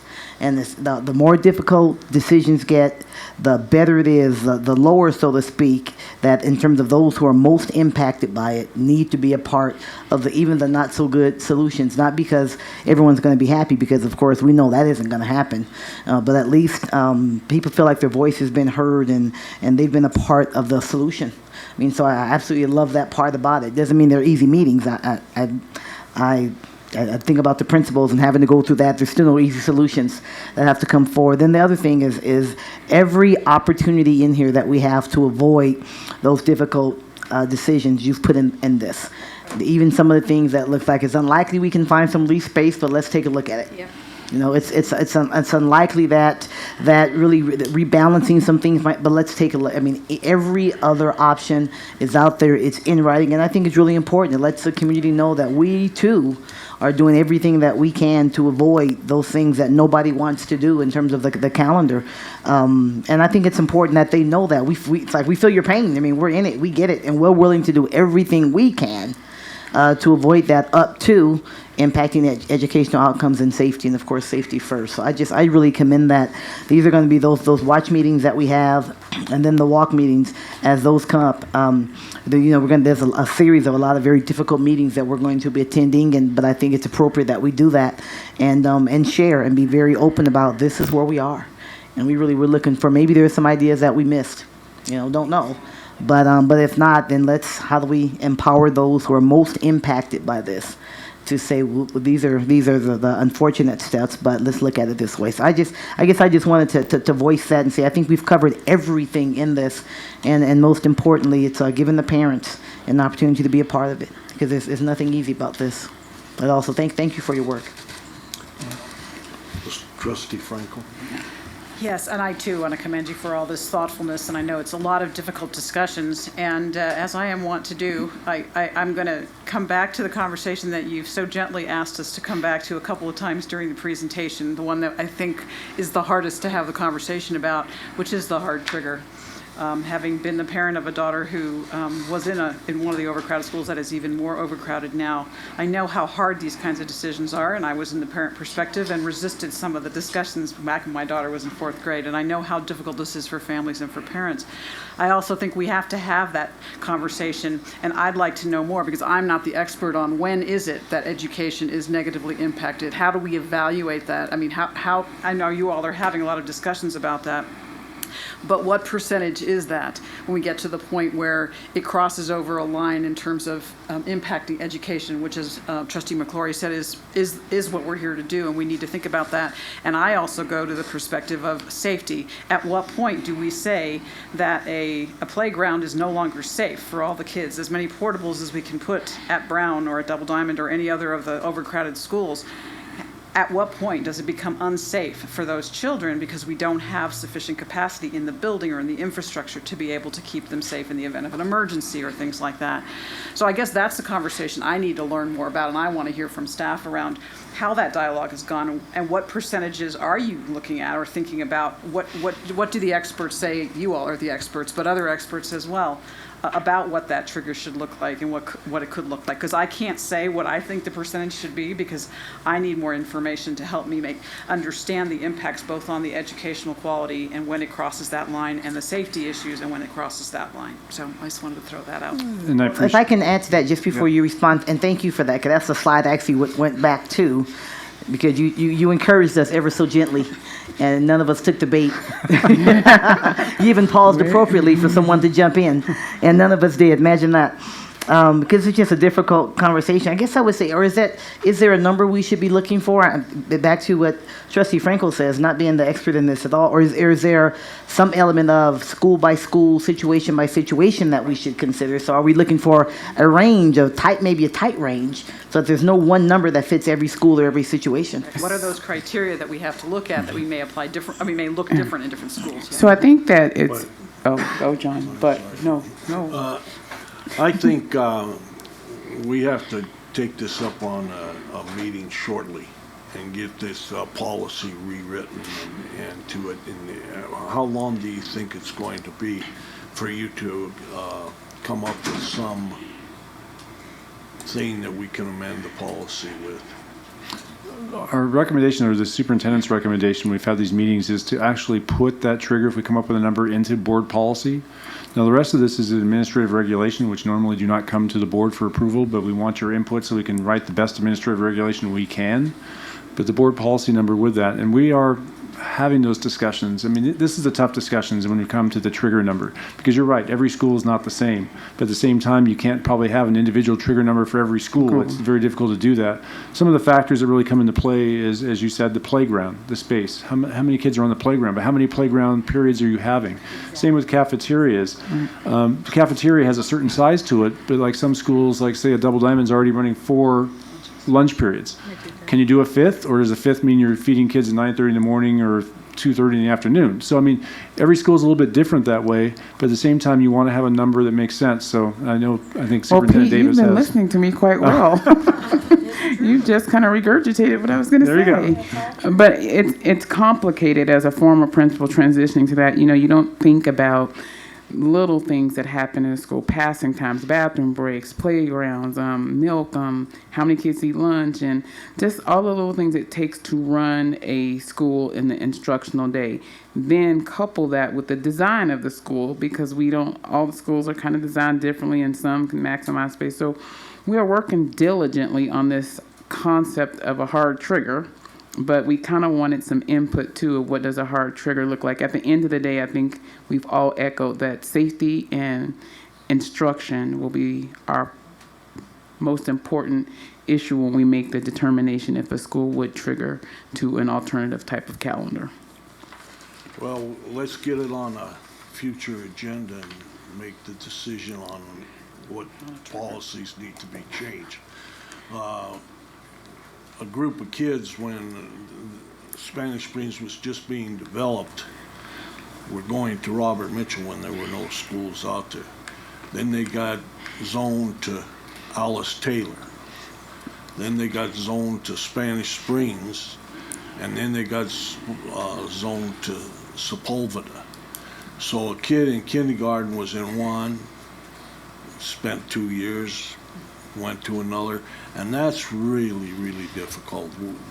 You know, I can see maybe one switch or whatever, but when you have a kid in 6 years in 3 different schools, that's really tough. That is really, really tough. And it was really tough for him to be out in Spanish Springs and come all the way to Robert Mitchell. But I think we have to take consideration of that. But let's get this on a future board agenda so that we can vote on the policy and get that done, so that when you're talking to these groups, you can say, well, this is the number. Right now, it's not right. And I'm glad you brought that up in regards to the rezoning, because that is one of the difficult parts of this, is that if we're moving students to a different school, it used to be that we guaranteed 5 years before we do any rezoning process. It's really difficult now to guarantee 5 years, just for the example I gave you at Verdi. Development comes in, and all of a sudden, now what? Okay, now that school's overcrowded. Do I move the kids back? Do I do something else with them? Then we go to multi-track, let's say, and all of a sudden, does that student go back to to the other school for multi-track? That's where rezoning gets extremely difficult. Yep. And, it's hard, even at the high school level. I'm fit in here, I've been here, I may have my siblings went here, and now all of a sudden I'm saying you got to go to a different high school. It's very difficult, we understand that. And so we were looking at every other alternative before we go to rezoning, especially in this current climate of growth. If these projections are even close to being right, then rezoning is going to be extremely difficult. Okay. And we'll put it on the agenda down the future. So would you like us to bring back some suggested hard triggers and some rationale how we arrived at that data? Yes. Okay. I'm going to skip. I have a comment. Okay. One I want to echo was what all the trustees said today and compliment the work being done by staff. But I'm going to talk on behalf of my parents today who live in District A. And I can tell you we need to do a better job with our communication. And just hearing the presentations today, some of the language that's being used, we're now using the term alternative calendar. That's kind of a new term out there, so we have to be very mindful of the language and the terminology that we're using. I think what the parents are going to be looking for is scenario planning, because many of them have jobs, they have to provide for daycare, they have to make arrangements with other family members to pick up their children, things like that. So they plan way in advance for these things. And so I think it's critical that we put ourselves in the shoes of the parents and make sure that we're providing them information as we go along. So for example, today we're talking about this on at the meeting. It's on the agenda, but I can assure you not many of my Brown parents or even my Double Diamond parents knew about this. So I think we have to go over and beyond the call of duty to get information out to the parents when we're having these conversations at the board table. So I think the work that's being done behind the scenes by staff is absolutely incredible. I know staff is working so hard and putting just, so many hours into doing this, but I want that to be transparent to the parents so they can come along with this journey. So I want to, I don't want to take up time today about how I think communication needs to happen on that. We can talk about that at another time, but I want you to know it's not where it should be. Even these recent meetings that were planned, I don't feel the communication was well thought out with those meetings, and this is what's going to cause a lot of heartache and probably a lot of judgment coming from the community if we're not getting this information out to them or even out to the trustees like we should be doing. So this isn't I don't want to be a Debbie Downer when it comes to the work that staff is doing, because I think the work has been incredible, but I want everyone to see the work that you're doing. So I don't know if we need to have a blog where we can have regular updates, but we need to get creative on how we're communicating all of this good work. Yes, and that goes for district-wide, Yes, I think our whole district's coming under the gun in the next 5 agreed, years. Mr. Mayor. Because Thank you. I've seen plans for places I didn't know they were going to build houses. I thought it was physically impossible. And they got a plan for a subdivision of 300 homes on a place that, man, I hunted chucker in when I was a kid. And so, we got to do it district-wide, inform all the parents district-wide, because it's going to affect everybody in this whole community. Yes, I agree wholeheartedly. Okay, I want to move to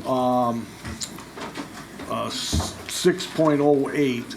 I'm going to jump over because I was informed there's a lot of people waiting for 6.08 and 6.09, so we'll take those two up now.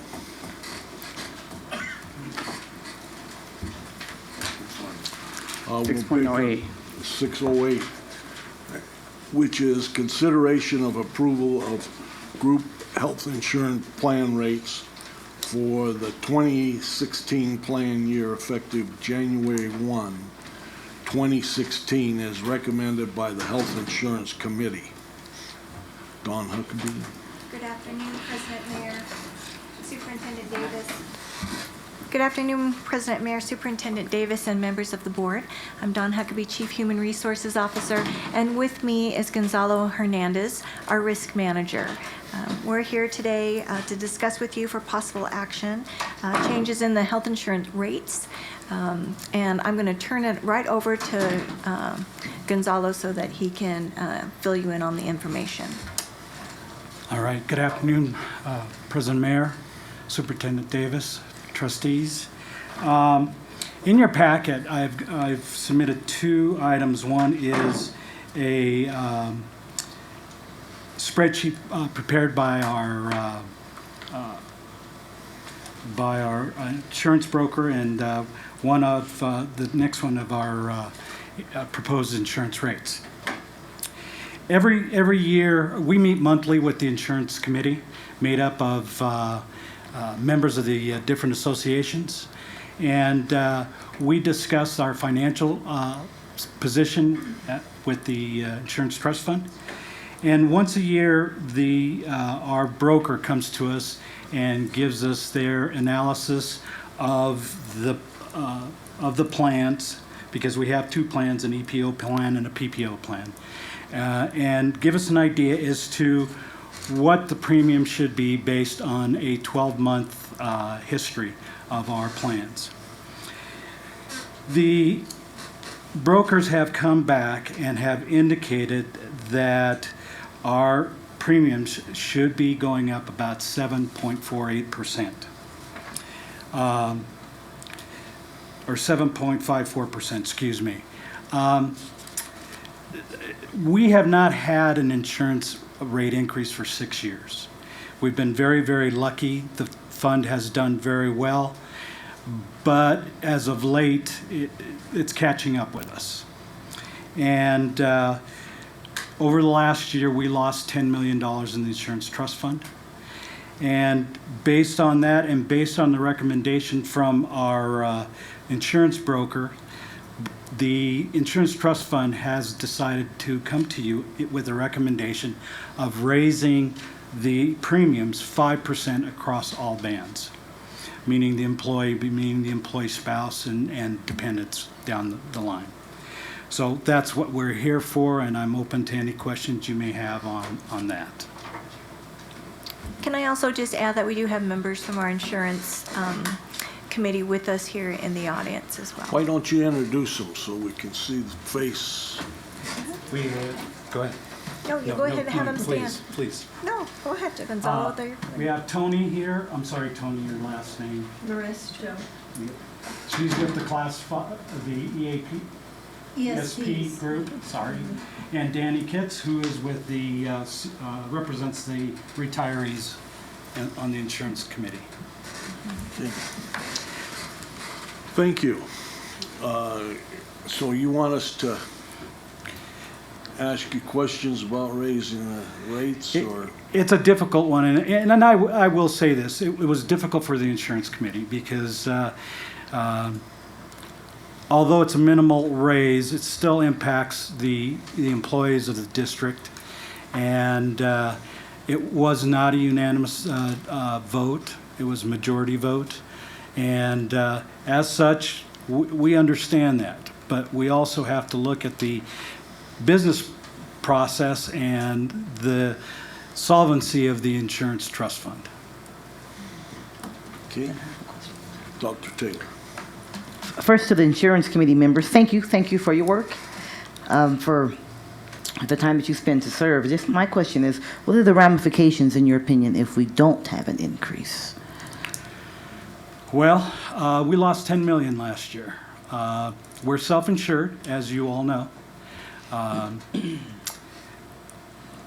It was not a good year for claims.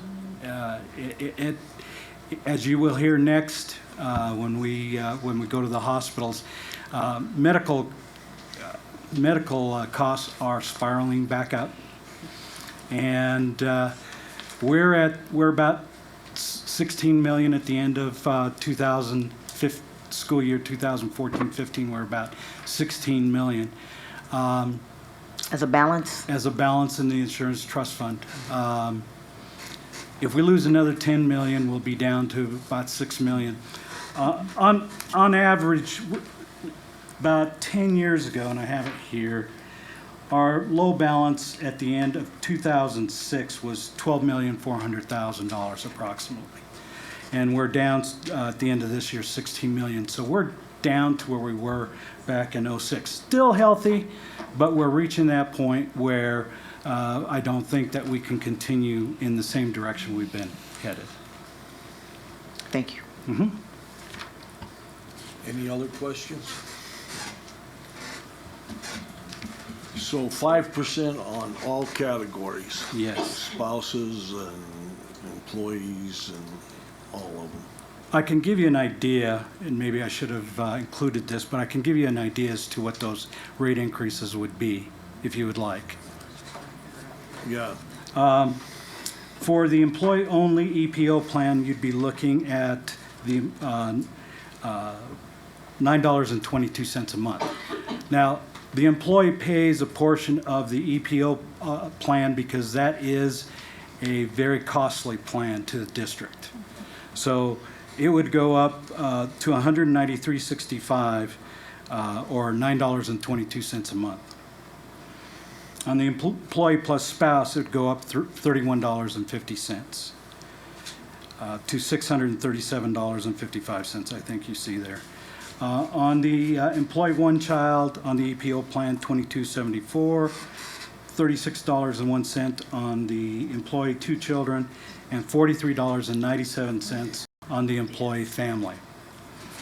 On the EPO plan, on the PPO plan, the employee would still not pay anything. The employee plus spouse would go up $16.76. Employee one child would go up $10.36. Employee two children would go up $20.24.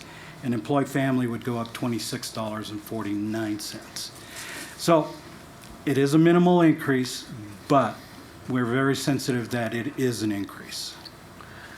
And I've had 3 calls on this, and they're very happy that they've gone 6 years without a rate increase.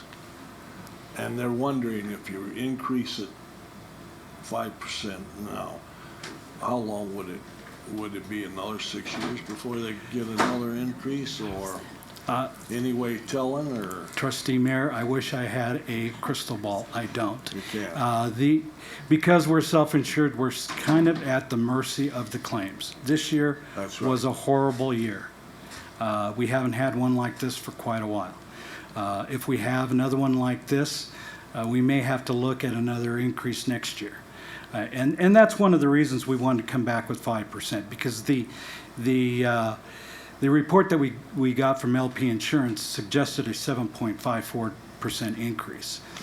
But at 5%, if we need to go up half that or another 5%, it's easier to go incrementally slow up rather than hitting you up with a 10, 20, 12% increase. Well, a lot of these cancer cases and injuries and stuff, it doesn't take long to heat it up. The thing that we've been hit so hard with in the last year has been prescription costs. They have gone, they've just blown up on us with all the specialty drugs that are out there. So it's hard to predict. I hope it doesn't, we don't have a similar year, but it's going to be difficult to I tell. told them basically the same thing, that there's no way of knowing until you live through the 6 years. And so it's something that's got to live with, really. President Mayor, could I also add that we know that it is an increase, and as Gonzalo said, that was weighed in definitely with the group, but we did look at this in terms of the solvency of the plan and making the prudent decision now in terms of having that sustainable insurance trust fund. Raising 5% now, which we worked with the business office and is in the budget for 15-16. And as we discussed with the insurance committee, 5% now, instead of waiting to see what happens for next year when it could be even more than that, it's probably easier to do 5% now than to wait. And that was part of the discussion. You know, too, I wish that in your first year teacher packet that you tell people going into teaching that they're not going to get Medicare unless they work in some part-time job or something and get those 40 quarters so they'll qualify for Medicare, because if they don't get it, they don't get Medicare. We pay into the Medicare, don't we? We I do think pay that- into Medicare. We do pay into Medicare. Yeah. We do? Yes. We do pay into Medicare for employees. The full benefit, how long has that been going on? I believe since 1986, they made the change whereby there's two components of the Social Security element. There's the OSADI, which is the retirement component, which is 6.2%, and then there's the Medicare component. Oh, for the record, I'm sorry, Tom Szynski, Chief Financial Officer. And then there's the Medicare component, which is 1.45%. So if you were hired pre-86, you didn't get that Medicare component, President Mayor, but post-86, all of our employees do pay Medicare, so they're safe in terms of that portion. Okay, but those that were before 86, they're out of luck. They would fall into that category of, I don't know that they're grandfathered in. I'm not an expert on that part. I don't know if anybody can help me on that portion, but yeah. But I know post 86, they're safe. So. Okay, then I'll quit telling them to go get a part-time job. Well, because I assumed that they weren't getting Medicare, because they weren't getting Social Security, see? They do get But Medicare. you guys know better. Any other questions? Then the chair will entertain a motion. I'm happy to make the motion, or actually not really happy to make the motion, because I am very cognizant of the impact that this has on our families, and I know you all are as well. And I too want to thank you for the hard and thoughtful work and the members of the committee before I make this motion. I move that the Board of Trustees approves the group health insurance program rates as recommended by the Insurance Committee effective January 1, 2016. Second. It's been moved and seconded. Lisa, are you still there? I am, thank you, President. Okay. All those in favor signify by saying aye. Aye. Opposed, same signal. Passes unanimous. Let the record show. Thank you. Thank you. And now we go to 6.09. Consideration of the recommendation made by the Insurance Committee as follows. One, that the district agrees to participate in the exclusive contract negotiated by Nevada Health Partners for provision of group hospital insurance benefits for the district's enrolled employees through hospitals and related facilities operated by subsidiaries of Renowned Health from January 1st, 2016 through December 31st, 2018. And two, to approve the related contract with Hometown Health to provide third-party administration, TPA, services to expire on December 31st, 2018 for discussion and possible action. Don Huckabee. Thank you, President Mayor. This is, I've got a couple people that are going to comment on this. Read it up.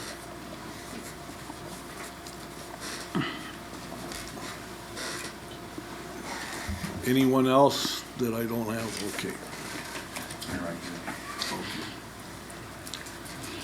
Thank you. Okay.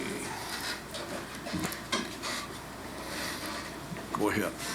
President Mayor, Superintendent Davis, members of the board, this item is to discuss the hospital contracts. Again, I'll reiterate that it was brought before the Insurance Committee of the district, and that's why this recommendation is now coming forward to you. It is still a part of our fiduciary responsibility around the Insurance Trust Fund, and with that, I'll turn it over to Gonzalo Hernandez, Risk Manager. Thank you. Give you a little bit of history. We have had a long-term relationship with Hometown Health and Renown, as well as CDS and St. Mary's. The relationships we've had with both, all four groups has been outstanding. We've appreciated everything they've done for the district, and they've been great partners throughout the entire time. So it isn't easy to make these recommendations, but I think it comes down to financial situation.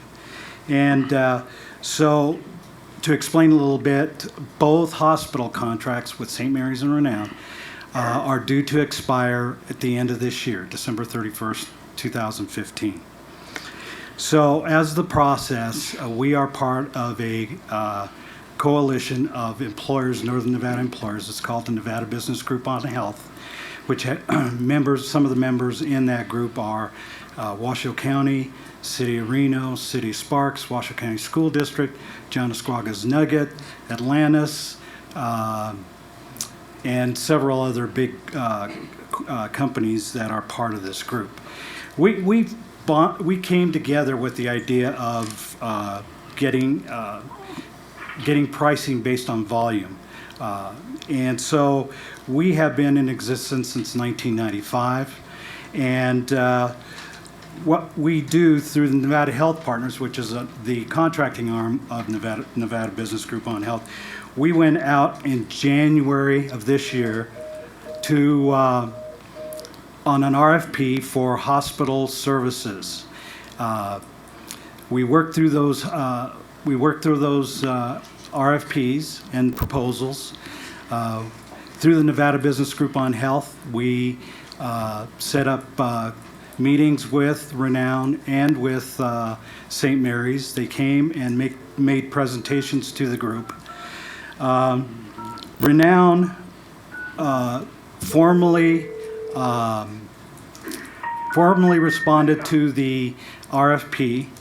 St. Mary's did not, but they did offer to extend the current contract, which had a 5 to 7% inflator going into the next year. They did offer us to extend that contract for another 3 years. The Nevada Business Group on Health hired a not administrator, what am I thinking of? A Consultant. Consultant, thank you very much.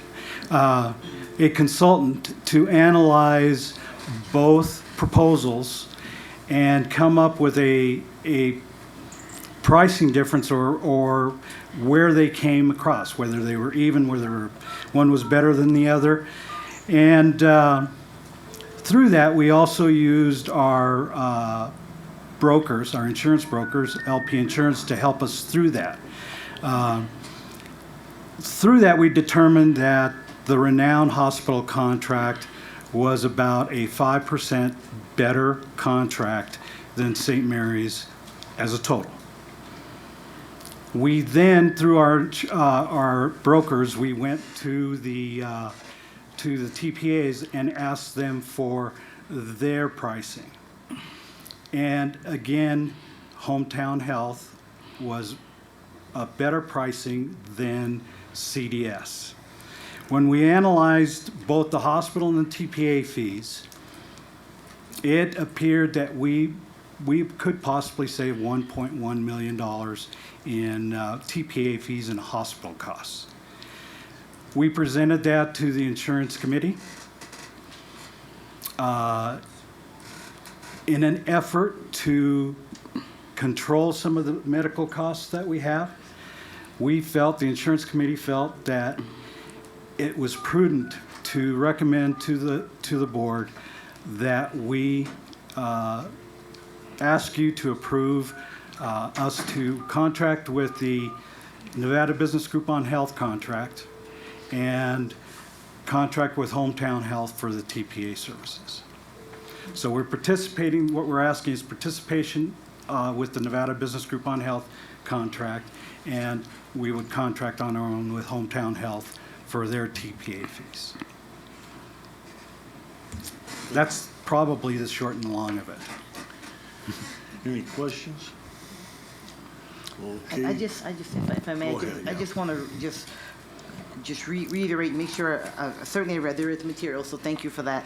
So then what this would mean, in effect, should the board approve this, is that those who currently have their providers and get their medical service and so on from St. Mary's would no longer be able to do that because we would no longer be contracted with them.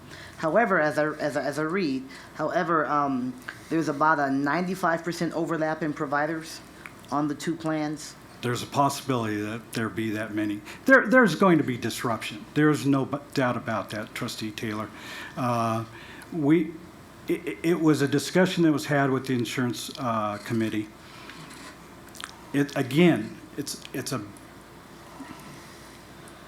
I think the disruption is going to be minimal, but if you happen to be the one that has to switch doctor, me saying that isn't going to make it any easier. We have Ty Winfield with Hometown Health, who has helped with some of this, helping us get through some of this disruption issue. He's assured us that he will work with us to minimize that and help these people get new doctors, expand their network, and hopefully minimize this disruption. I will tell you, there will be disruption. There will be no doubt about that. We just hope to keep it minimal. I'm looking forward to hearing the comment. Thank you. Okay. Thank you for that. David Duvall. Got dry mouth. That's water. You have 3 minutes. Push here. You're on. Okay. Thank you. President Mayor, Superintendent Davis, and members of the trustees. I wanted to address, I'm David DeVock, I'm with St. Mary's. I wanted to address some of the concerns that we have not been party to how the $1.1 million in cost savings were projected. So I don't have definitive information to say that this is actual fact, so I want to clarify that up front. But there are some concerns I want to do and make sure that in the process these things were considered.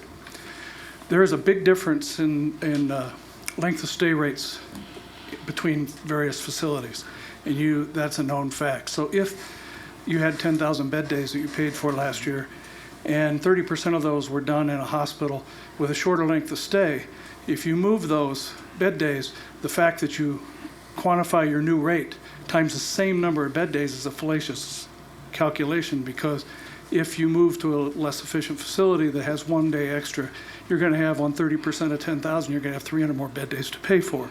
That's one thing. I don't know that that was done or how that was done. Second, more money is spent on outpatient care and pharmacy than is spent on hospital rates.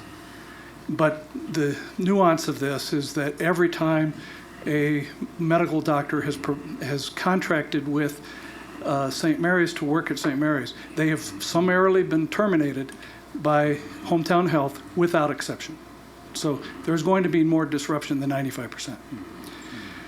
The analysis, I don't know if the analysis took into account the provider utilization rates. Something that should be done is line up the providers and see how many visits a year they see their patients, and on the outpatient side, because that's where you're going to get hit with the rates, because the way this is structured at the present time is that you're going to have you're going to have lower hospital costs, but not necessarily lower outpatient costs, because the rates are going to be different. And I have no party to the rates. I don't know what they are, but I think that's something that really has to be looked at, because you've given them an opportunity to lower the hospital costs and then potentially make it back on imaging on outpatient. There is a real price difference between St. Mary's Medical Group's imaging department and Renown's charges.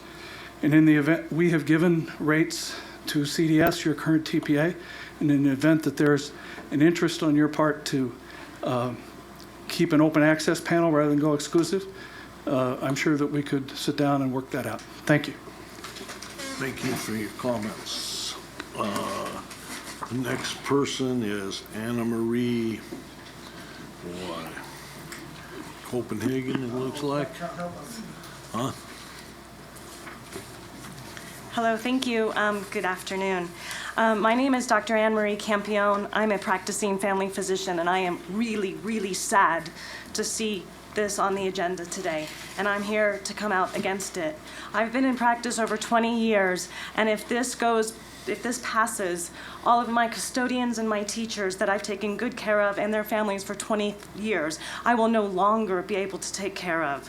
I have 4 pages that I will pass around to you of physician names that I can guarantee you will no longer be on your provider's list. That's not 95%, not even close. So it would be really sad for myself and my patients to lose our relationship after all of these years. You, Superintendent Davis, talked earlier about wanting to recruit valuable teachers to our community. I support that. I'm a McQueen mom. And if you want to recruit good teachers, I promise you they're going to be looking at health benefits. And if they have a choice, that's going to be a reason why they'd rather come here than rather go to a private school that might offer them a choice. You just now passed your insurance rates at a higher amount, but now you're talking about limiting choice. That doesn't make sense to me. How can you raise your rates in one hand and now limit your employees' choices in the other hand? Not only would I be affected, but a lot of my family medicine colleagues and other primary care colleagues would be affected. We have a large population of your employees. If they are no longer, if they're not contracted with HHP or Renown, they will lose a lot of their patients. They may need to close their doors. They may need to go elsewhere. We have a primary care shortage. We can't afford to lose doctors in our community. In the past, when there's ever been exclusive contractual agreements in our area, it's failed miserably. I don't want to see that happen again. Also, I have a policy question, I guess, as a taxpayer. Should a public entity who's the largest employer in the area and tax subsidized be pursuing a course of action that locks certain people out of the contract? Just a question. And the other thing is, if as a result of this exclusivity policy, if there are now fewer providers that will be able to take care of your employees, what will the renewal rates look like in 3 years from now? I think it's a bit of a Trojan horse that you could create here. So I would ask you to not accept this exclusive agreement. Thank you. Thank you for your comments. Next, Alan Olive.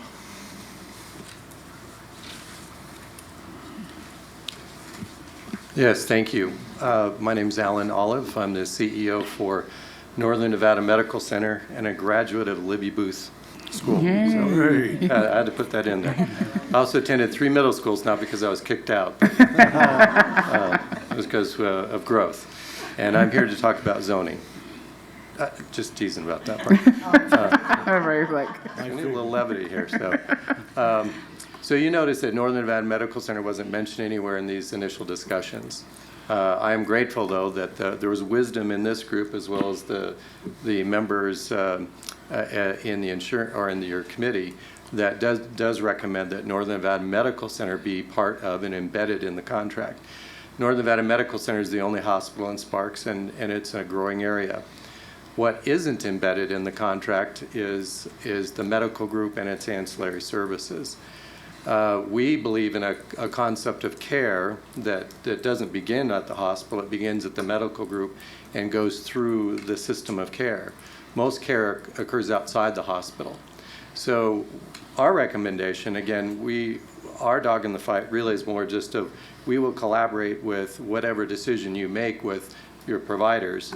My concern is the system of care. I come from integrated services. We believe we have the same electronic medical record in our hospital and in our medical group, as well as our ancillary services. By not including the medical group and those ancillary services in the contract, it forces fractured care. So the people in Sparks with multiple that didn't come out right, multiple physicians, they will not be able to necessarily access those physicians, even though it's part of our hospital that's in the contract. I do know there's some good faith discussions and resolutions that are trying to resolve this, so I appreciate the work that's going on behind the scenes to understand that is one of those issues, maybe not as foreseen by this agreement that could address quality of care and cost issues. I can guarantee you UHS, that's our parent corporation, has invested millions of dollars in this community to lower costs. We have a pharmacy distribution service that delivers medications to home. We also have telecardiology services that will provide a quick diagnosis to patients at home, to any cardiologist, doesn't matter which group, and to the primary care. So my request is that we look at, even though we're part of the contract, which way it goes is the hospital, that we would just add in the other components of our small health system. Again, it will not increase costs. It will ensure that we work with collaboratively with whoever you choose. Thank you. Thank you for your comments. That's all the cards I had. Is there anybody that did not fill out a card that wants to speak? Okay, seeing none, did you want to respond to any of the comments? The only thing I would say is that the insurance committee was very cognizant of disruption. Very difficult to determine what that disruption would be. We did get a provider list of providers from CDS for all those St. Mary's people who had providers through their network. We went through it, we gave it to Hometown Health to analyze, and that's how we determined that there's going to be disruption. I want to make that absolutely clear, but we feel it's going to be, with the help of Hometown Health, minimized. I failed to say that Northern Nevada Medical Center is part of the contract. Although we're exclusive with Renown, they are part of the contract because Nevada Business Group on Health has a separate contract with Northern Nevada Medical Center, and we're participating in it now, and Renown has said we can continue with that participation. We also have an agreement through the Nevada Business Group on Health for Carson Tahoe Regional Center. And Renown has also said that center would be part of the contract. So I failed to say that, so I wanted to make that absolutely clear. When we go to the TPAs, we pay a fee to access their network. We are hoping that their network is broad enough to handle all the people that we service.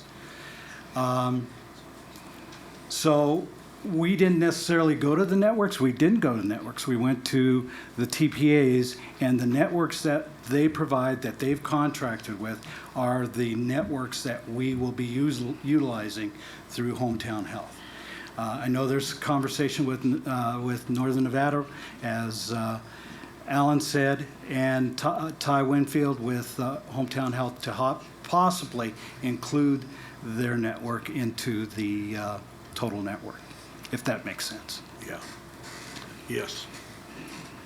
I just wanted to ask, just based on some of the comments from public comment, just to kind of follow up more on the degree to which, I'm not an insurance person, but the analysis of utilization, the provider utilization rates and length of stay in the hospitals, that was brought up as something that wasn't considered, and I wanted to just make sure that was or wasn't considered by the insurance committee. The problem with analyzing that is that St. Mary's would never provide the rates to us to have our broker analyze that. So it's very difficult to analyze when you don't know what those rates are going to be. Renown provided them, but I didn't get them from St. Mary's. So it was difficult for us to determine what that cost would be. Mm-hmm. Any more questions? Yeah, just another from me. So really, if what he said there could be some accuracy to that, but there wasn't a level of cooperation that we needed. Help me understand. Did we ask for that information? And they weren't. They cooperated with our consultant, but unfortunately, we couldn't corroborate how our consultant was doing his analysis because he couldn't share their rates with us. We asked St. Mary's for their rates, and they would not give them to us. So we relied on our consultant, who has background on analyzing hospital rates. It took him three to 4 months to do that, and came back to us and gave us his recommendation as to what we should do. So as far as going in, I can't tell you exactly what was done, because we would love to corroborate that. We always have through our LP brokers. They take that information and rehash it and give us information as to what their thoughts are. But unfortunately, they were unable to do that because they couldn't get St. Mary's rates. Okay. Yes. This is I'm not the person who's been working on it. I'm going to say this is a very difficult process. Sure. In looking at this list of providers offered by one of the commenters, members of the public that spoke, one of the things I wonder about, and you say that HHB is going to make an effort to try to help the folks who are going to be disrupted, and you keep saying there's going to be disruption. I guess I'm kind of wondering, there's a lot of people on this list, and I just kind of wondered, what are they willing to do in terms of, I know you can't speak for them necessarily, but what do you know of that? Well, we have Ty Winfield here, who's Vice President of Hometown Health, and I know he's more than happy to answer that question for you, if you would like. Yes. State your name for the record, please. Sorry, thank you. Ty Winfield, I'm Vice President for Renown Health and CEO for Hometown Health. I appreciate the opportunity to address that. One thing that I would also mention is it's a big decision you have to make, and it's the world we live in. Unfortunately, the area within medical insurance and provider networks is very competitive. Unfortunately, we're not going to be able to have to offer every single provider that's in this market. What I will mention, however, though, in what hasn't been said is when you're leaving one network and you're going to another network, if that's the decision that you make, one of the areas that you have to look at is you're picking up Renown Medical Group, which is the largest primary care physician medical group in this community. And under our medical group, we have over 275 clinicians. We have over 30 locations. We have 9 urgent care centers available to your individuals. So don't want to minimize the fact that disruption, as Mr. Hernandez said, if you're telling some person you're going to lose your doctor, that is a significant issue. And where Hometown will reach out to those individuals is we will try to help direct them to a physician, whether it's a Renown Medical Group or other community-based physician that we have in our network, and help work with them to find somebody that meets their needs, whether it's location or where they live or they work or what have you. As well as communicate to those individuals the broadness of the network that is available. In the meantime, we will also continue to have dialogue with some of the other physician groups that we currently do not have contracts with, and we're continuing to have those dialogues to see if that might be possible. But I just want to go on record and say I don't want to guarantee that will happen, but we will continue to work as we have been, as well as work directly with your employees and their family members that will be affected by this. Any other questions, comments? You'll have to fill out a card afterwards. My name is Deborah Simon, and I work with St. Mary's. My name is Deborah Simon, and I work for St. Mary's Regional Medical Center. And I would have to disagree with the 5 to 7%, working directly with the consultant that NHP hired to do the predictive modeling and to work with all the groups to make the recommendation. We wanted to keep our rates confidential and proprietary as a business. As far as the information, I know that Darren Severson, who is your consultant, he did an analysis on inpatient percent increase, outpatient. He had all the utilization from CDS, so I find it very difficult that they were not able to take that core information, which is what he was hired to do, and provide that to Gonzalo without releasing our rates. Okay, thank you for your remarks. Make sure you fill out a card for the record, please. Okay. Any other questions? So if you took St. Mary's Hospital as a provider, exclusive provider, all those people that go to Renown would be excluded out also, right? It could flip-flop, yes. The other thing I might tell you, today, if I can find it here.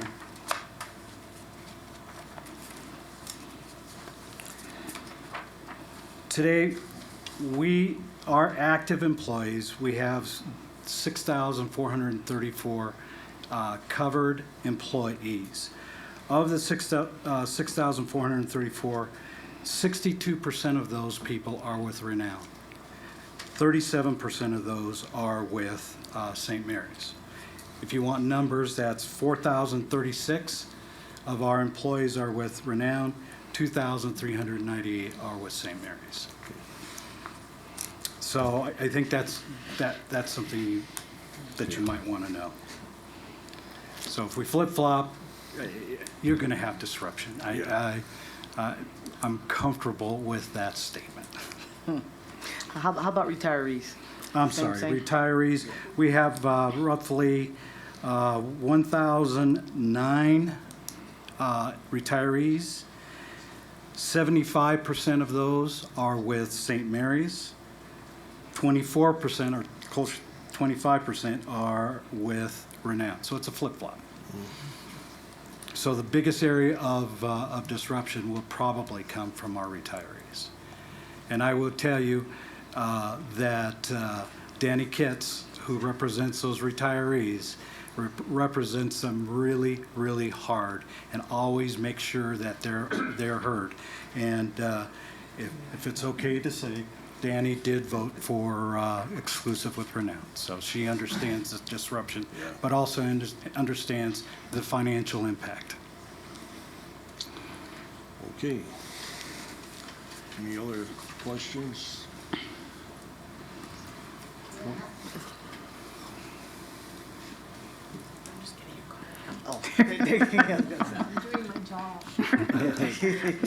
Yeah, I guess I was just going to say, I would just want to know that. I mean, if you're that person that loses your doctor, as you said, then if that were me, and it wouldn't be, but if that were me, then I would want to know that we did everything possible to keep a positive, productive, and valuable relationship in terms of from the district standpoint. I mean, is there any way we can verify the numbers so that the 1.1 million that we're talking about is something that we know that we can stand on? You see what I mean? I understand what you're saying. Is there any possible way, if there were a higher level of cooperation from St. Mary's? I mean, I don't know what their barriers are. Talk me through that a little bit. We use LP Insurance, our broker, to help us through that. LP Insurance was not given the rates. So it was really difficult for them to analyze. So we took what the consultant gave us. We took what CDS gave us. CDS priced it out, not at St. Mary's rates, but what Nevada preferred rates were, and there was about a 5% difference. Okay, now because I don't have the proposal rates in front of me. Once Nevada Business Group on Health decided to go with Renown, we called St. Mary's and said, could we get the rates? And the answer was no. The only way we could get the rates was if we contracted with them, then they would give us the rates afterwards. And that's just the hard fact. So we use LP Insurance to verify the consultant, to verify anybody else who would help us out through this decision. And it was very, very difficult this time around. Very unusual because we've had a long-standing relationship with St. Mary's, but it's very, very difficult to verify those numbers. We guessed because we got Nevada Preferred's numbers, and I didn't get them individually. Renee from CDS gave them to me and said, this is what the total is. I asked her what the rates were, and she said she couldn't share them with me. So. Okay. And as far as the TPA rates, those can be confirmed. Those are a per member per month, and there is a significant difference between the two. Okay, any other questions or comments? I think someone else. Oh, yeah, I'll make an exception, but don't tell anybody I made an exception. Then everybody will want an exception.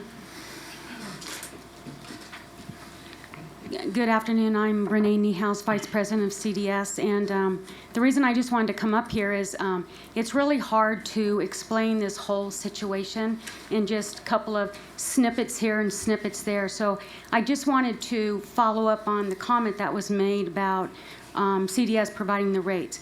The rates that CDS provided were the rates that would have been provided to Washoe County School District if they were to continue using their current PPO.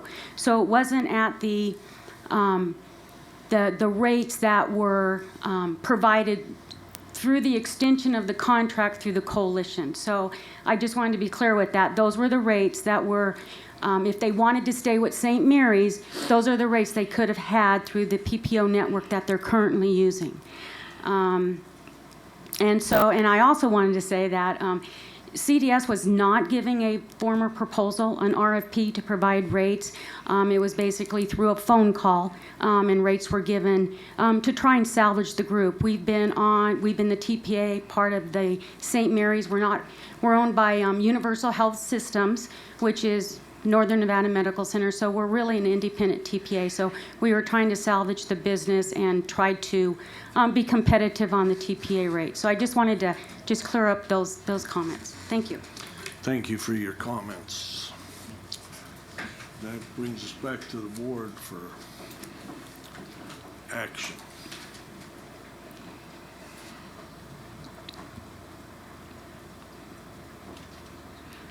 Dr. McClure.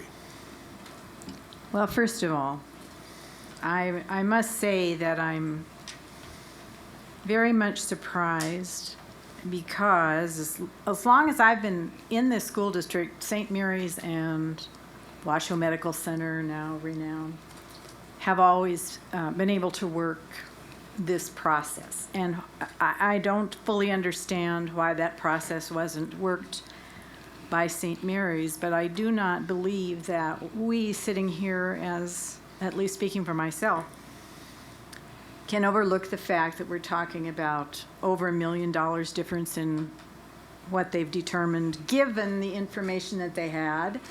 And I see no other way to go than to move forward with Renown.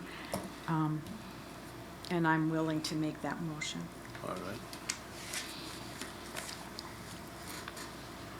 If I can find it.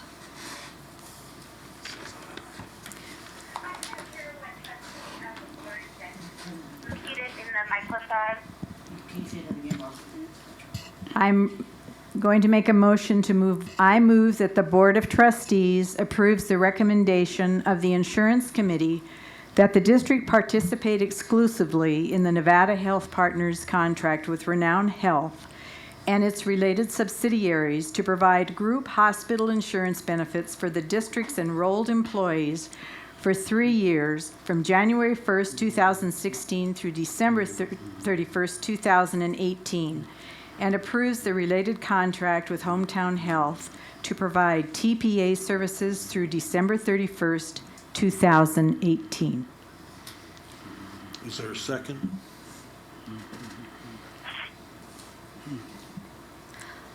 I will second that, but let me second that first. Okay. And I will say, I'm just, it saddens me to do this because my heart goes out to those that have been with St. Mary's for a very, very long time, and for those physicians who have given great service to a lot of our employees. It saddens me that we couldn't get a higher level of participation, and I understand the business model, certainly, from St. Mary's, so we could salvage it. I mean, I wish if there was a way that I knew that we could salvage it and get them to respond to the RFP and provide the information that others have provided, then that gives us a chance to make that decision. But that has not been afforded to us. So it saddens me to do that. It saddens me. Any other comments before I call for the vote? Lisa, you're there? I'm here. I had a trouble hearing Trustee Taylor. Oh, okay. There's a motion on the floor to accept the insurance committee's recommendation on 609. So I'll call for the vote. All those in favor signify by saying aye. Aye.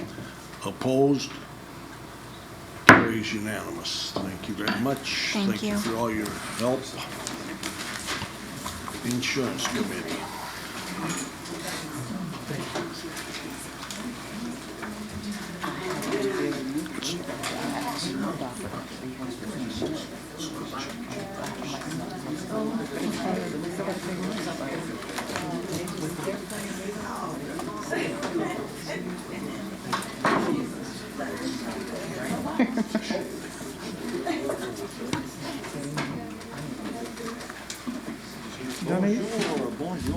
Done eating the chicken? I had 6 pieces of chicken.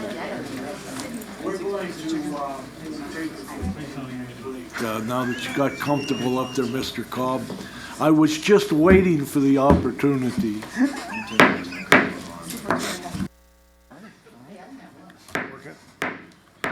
We'll call the meeting back to order after that quick recess, noting that there are 4 here. Lisa is not with us any longer on the phone. So it's going to take unanimous votes to pass anything. We can't do it on a 3-1 vote. Okay? All right, Mr. Cobb and company. Good Tuesday evening to you here. We're here to have some bids tonight. Chris Cobb, Chief Facilities Management Officer for the record. Joined with me is Mr. Mike Boster.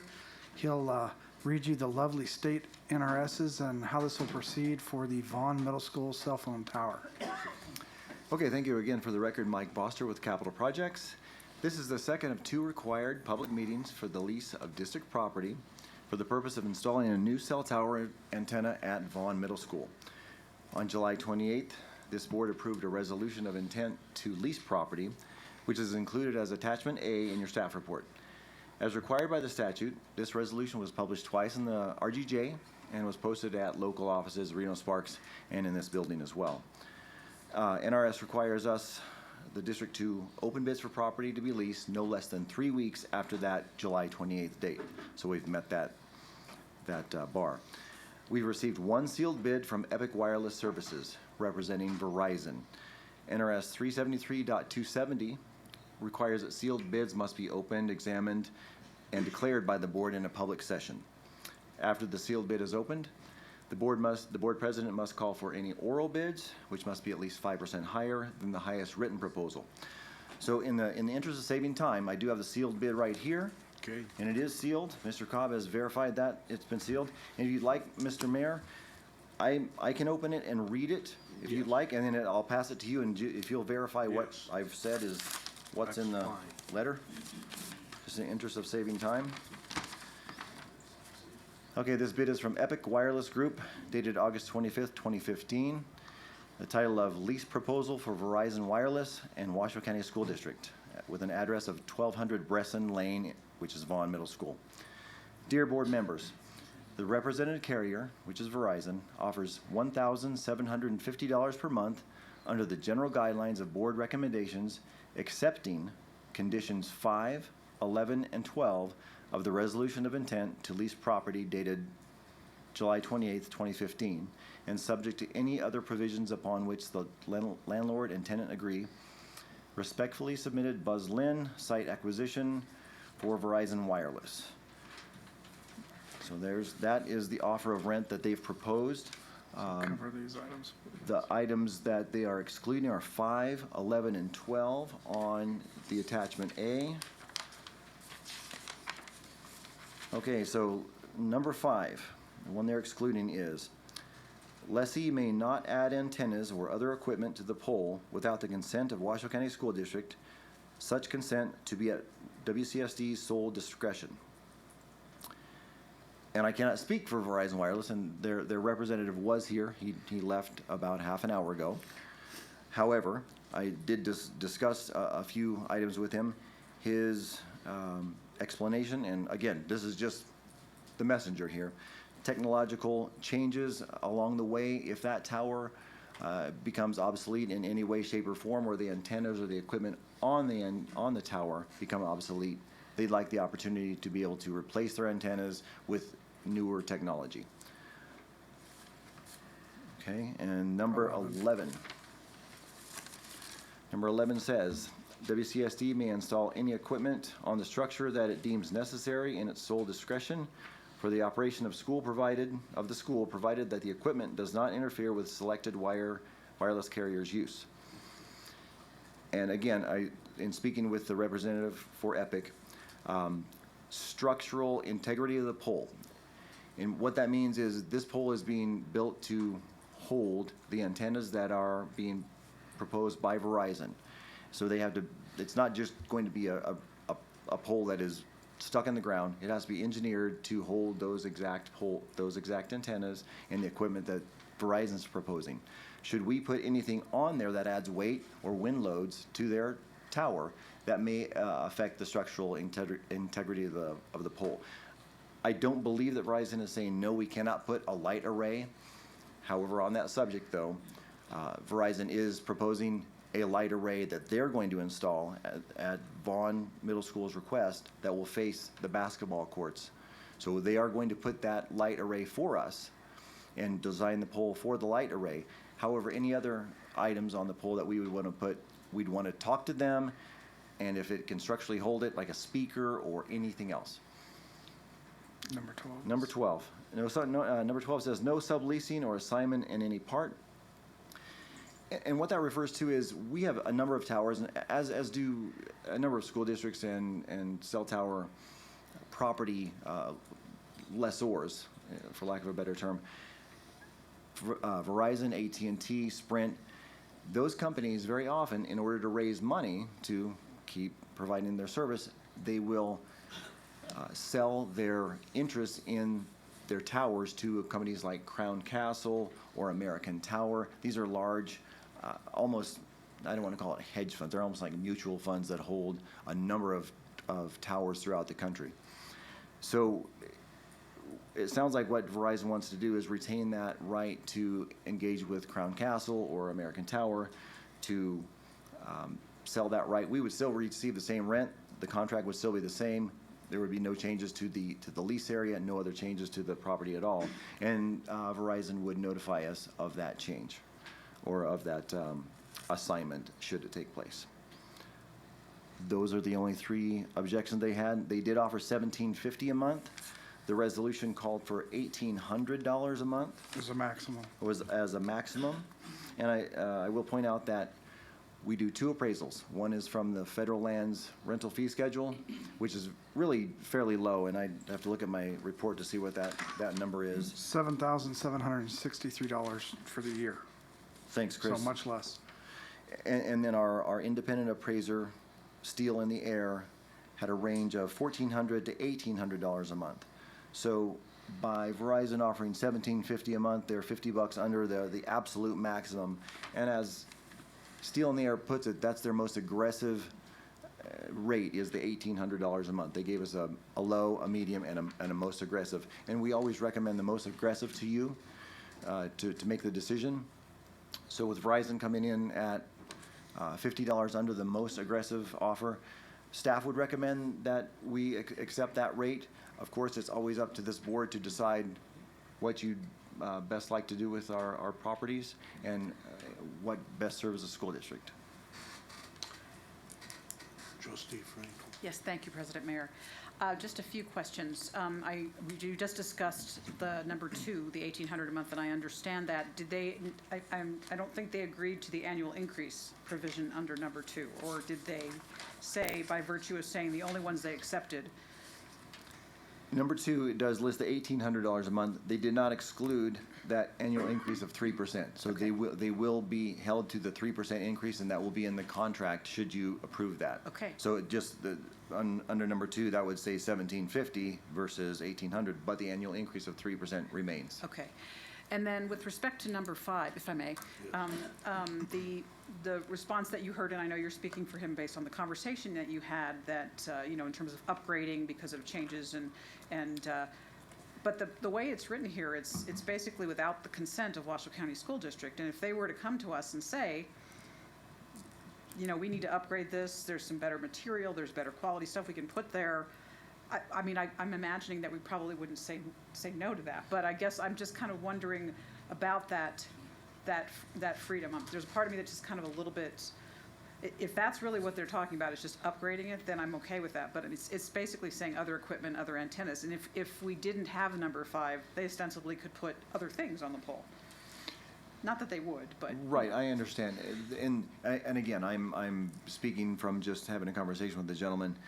The way I understand it, and this is maybe something I'll have to clarify with Verizon, with Epic Wireless, is that if they truly are just going to replace antennas as they become obsolete, that seems to make sense to me. And you're correct, Trustee Frankel, that more than likely we would have no problem with them just upgrading their antennas to a newer model.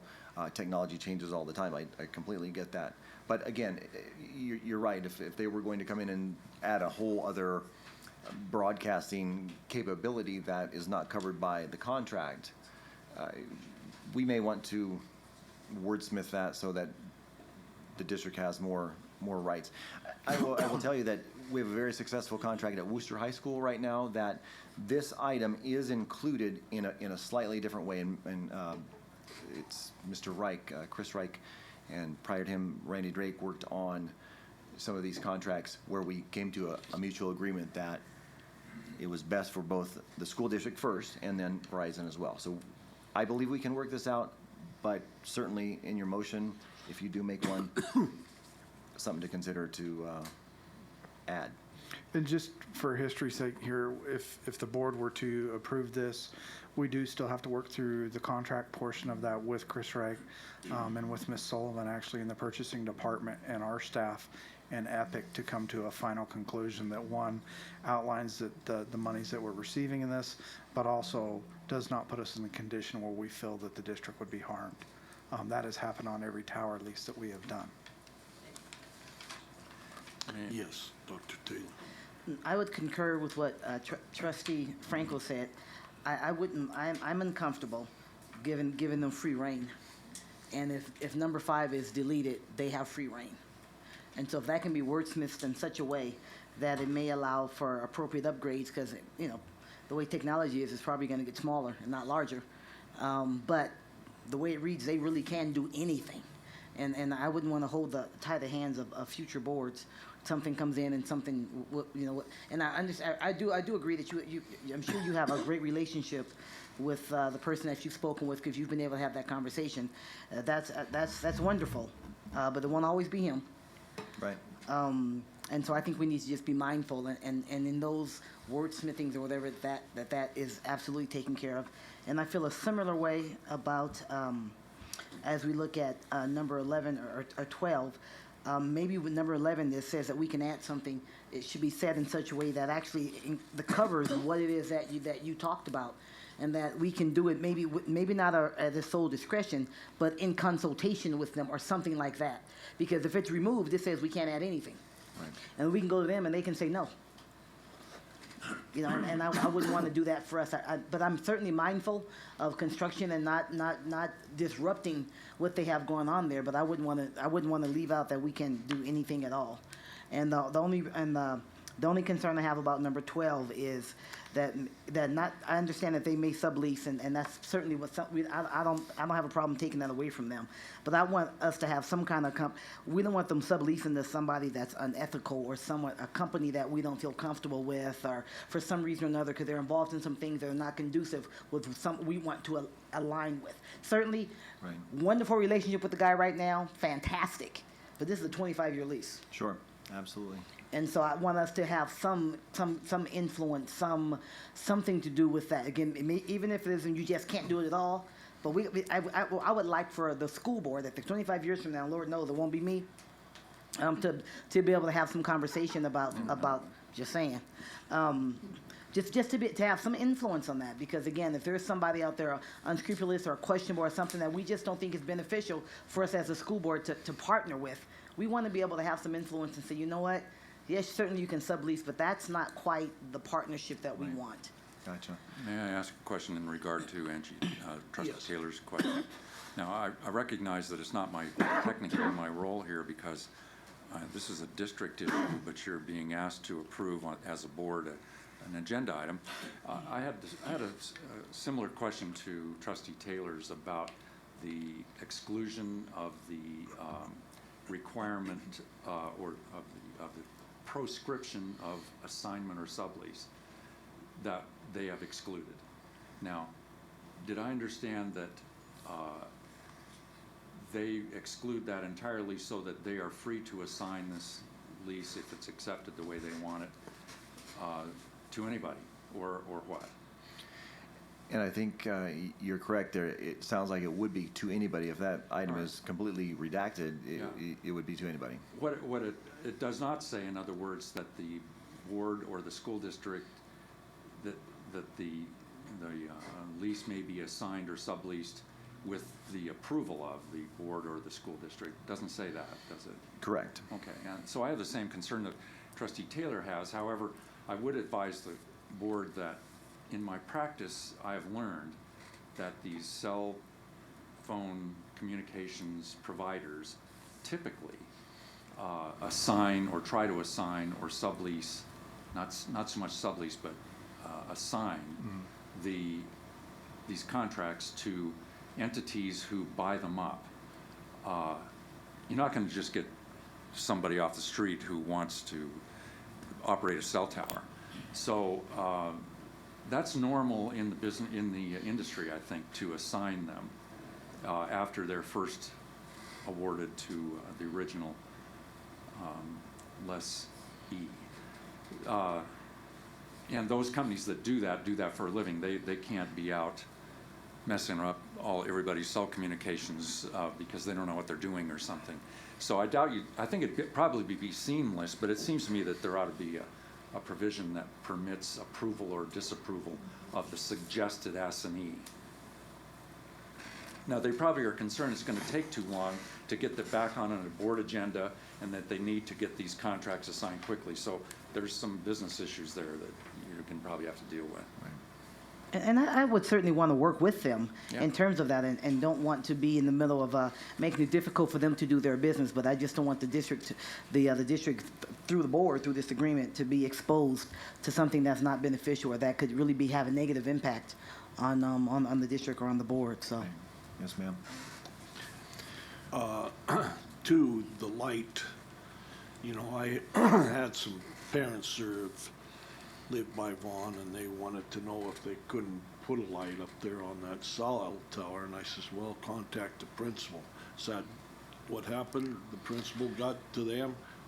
Well, the idea of the light standard on the new cell tower has been there since the beginning, since Ms. Knowles was the principal, and now it's Victoria Roybal as the principal, and both agreed that they would like to have a light up there. So that's been on the table since day one, which has been about almost a year ago now. So, okay, but the design, are they going to design it? Because you don't want lights flooding the whole neighborhood and yes, sir. Up there and down there. In fact, the wording on the other documentation I have is that the district has sole responsibility to say which way we want those lights pointed. Oh. So we will direct Verizon or whoever the contractor is to point the lights this way, that way, down, up, that sort of thing. And I would imagine that in our best interest, we wouldn't point it towards the neighboring residents and down towards the play fields instead. Okay. Any other? I'd ask that the written bid be given to the president to confirm that it is as read into the record by Mr. Foster. Yes, sir. And then if it is the same, that the president acknowledge that on the record, and then that he call for oral bids.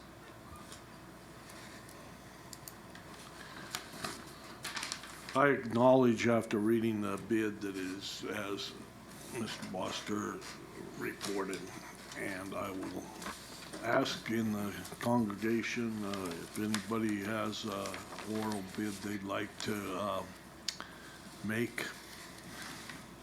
Seeing none, I'll bring it back to the table for a vote. I can give it a crack at a motion. I have an idea of how to word this motion, so I can give it a shot here. I move that the Board of Trustees accepts the proposal bid received from Verizon Wireless for the lease of the cellular communications site at Vaughan Middle School. And I don't know whether I want to direct staff to negotiate these three areas, or provided that we are able to negotiate language on number 5 that allows, that we incorporate language from number 5 that enables us to provide consent should the lessee wish to add any equipment to the tower, that incorporates language that allows Washoe County to install equipment upon conversation or agreement with the lessee, and that the number 12 be reinstated with language that allows them to sublease upon consultation or upon approval of WCSD. Or assign. Or sign. Or assign. Okay, okay, sublease or assign. Yes. Thank you. All right, did everybody get that? Yes, I did. Okay. And ma'am, if I may ask a question, is that they may sublease or assign with approval or with, is that the word we're going to use? I'd like to use approval. And does that come back to the board then? So does, you mean like they have a prospective assignee or lessee, and then that has to come back to the board for approval? That's our question to staff. Yes, Do you ma'am. want, if that occurs, Verizon is going to sublease, say, to Cricket. Do we need to bring that before you as a board to, or is that a staff? Can staff do it? I'm comfortable with allowing staff to review and too. make that determination. Okay. Thank you. So is the motion amended to Yes. include that? Thanks. Yes. I second. It's been moved and seconded. All those in favor signify by saying aye. Aye. Opposed, same signal. So carried. Let the record show unanimously. Thank you. Thank you. Okay, thank you. Thank you.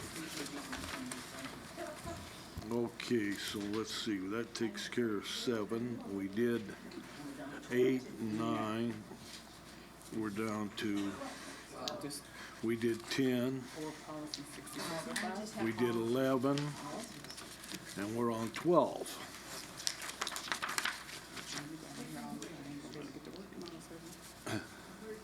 Consideration of whether to proceed with an external, no, we did 11, we're at 12.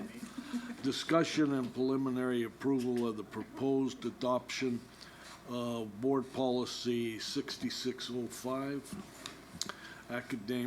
academics, curriculum, and content standards for possible action. Is our action final approval? Preliminary. Okay. It says right there. Yeah, I see that right there. Yeah. Hang in. 15 minutes, you guys will be done. Hang in. Ready? Okay, go. Good evening, President, Mayor, Trustees, Superintendent Davis. Good evening. Yes. You're very welcome. This policy was actually created this year. It's gone before the policy committee twice. The first iteration received revision, approved on the second meeting with the policy committee without any further revisions. Therefore, it comes to you today for preliminary approval. Okay. Any questions, comments, motion? Well, I was there, so that's a policy. So was I. And as was I. I move that the Board of Trustees provided preliminary approval to the adoption of Board Policy 6605, Academics, Curriculum, and Content Standards, and initiates the 15-day public review period. Second. It's been moved and seconded. All in favor signify by saying aye. Aye. Opposed? Carried unanimously. Thank you. Let the record show. Next is 613, discussion and preliminary approval of the proposed adoption of Board Policy 5100, student behavior, formally entitled Board Policy 5039, student discipline, for possible action. Okay, thank you. President Mayer, Superintendent Davis, members of the board. For the record, Mike Dorian, Executive Director of Options. We brought this policy to the policy committee last week, presented it with Jeff Freeman and myself. Based on recommendations from the policy committee, we altered the language in the purpose to include climate and culture, mutual respect, and the importance of building relationships in this work. As we discussed last week, we've done significant work with behavior in the district and have gotten some very impressive results in this area. This policy reflects the work that we're doing and the direction where we're going as a district. Much more of a positive approach, problem-solving approach, trying to work with students and families to understand the issues and provide support. So we're here today for preliminary approval. Any questions, comments? Thank you for working on those changes. Makes it a better policy. I'm ready for a motion. Okay. I move that the Board of Trustees provides preliminary approval to the adoption of Board Policy 5100, Student Behavior, and initiates a 15-day public review period. Second? It's been moved and seconded. All in favor signify by saying aye. Aye. Opposed? Carried unanimously. All right. 6:14, transportation. Discussion and preliminary approval of the proposed revision of Board Policy 7500, transportation of students, formerly Board Policy 7545 for possible action. Mr. Martin. Superintendent Davis, I know I was going to say Superintendent Mayer just like earlier, so it's a long day. Okay. It is. President Mayer, Superintendent Davis, and esteemed board members, I'm here to present the board policy for preliminary approval. We brought it before the board policy committee last week. We had one adjustment per Trustee McClory, which we took care of that, and the section she had alluded to. And so we just bring it to your presentation for approval at this time.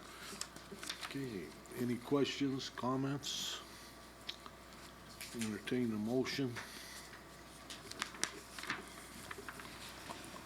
I move that the Board of Trustees provides preliminary approval to the proposed revision of Board Policy 7500, Transportation of Students, and initiates a 15-day public review period.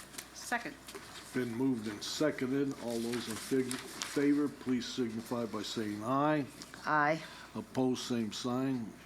Carries unanimously.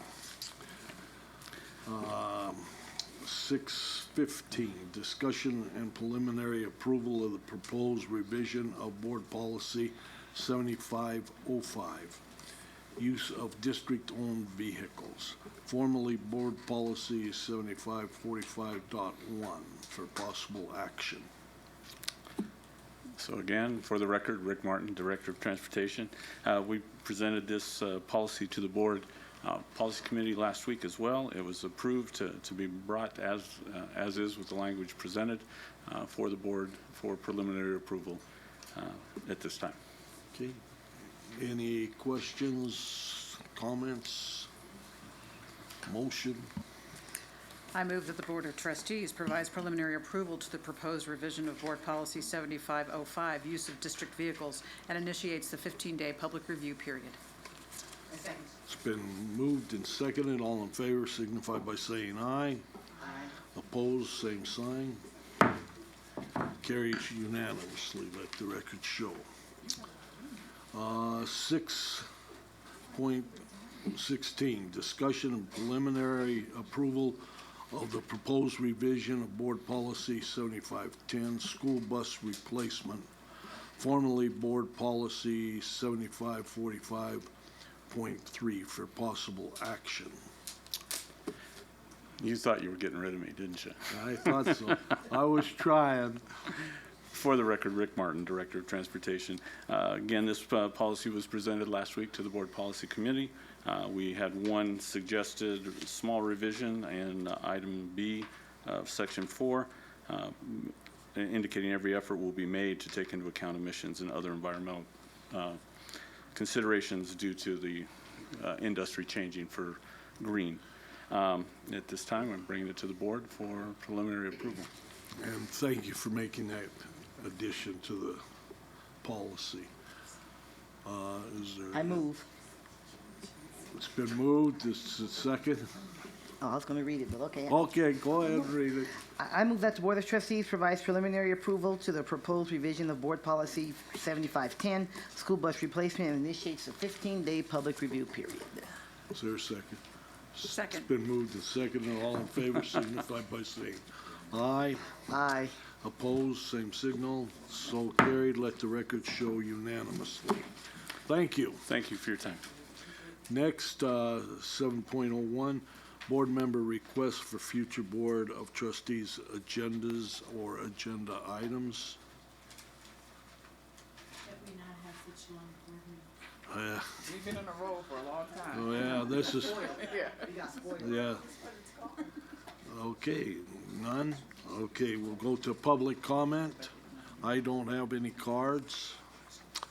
Seeing none, the next meeting will be September 8th, 2015 at 5 p.m. at Incline School, Incline Village, Nevada.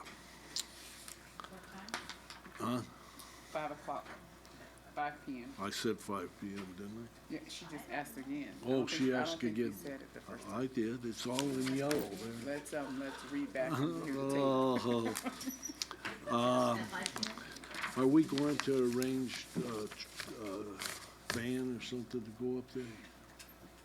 Whatever the trustees, President Mayor, whatever you would like us to arrange for you, we can get that done. And this is an opportunity where it says, is there any board request? Well, somebody asked me about it. So you want transportation? I'm going to visit the school. I'll go up early, so. We got a volunteer. The van. Okay. This meeting is adjourned.